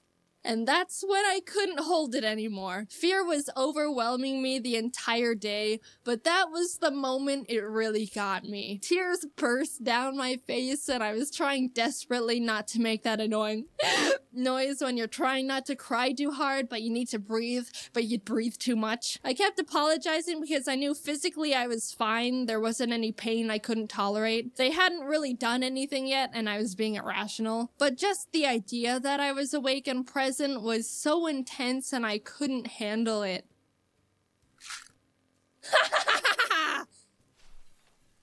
I didn't do that, but I wanted to. I was able to compose myself after a few minutes and they kept going, but the sounds of them sawing my tooth in half and yanking it out of my gums, and God knows what else, probably just playing tic-tac-toe with needles in there for the heck of it, was horrifying. I'm not scared of much and I'm relatively reasonable for the most part, so it was really surprising and eye-opening to feel genuine, uncontrollable fear. Like, my head told me things were okay, but my body was freaking out. And then my head was like, dude, chill. And then my body was like...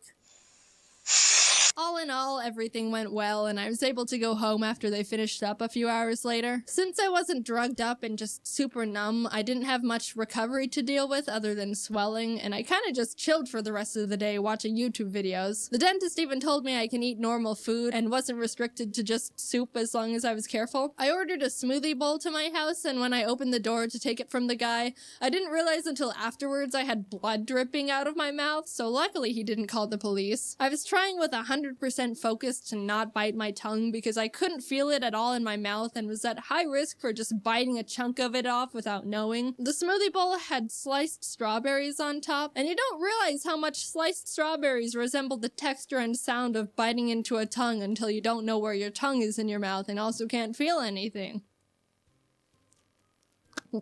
Was that my tongue?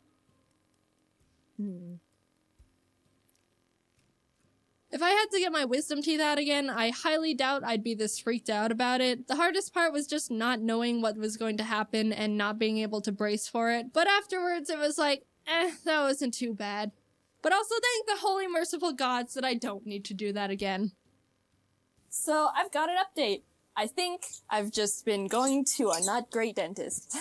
I originally went to them for a retainer and they were like, this is the place that did my wisdom teeth, by the way. So I went to them for a new retainer and they were like, oh, we can straighten your teeth a bit first with Invisalign. And I was like, well, alright, sure. My teeth are already pretty straight because of the braces, but I was like, sure, whatever. They said it'll be done in 6 months. 6 months pass, and none of my teeth align right when I bite down anymore, and it's extremely uncomfortable. Then they were like, let's file your teeth down to line up again. And 10 minutes of teeth shaving later, they were like, it's not working, let's get more Invisalign. And I was like, and when I mentioned being unsure about things now, they were like, it's normal for Invisalign to last for 2 years. And I was like, 2 years? This is the first time I'm hearing anything about 2 years. Also, I didn't even have braces for 2 years when my teeth were actually janked. So yeah, I'm not going there anymore. Follow your dreams, kids. When Carl Jacobs popped up in my DMs asking if I wanted to be in Mr. Beast's upcoming video, I'll be honest, My gut reaction was fear. Mr. Beast has basically become YouTube's own mad scientist. He can snap his fingers and shape reality at this point. Despite part of me thinking I should just stay in the comfort of my own home, I felt really honored to be invited and kinda just wanted to show up, say hi, and then realistically go home within the first round of eliminations. I accepted the ominous invitation, and before I knew it, was flying to North Carolina being handed a custom uniform, all before even knowing what I actually just signed up for. I didn't even know if there was a prize for the winner at this point. Walking into the green room, I was expecting to not know anyone, but to my relief, I saw a lot of familiar faces. I even used this time to ask MatPat what it was like to meet Scott Cawthorn, and he told me FNAF secrets. So already this trip was more than worth it. Eventually, we were herded down a long, mysterious hallway until we saw it. The Mr. Beast cube. After everyone was filed inside, we were told the last person to leave the cube would be deemed the winner. And also win $1 million for their subscribers. This is for $1 million? The challenge began. Immediately, people started jumping in the giant pile of real money that was inside, throwing handfuls of bills in the air, laughing, mingling. To pass the time, James and I drew our cartoon characters out of dollar bills on the floor. The staff came in and ended up giving everyone their own personal vlog camera to document their POV of the challenge. And I think I genuinely was the only person who didn't record a single second of footage on that thing. I just thought, I'm not going to use this footage because I'm not going to make a video out of it, and they're going to have plenty of other people's footage to use. In hindsight, maybe it would have been a good idea to record something, just in case. I don't know, maybe the Mr. Beast team would end up actually wanting to use some of my footage. Who's to say? After maybe an hour or two, Jimmy came out for the first bonus challenge. A single free throw. Miss and you're eliminated, but make it, and not only do you get to come back into the cube, you also win a Cybertruck for one of your subscribers. They had 50 people's subscribers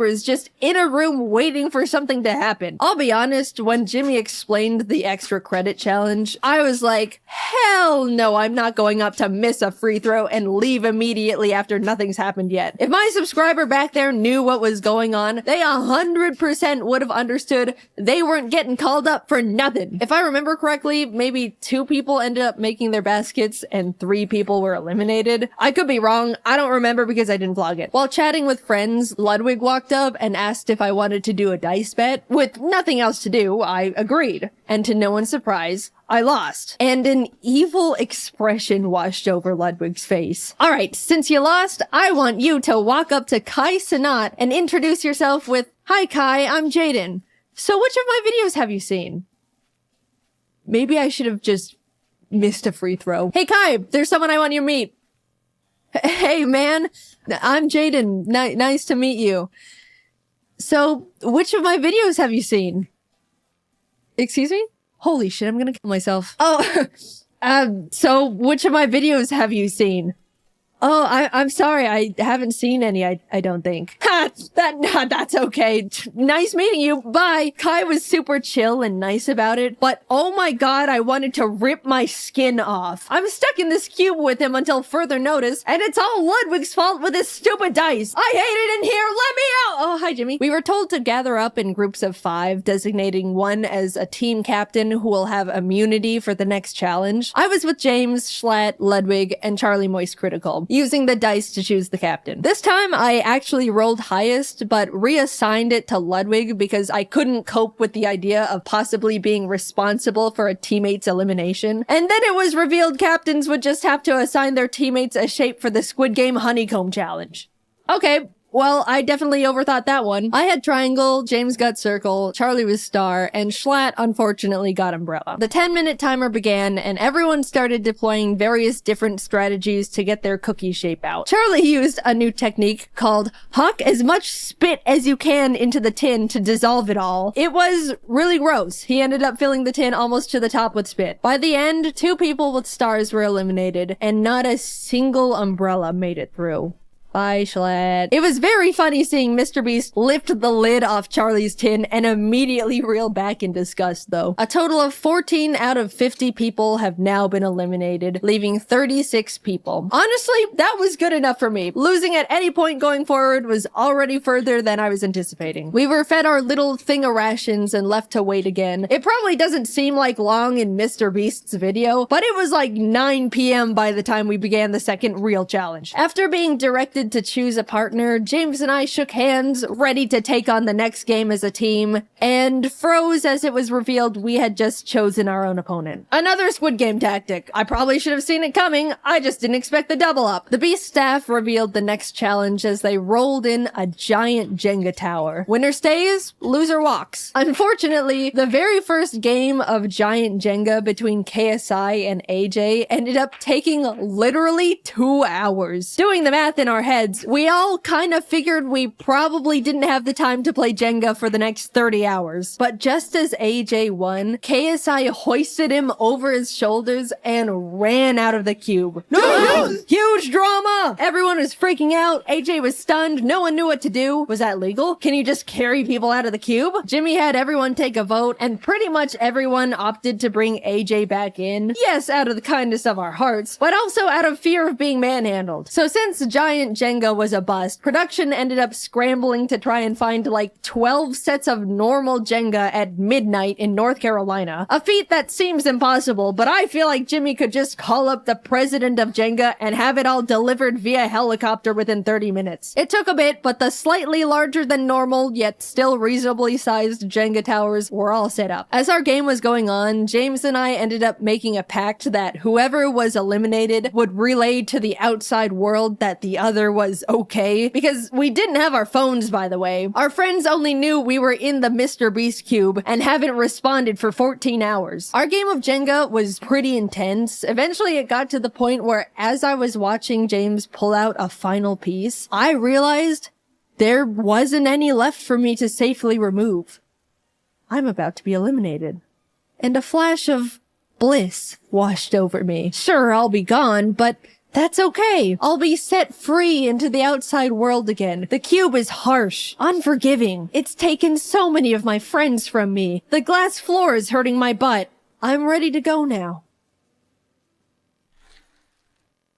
And deeper into the trenches I went. James being eliminated meant I was moving on to Cube Day 2. What a miracle. Watching the rest of the Jenga games was like watching an active war zone. People were focusing, cheering, sweating, praying. Towers were falling one after the other at the feet of now eliminated players. It was brutal. And also still taking way too damn long, man. Can I go to bed? The last game left to finish was between Quackity and a popular Brazilian creator, Enaldino. Apparently, when it was revealed the challenge was Jenga, Enaldino turned to Quackity and admitted he was a Jenga pro. Quackity had never played. Not the situation you want to be in. Quackity half-jokingly asked Enaldino if he wanted to play rock, paper, scissors instead, to which he replied, no. Which, you know, fair. But 3 hours into this single game, the two of them were neck and neck. Genuinely the most cracked round of Jenga possibly ever. Everyone in the cube was gathered around watching Quackity slowly pulling out the very last piece in this skeleton of a Jenga tower. Just as he was about to make it,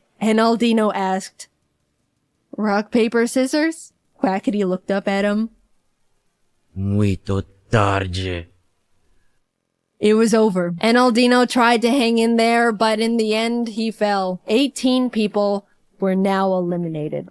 Alright, it's 3 a.m. Let's go to bed. I genuinely thought they would let us go back to our hotel rooms for the night, but man, now this is just great. I won myself a ticket to a night in the Mr. Beast cube, sleeping next to a bunch of people I barely know, and I was probably just gonna get eliminated first thing in the morning anyway. As I was getting ready for bed, Kai walked by. Hey, I gotta check out your videos sometime. Oh, I'm sorry, man. I lost a bet to Ludwig and he made me say that. Oh, shit. Okay, damn.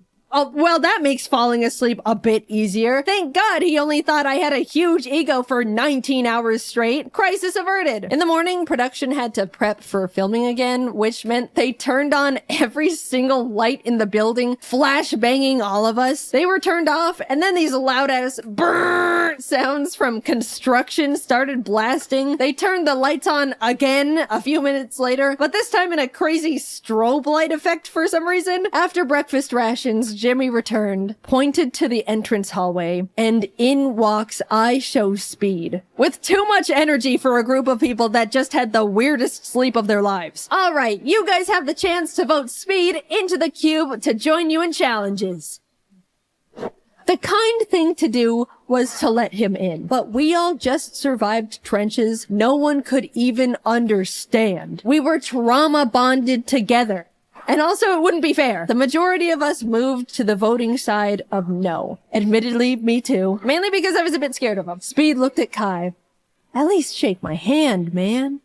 You're gonna pull me out. As the two of them argued about a friendly handshake, Ludwig stepped up. I'll shake your hand, Speed. His hand now extended to Ludwig. The moment their hands touched, Speed started yanking Ludwig towards the outside world. We all started screaming and panicking. We couldn't lose one of our cute brothers like this. Ludwig was holding onto the support beam for dear life. Some of the guys managed to pull him back in, and as Speed walked out, unable to take any souls with him, he exclaimed, "This ain't the last time you're gonna see me, and I remember all y'all's faces."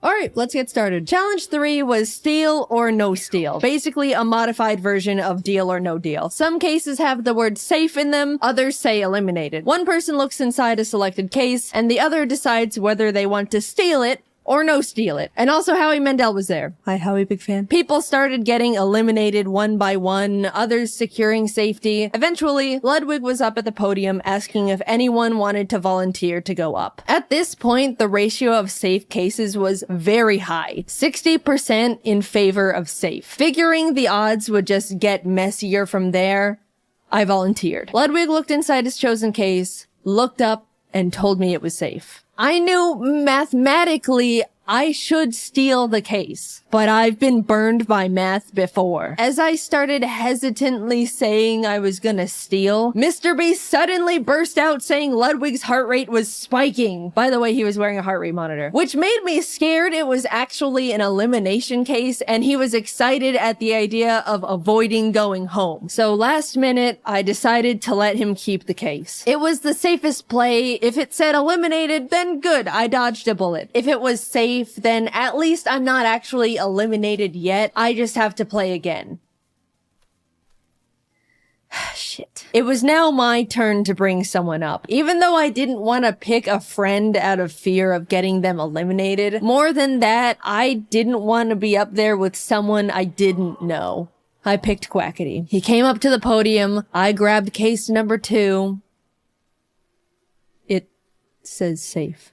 My plan was to tell the truth, but in the most unconfident and nervous way possible. I was deploying every bit of body language knowledge I could think of, making myself look as guilty as possible as he asked me various questions. We went back and forth for a bit until your eyes looked down as you said the case was safe, which indicates guilt. So I think you're lying. I'm not gonna steal it. Without a word, I shifted the case onto its back, unlatched it. Safe. It was worth sleeping in the cube! Oh my god, the relief, you have no idea. After everything finished, a bunch of people walked out, and unfortunately, Quackity ended up being one of them. 10 people left. I know it's a dog-eat-dog world inside the cube, but when you're left to sit with your fellow contestants for hours on end between challenges, waiting for Jimmy Beast to send you all through another round of cube stress, you really start bonding with the survivors. It was pretty sad watching them go. Hours passed until the Jimmy death bell struck again, and we were told to partner up once more. Alex and I had really gotten to chat and hang out together as the only girls left at this point, so we paired up. Everyone was blindfolded and told to sit tight until they were ready, which is ominous. The two of us were strategizing and figuring out each other's strengths and weaknesses for whatever was coming our way, only to be unblindfolded and see the entire cube transformed into a kitchen. It was a cooking battle.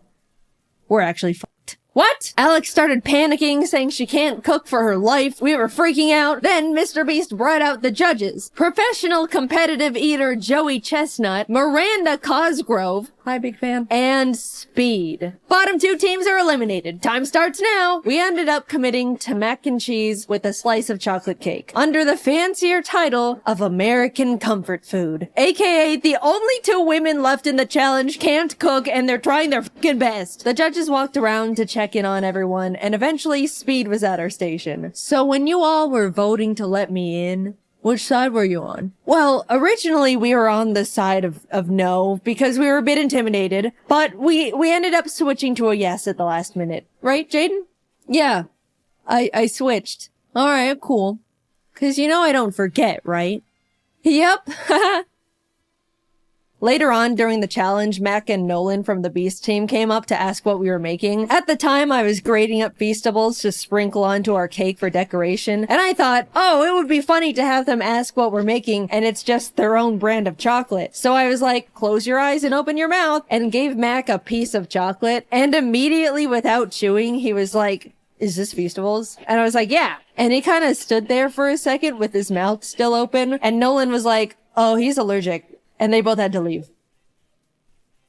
Oh my god, guys, I felt so bad. I apologized so much when he came back. Max said it was fine and is a good sport about it, but I still have so much guilt about being such an idiot. Ludwig and Amixem presented first with their fried chicken and asparagus dish. The judges all really enjoyed it, giving them a total of 26 points, which is really unfortunate because I definitely thought Speed was gonna hold a bigger grudge against Ludwig and tank their score. We were up next, and thankfully they really liked our food too. Joey was the first to score us and ended up giving us a 10 out of 10. And in the moment, as a joke, I wanted to turn around and flip off Ludwig as a, friendly fake gloat, but I accidentally turned around and flipped off Amixem, and I felt so bad again. He was not the intended target, and now I was just being rude, and this challenge was going horribly. Not because of the cooking part. I've just been non-stop fumbling socially. We also got a total of 26, putting us at a tie with the French boys. But now, Logan Paul and Nick DiGiovanni were presenting. And I haven't mentioned it yet,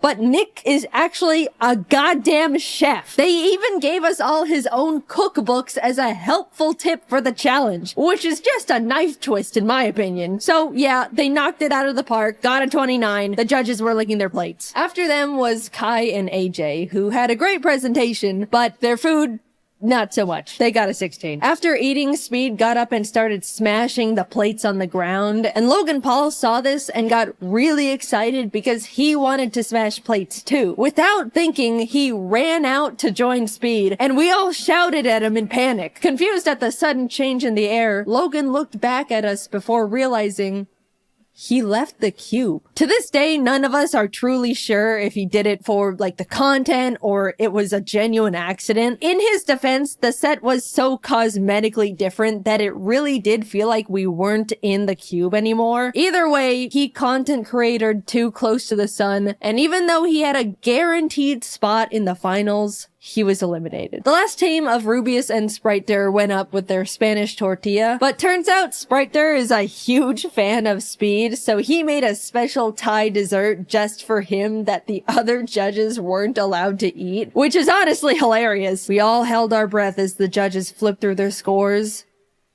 22. Alex and I made it to the finals. I never in my life thought I was gonna be getting this far, and suddenly realized I need to actually think about what I would do if I won. I went into this thing not even knowing if there was a prize at all, and was now facing the reality that I could win the whole thing. Hours passed as the 5 of us sat together in the cube until Mr. Beast emerged for the final time. Someone was about to win $1 million for their subscribers, and it all came down to this last challenge. Honestly, among the group, there wasn't a single person I thought didn't deserve to win. Everyone left were good people who all wanted to do something really positive with the money. It was great getting to know them all over the course of 2 cube days, and I was really proud to be standing next to them in the finals. 5 briefcases were piled in the center, 1 for each finalist. We were to each take one, peek inside our chosen case, and within the next 10 minutes, discuss who to vote out. If your voted out and your briefcase is empty, you're eliminated. But if you're voted out and your case has the $1 million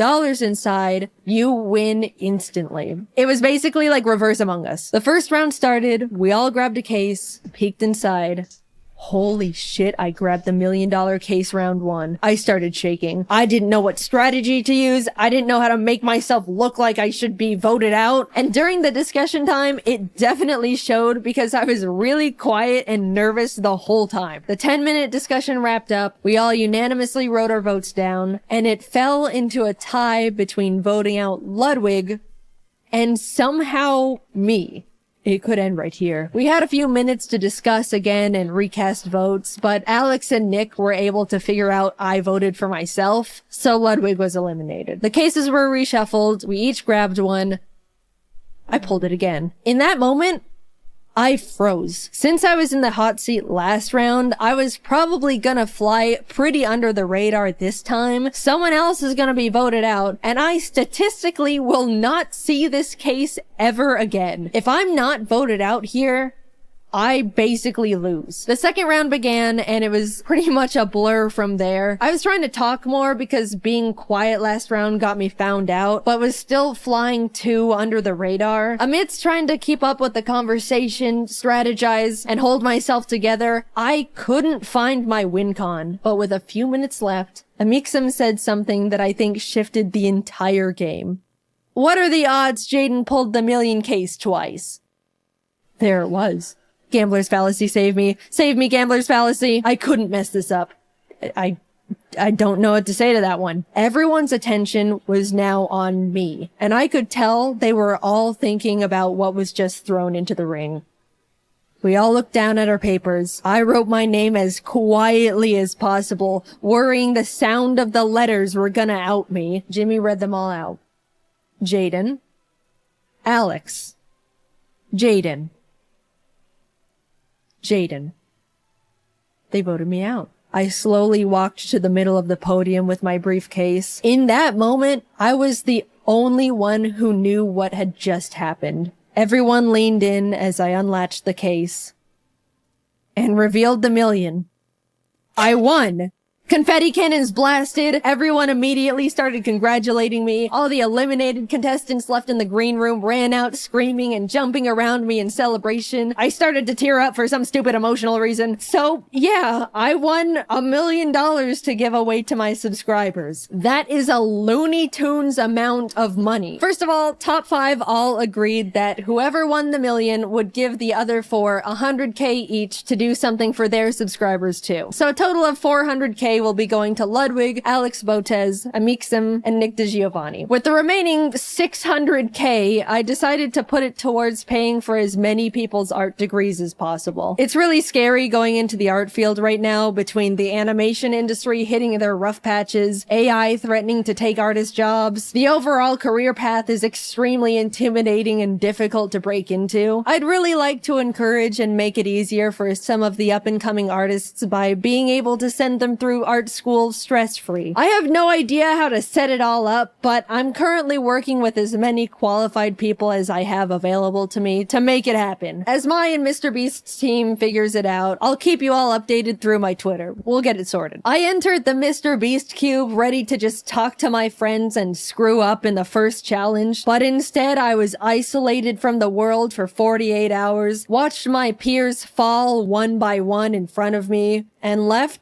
with $1 million for my subscribers. Thank you, Carl, for inviting me. Thank you to all my friends who made the cube so much more enjoyable. Thank you, Mr. Beast, for creating this incredible opportunity I can now use to support artists. Despite being put through cube trenches, I had a really great time. And of course, huge thanks to the Beast crew for making it all happen. It was something I'll never forget or experience ever again.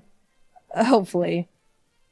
If you're an artist currently enrolled in art school and are hoping to have some of your tuition paid for with the cube winnings, you can now apply through the form I'll have linked in the description and the comments of this video. The form will be available for a week starting the day this video is uploaded, so be sure to check the calendar and apply before it's closed. I assume there's gonna be a huge amount of applications we have to go through, so expect a few months wait before we announce the winners. Thank you for your patience. I'm not sure how many people we can financially help out because everyone's tuition will be vastly different, but I'm looking forward to going through your portfolios and hearing your stories. Thanks for watching, and thank you to my team for dropping everything to work on this sudden video jump scare. Alright, until next time, bye-bye. People are so complicated that most of us don't even understand our feelings and thoughts half the time. Yet, here we are, 7.5 billion of us stuck on this rock, having to interact with each other, everyone with different goals and values and beliefs, and we all gotta try and get along. And also some people have knives and no emotional reaction to murder. But that's not the point. When I say relationships, I'm talking about any type of interaction between people. Friends, family, colleagues,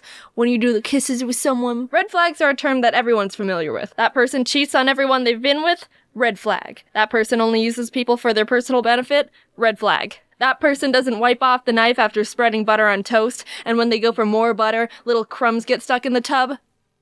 Red flag! But what about red flags that only start revealing themselves once you've built trust with someone and have a connection with? When your opinion of someone is positive, those flags can start being overlooked, or you start saying, oh, but they're a good person. I trust them. Oh, I mean, they wouldn't want to hurt me on purpose. It's easy to rationalize warning signs of a bad relationship when you have a positive view of someone, but it doesn't mean that they're not there or should be ignored. They're still being a jerk. It's just complicated by your history together. I think the majority of people tend to be too nice or passive or overly understanding. It's really common and easy to do. Because of that, toxic relationships are much more prevalent than you'd realize, and it can be difficult to know what to look for. There's a chance you're in a hurtful relationship right now and don't even realize it. The term manipulation gets thrown around a lot, and because of that, I think a lot of people would feel they would be able to identify manipulation if it happened to themselves. But it's not as easy as, Chad and Sally are dating. Sally wants to go out with friends. Chad forces Sally to stay home with him.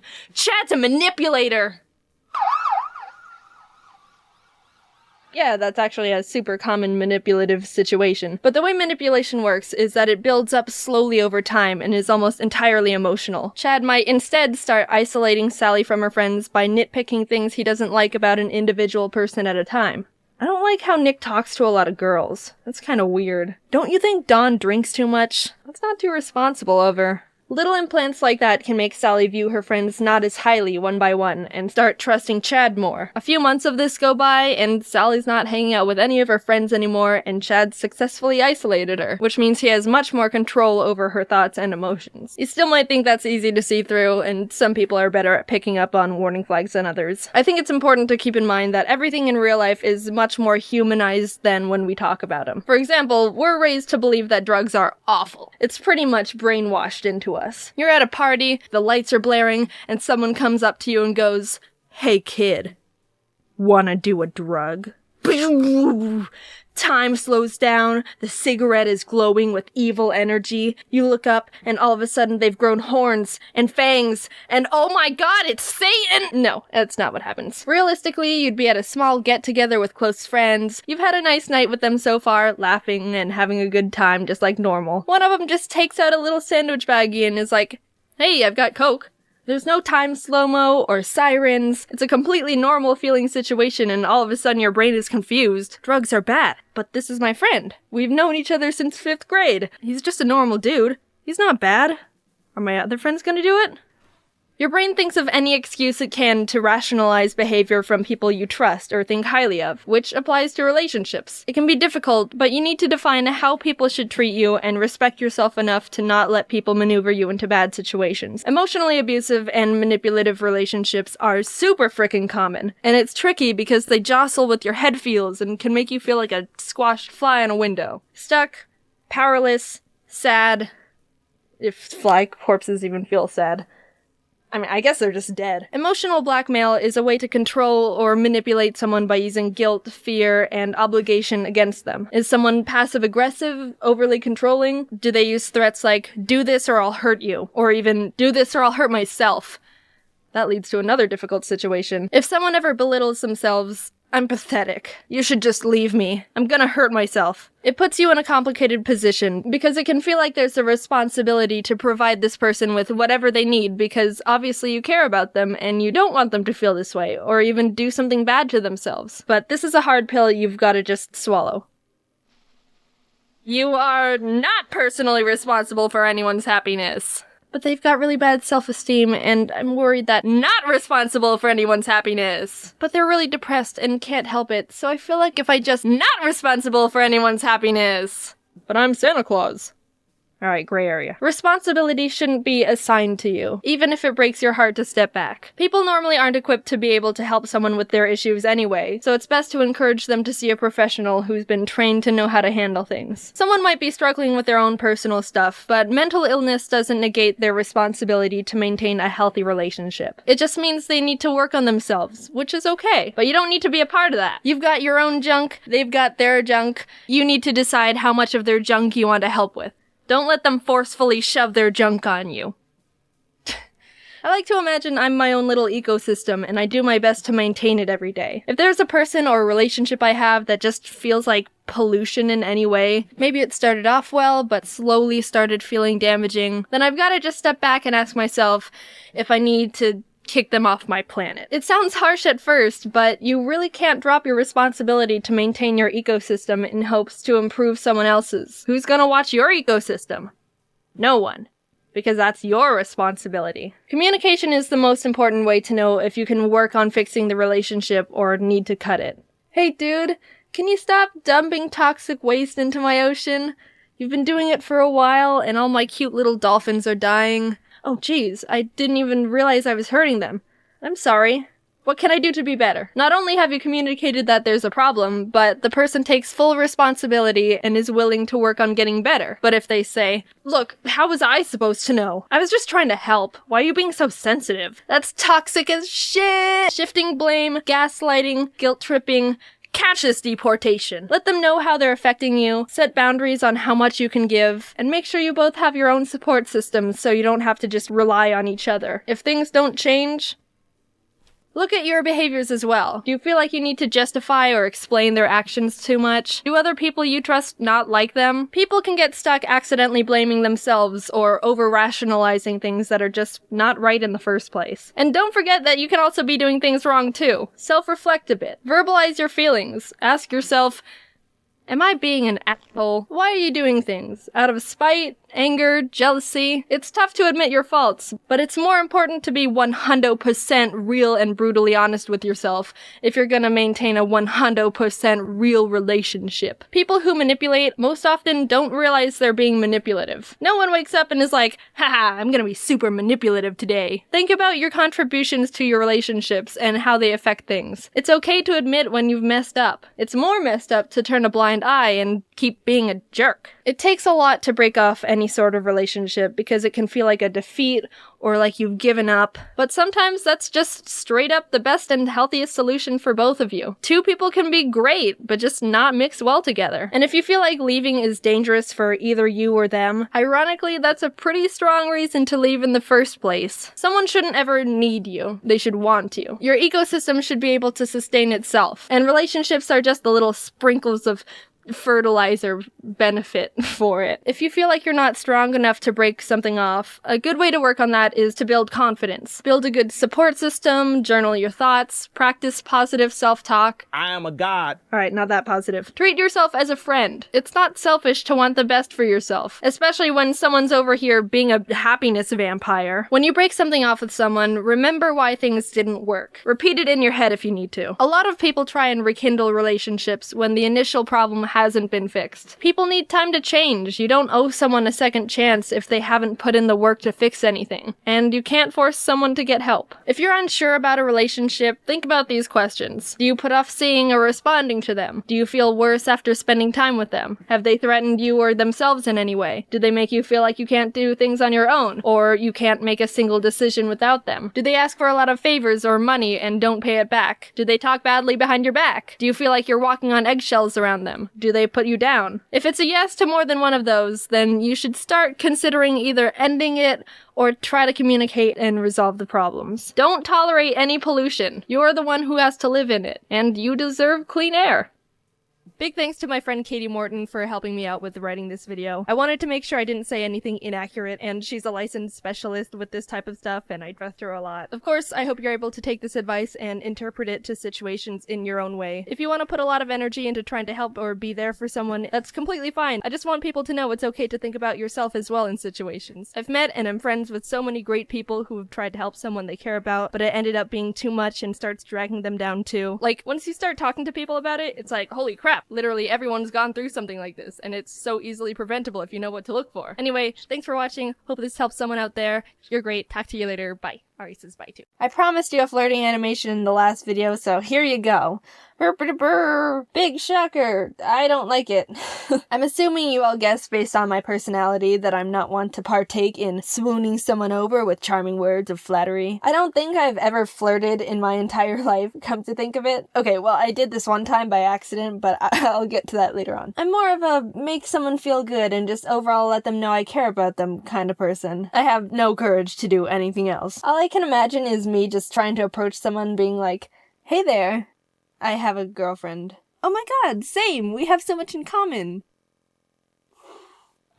Oof. And even if I somehow got past the initial flirty introduction, my low small talk skills won't get me very far with anything anyway. Okay, so the first time I ever tried to be a confident, flirty person, or whatever, was with this one friend I had. I liked them at the time, and we hung out a lot. And one time we were just sitting on their bed, just chilling and talking. Just buds being buds. And my mind just starts going, okay, you've never done anything close to flirty in your entire life. Who even are you? Get your crap together. Just do something. Let's go. Jeez, come on. I basically bullied myself into submission, which I didn't even know was possible, but congrats to me, I guess. I peer pressured myself without any peers. So we were just talking, and I just wrapped my arm around them, like with no warning. They were like mid-sentence, and I just like, eh.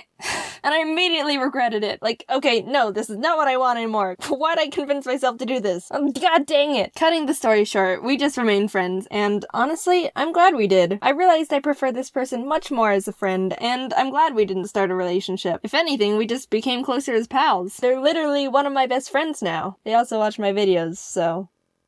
Hey. You're probably expecting me to say this is awkward. But you're wrong! We're best friends! Sorry you can't laugh at my self-deprecation this time! Ha! Just a side tangent. I don't understand why people just stop talking to someone just because they don't share mutual feelings with them. Like, okay, so you like someone enough to possibly consider starting a closer relationship, which means you already enjoy their company, personality, and overall them as a person. And just because they don't share the same romantic feelings back, you all of a sudden don't want to associate with them anymore? That makes absolutely no sense. Minus the relationship, you two sound like you could have a freaking bomb friendship, since you theoretically should be able to get along perfectly. I mean, if you consider them as an adequate possible partner. I don't know, it just doesn't make sense to me. Unless you're a douchebag and you only like that person for their looks and nothing else. Another part to flirting is the texting, the messaging, the sliding in the DMsing. And I don't really do that either, but I have something to say about it. So I guess I understand why you would want to wait a few minutes to text someone back because you don't want to seem clingy or something. But why do people wait like more than 10 minutes? That's such a waste of time. And it kind of comes off that you don't really care that you're talking to them, which is the opposite of what you're feeling. Why can't we show when we appreciate someone anymore? Also, I know people who want to text someone they like as little as possible because, I don't know, again, it makes it seem like they don't want to be texting them or something. They'll almost make it a competition to try and leave the conversation first. Like, congrats, you went on finding a way to make them be the last to text in your conversation. You know what your prize is? Not getting to talk to the person you want to talk to.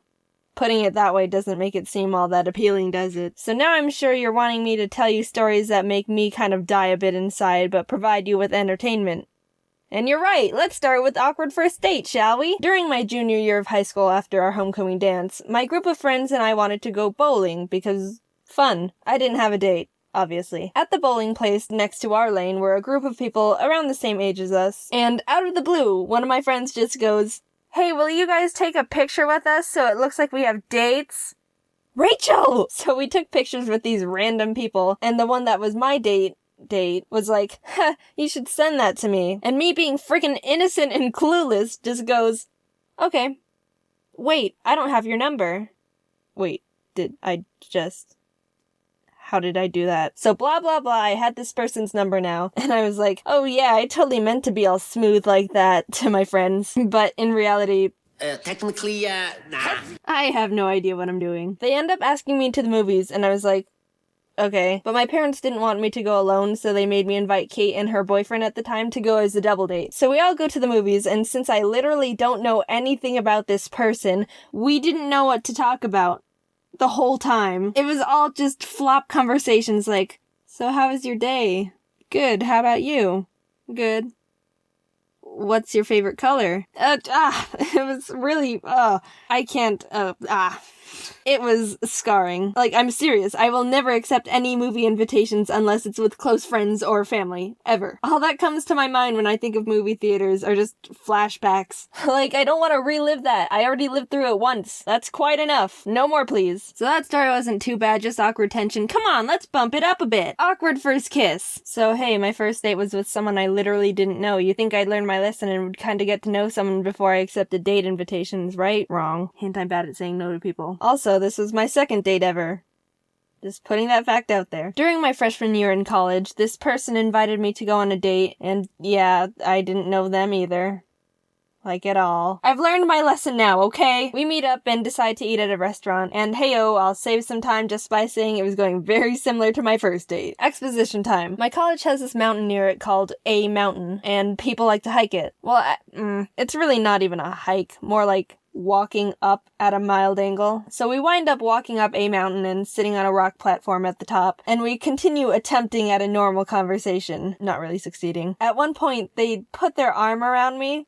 Come to think of it, all these stories are kind of coming full circle, and I never realized, and I'm kind of freaking out. And I kind of start just panicking to myself. Okay, I see where this is going, but I don't know if I want to end up kissing them. Like, I literally know nothing about this person, again, and I haven't kissed anyone yet. What is even happening right now? Oh, golly, jeez. And all of a sudden, they grab my face and turn it towards them, and I'm going, I see what's about to happen, but crap, I don't know if I want to kiss them yet. I ran out of time. So anyone who just happens to take a date up to the top of a mountain and sit on the platform thing, you'll be sitting in the same spot I accidentally got kissed by someone. And if you're there, take a picture and tweet it at me. I'd say preferably of you guys kissing, but that's kind of weird. I mean, unless you want to. This last story isn't really about flirting or dates, but I think it's kind of funny. I was hanging out with an ex-friend, and we were walking along our college's main strip. It's a street called Mill, and it's got a bunch of stores and restaurants along it. And just because I like how all these stories are kind of connecting, the restaurant First Kiss and I went to was on this strip too. We sat down at a bench outside a shop, and these two passerbys go, "Aw, relationship goals," as they walk into the shop. We kind of looked at each other and laughed and just kept talking. Then a few minutes later, the same people left the store and walked by us again, and were like, "So how long have you guys been together?" And we were like we froze. And after a bit, I just go, "He's gay." Their faces were like, "We made a mistake." So, moral of the video, don't overthink relationship stuff or dates or kissing or whatever you're overthinking. If you like someone, tell them. If you want to date someone, ask them. If you want to kiss someone, give them more thinking time before you yank their head at your face. Just be cool about it all. If you can't be a couple, then show the world how bomb you guys are as friends. Also, super secret special announcement. I'm gonna try and whip up a video explaining this a bit more, but basically, there's been a revamp to the shop. A bunch of new merch stuff, but more importantly, plushes. Yep, there's Jaiden plushes just awaiting your purchase now. More details in the official announcement video, but if you're still here, that means you have early access to the new Jaiden merch. I highly suggest you go check that stuff out, especially since everything's on sale for a limited time right now. What? Anyway, new shop, go peep it out, and yeah. Jaiden out. My mom put me in a lot of extracurricular activities when I was growing up, like I've mentioned before. And one I haven't talked about yet was the summer camp called Camp Operetta. When I was the ripe age of 8, my mom decided I wasn't enough of a versatile super child yet, and it was time for me to dip my toes into the showbiz puddle that is musical theater. I did piano and stuff, but I've never been interested in the performing arts. So when my mom asked me if I wanted to do this Camp Operetta thing during the summer, I was like, okay. Wait, what is this? Look, I just agreed with anything my parents told me as a kid. I didn't know I could actually have an opinion. I'm assuming that most of you don't know what Camp Operetta is because I googled it and got no results. To be fair, it was a one-off indie camp one of the local elementary schools just did.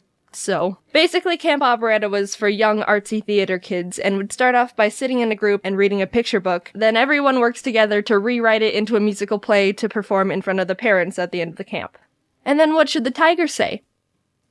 Make him say the F word! Then we all get assigned roles for the play, write the music, and make the costumes and set. It was actually really fun, and I looked forward to it a lot. Also, when I say write music, I mean the teachers tell us how to play nursery songs on xylophones in those colored plastic tubes. We weren't dropping fire in 4th grade. The first year I did Camp Operetta, the book we were supposed to theaterize was...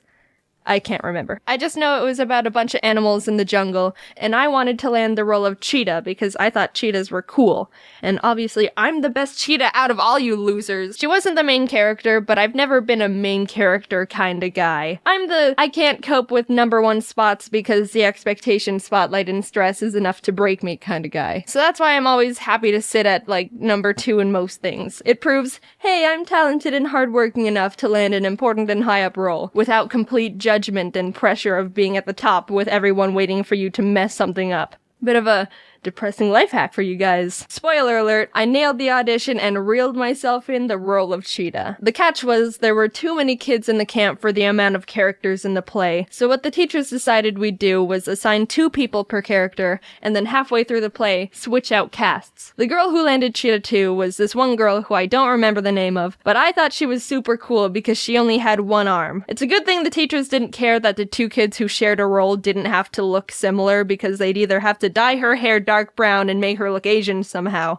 or chop one of my arms off. We made masks out of paper plates, painted a jungle scenery on big sheets of paper for the background.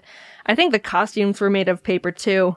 Look, they didn't have much money. I remember one day I decided I wanted to bring my favorite stuffed animal to camp with me and show him off to the other kids. It was this stuffed mouse I got at a bookstore I named Raoul, spelled R-A-O-O-L-E, because that was 8-year-old me trying my best. I brought out Raoul during lunch/break time, and we all started playing with him. We stood in a big circle and tossed him hot potato style to each other, and after a few minutes of this, I went to go use the bathroom real quick. Raoul's always been really special to me because he was the first purchase I made completely on my own without my parents' permission. At the end of the school year, if you read enough books and took a little test to prove you read it, you'd get to go on a field trip to a bookstore. And I, being the bookworm I am, barely scraped in by reading the bare minimum amount of books to make it. In a desperate attempt to make the cut in time, I even requested a bunch of random book tests. In some miracle, I'd guess enough answers right to pass and get points for. It was pathetic, and it worked. Hell yeah, suckers! I totally earned this trip! Woo! The purpose of the trip was for kids to get excited about reading and buy some books they'd read over summer break. So I walked around the bookstore, looked at the books that people were talking about, skimmed the new releases, and then bought a mouse because I don't like reading. And I was really excited about it because it was my first 100% own personal choice. I didn't have to go, "Mommy, can I get this?" I made my own decision. With their money. Since that field trip, I took Raoul everywhere, and he's always been my favorite stuffed animal and super special to me.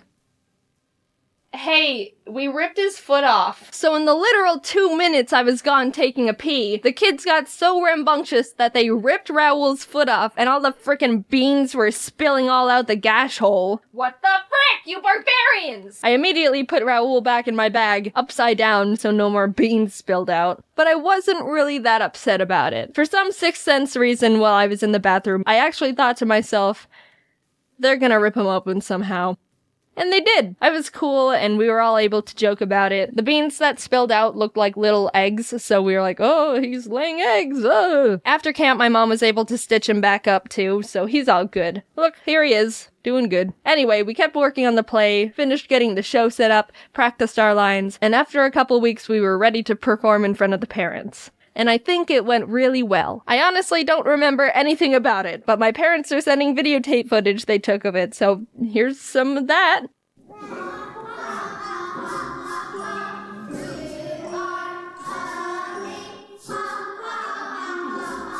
But that's not the end of Camp Operetta. I went again next year, and this time we did a play on the rainbow fish. The story of a special fish with shiny rainbow scales, and no one wanted to hang out with him because he wouldn't give them what makes him special. And the only way he felt like he could be happy was to give away his specialness to the fish that only wanted to leech off his beauty. Setting aside the controversial morals of the book, we got to work turning it into a play. There weren't as many kids this year, so we didn't need to share roles. I ended up, again, with a semi-main character, the seahorse. Now, hardcore rainbow fish stans are probably saying, wait, there's no seahorse in that story. And you're right. As a group of kids, we decided to completely create a new character in the story because we liked seahorses. And that was the cohesive moral story about acceptance and loneliness. Can we add a seahorse? Make him say the F word! During the music learning part of the play, the teachers asked us who could play the piano because they wanted to assign someone the role of playing the Under the Sea melody from The Little Mermaid without botching it up. I, along with 3 other kids, raised our hands, and we were taken to the piano to do a little musical audition. The other kids took turns playing Mary Had a Little Lamb and Twinkle Twinkle Little Star, and I quickly realized I was overqualified for this part. When it was my turn to play, I sat down and played Pachelbel's Canon I memorized from my piano recital, like a show-off. That was the one time I realized I was the Asian kid in a scenario.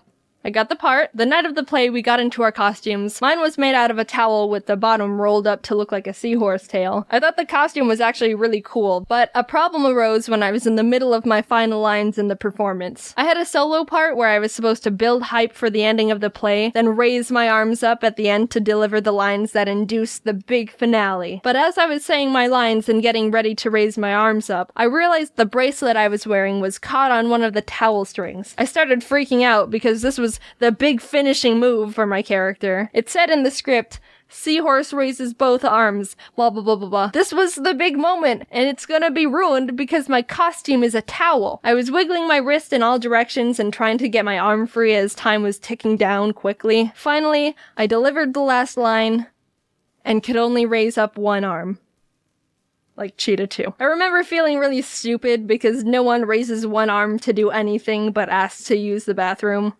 Or be flamboyant. I felt like I ruined the big moment, but talking to my parents afterwards, they said they didn't notice, and looking back, it was probably a much bigger deal in my 9-year-old head than it actually was. I still feel like that was one of my biggest failures in life, though. See, that's exactly why I don't like main roles in anything. A prime example of self-fulfilling prophecy. And that was my time in Camp Operetta. No, I didn't do it a 3rd year because they didn't have enough money or participants, so they had to shut it down. I told you they didn't have much money. You will be forever missed, Camp Operetta. You made my summers more fun, and my Raoul's foot all janky. Who knows if I would have became a theater kid if Camp Operetta never shut down. But either way, I'm not doing any of that stuff now. I do drawings behind a screen. I mentioned it already, but just a reminder that there's still a few tickets left to see James, Dom, Ross, Aaron, and me frantically trying to draw and be funny at Scribble Showdown. They're selling out fast, so cop a tick if you really want to see it. You can go to scribbleshowdown.com to see which cities we're going to and on which dates. We hope to see you there, and I'm excited to win every show. Just you wait. Thanks for watching the video. This is a warning. Don't trust anyone with your Raouls. They can and will rip their foot off, and stay away from bracelets when your shirt is a towel. Bye-bye. A month has already passed of 2018, and you know what that means. People have already started giving up on their New Year's resolutions. Google claims that only 8% of people actually keep their resolutions, which is like the ultimate, I'm not mad, just disappointed. Well, I'm happy to tell you that I haven't dropped any of my resolutions. I don't write any. My family never really did resolutions. Once my dad was like, let's all write resolutions this year.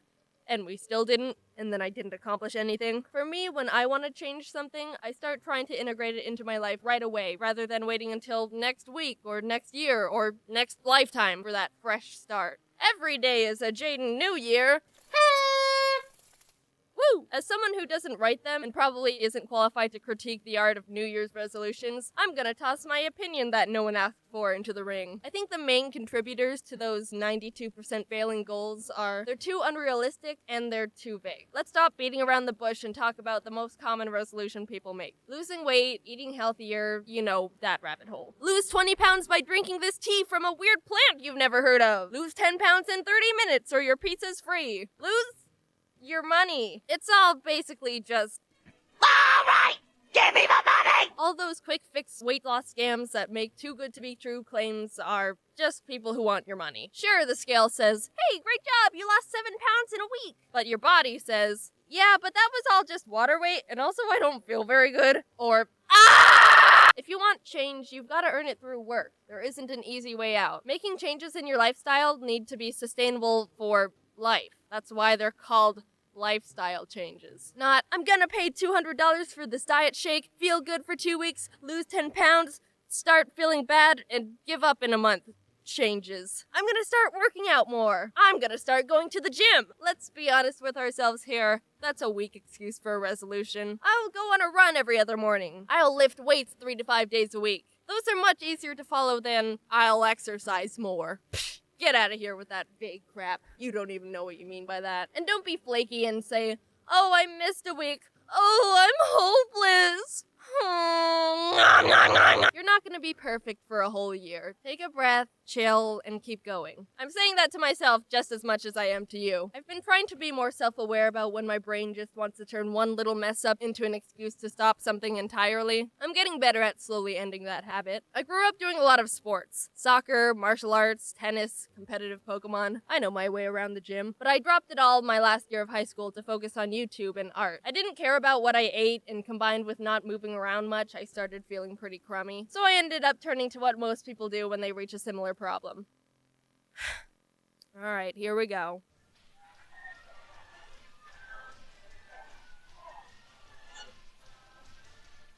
Let's talk about home exercise videos. Why are so many of them so fake? The weird hip-hop music and the smiles that are a bit too wide. It might just be the plastic surgery, but it all makes me feel uncomfortable. I get that instructors want to make exercise seem fun and all that, but it feels super condescending to me. How the frig do they do entire workouts smiling and talking and making cheesy eating pizza jokes? Alright, now hold that squat. Ooh, feel that burn in those quads. I'm smiling and articulating everything perfectly, and I totally know you're panting like a dying animal over there. Don't think about that leftover pizza in the fridge.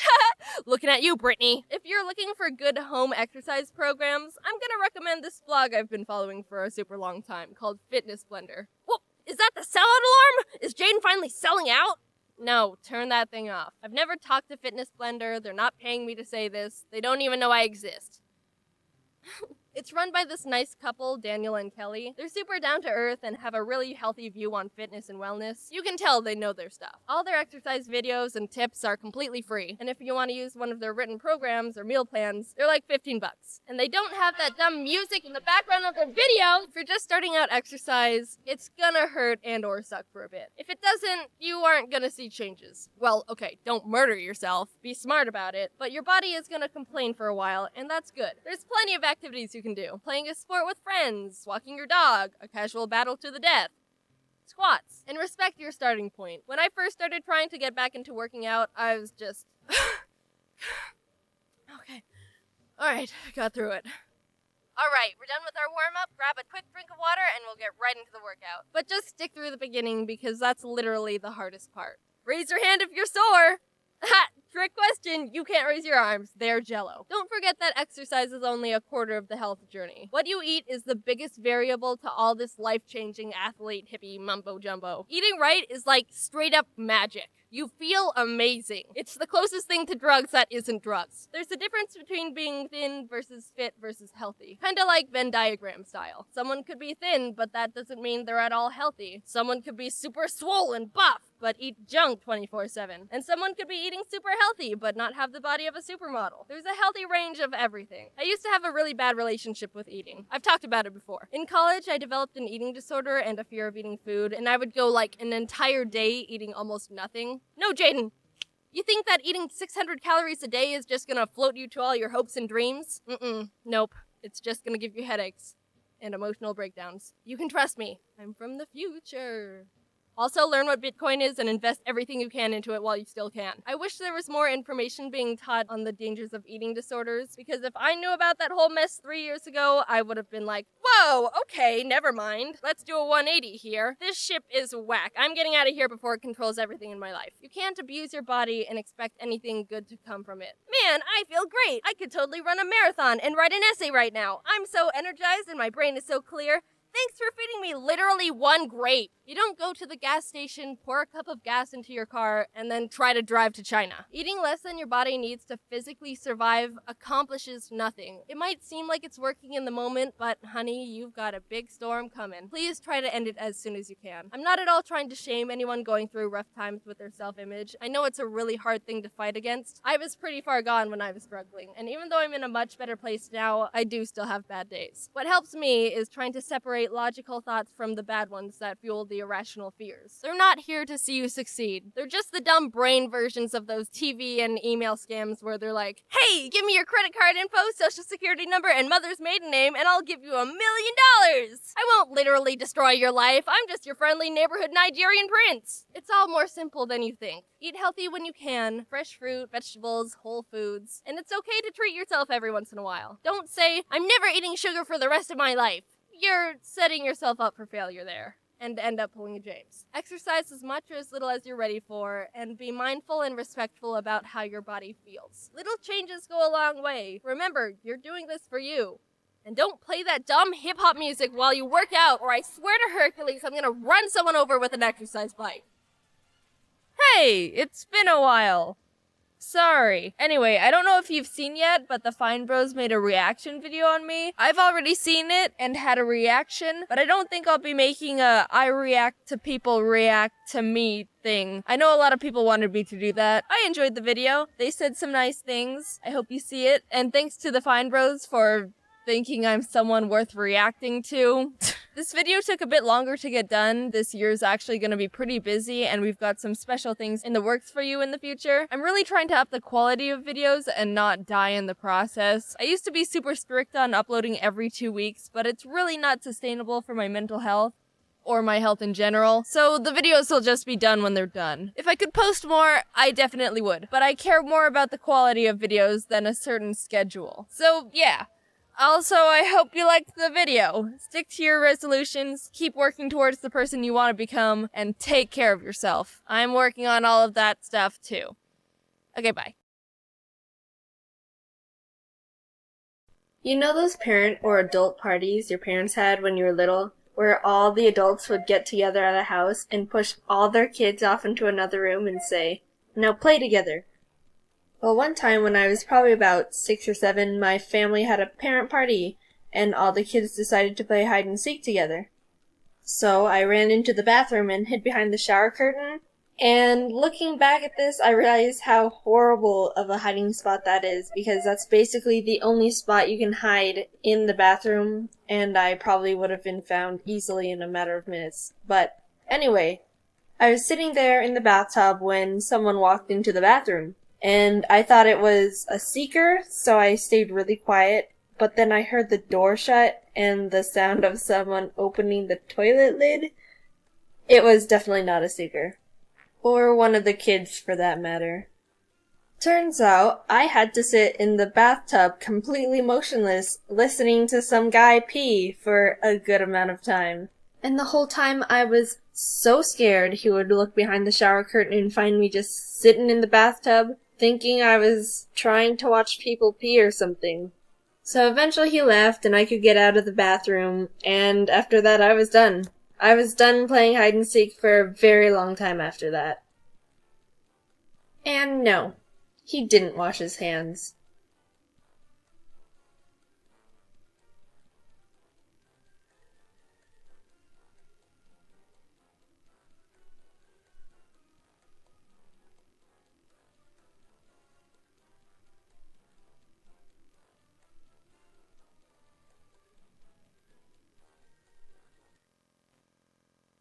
導け星影最後まで戦えるように泥まみれだって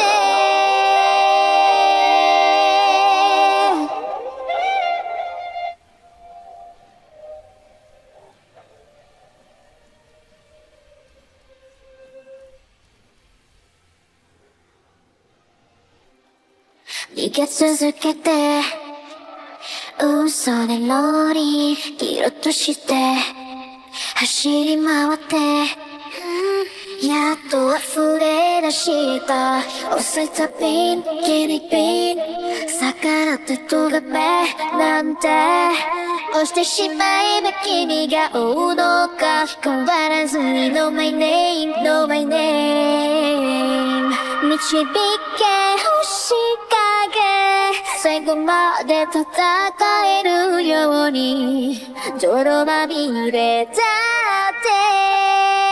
決して諦めないよピアテオにはそばにいるから二人で立ち向かおう僕らきっと Rise above 転んだとしてもやめないと決めた君がいるからそう二人で立ち向かおう僕らきっと Rise above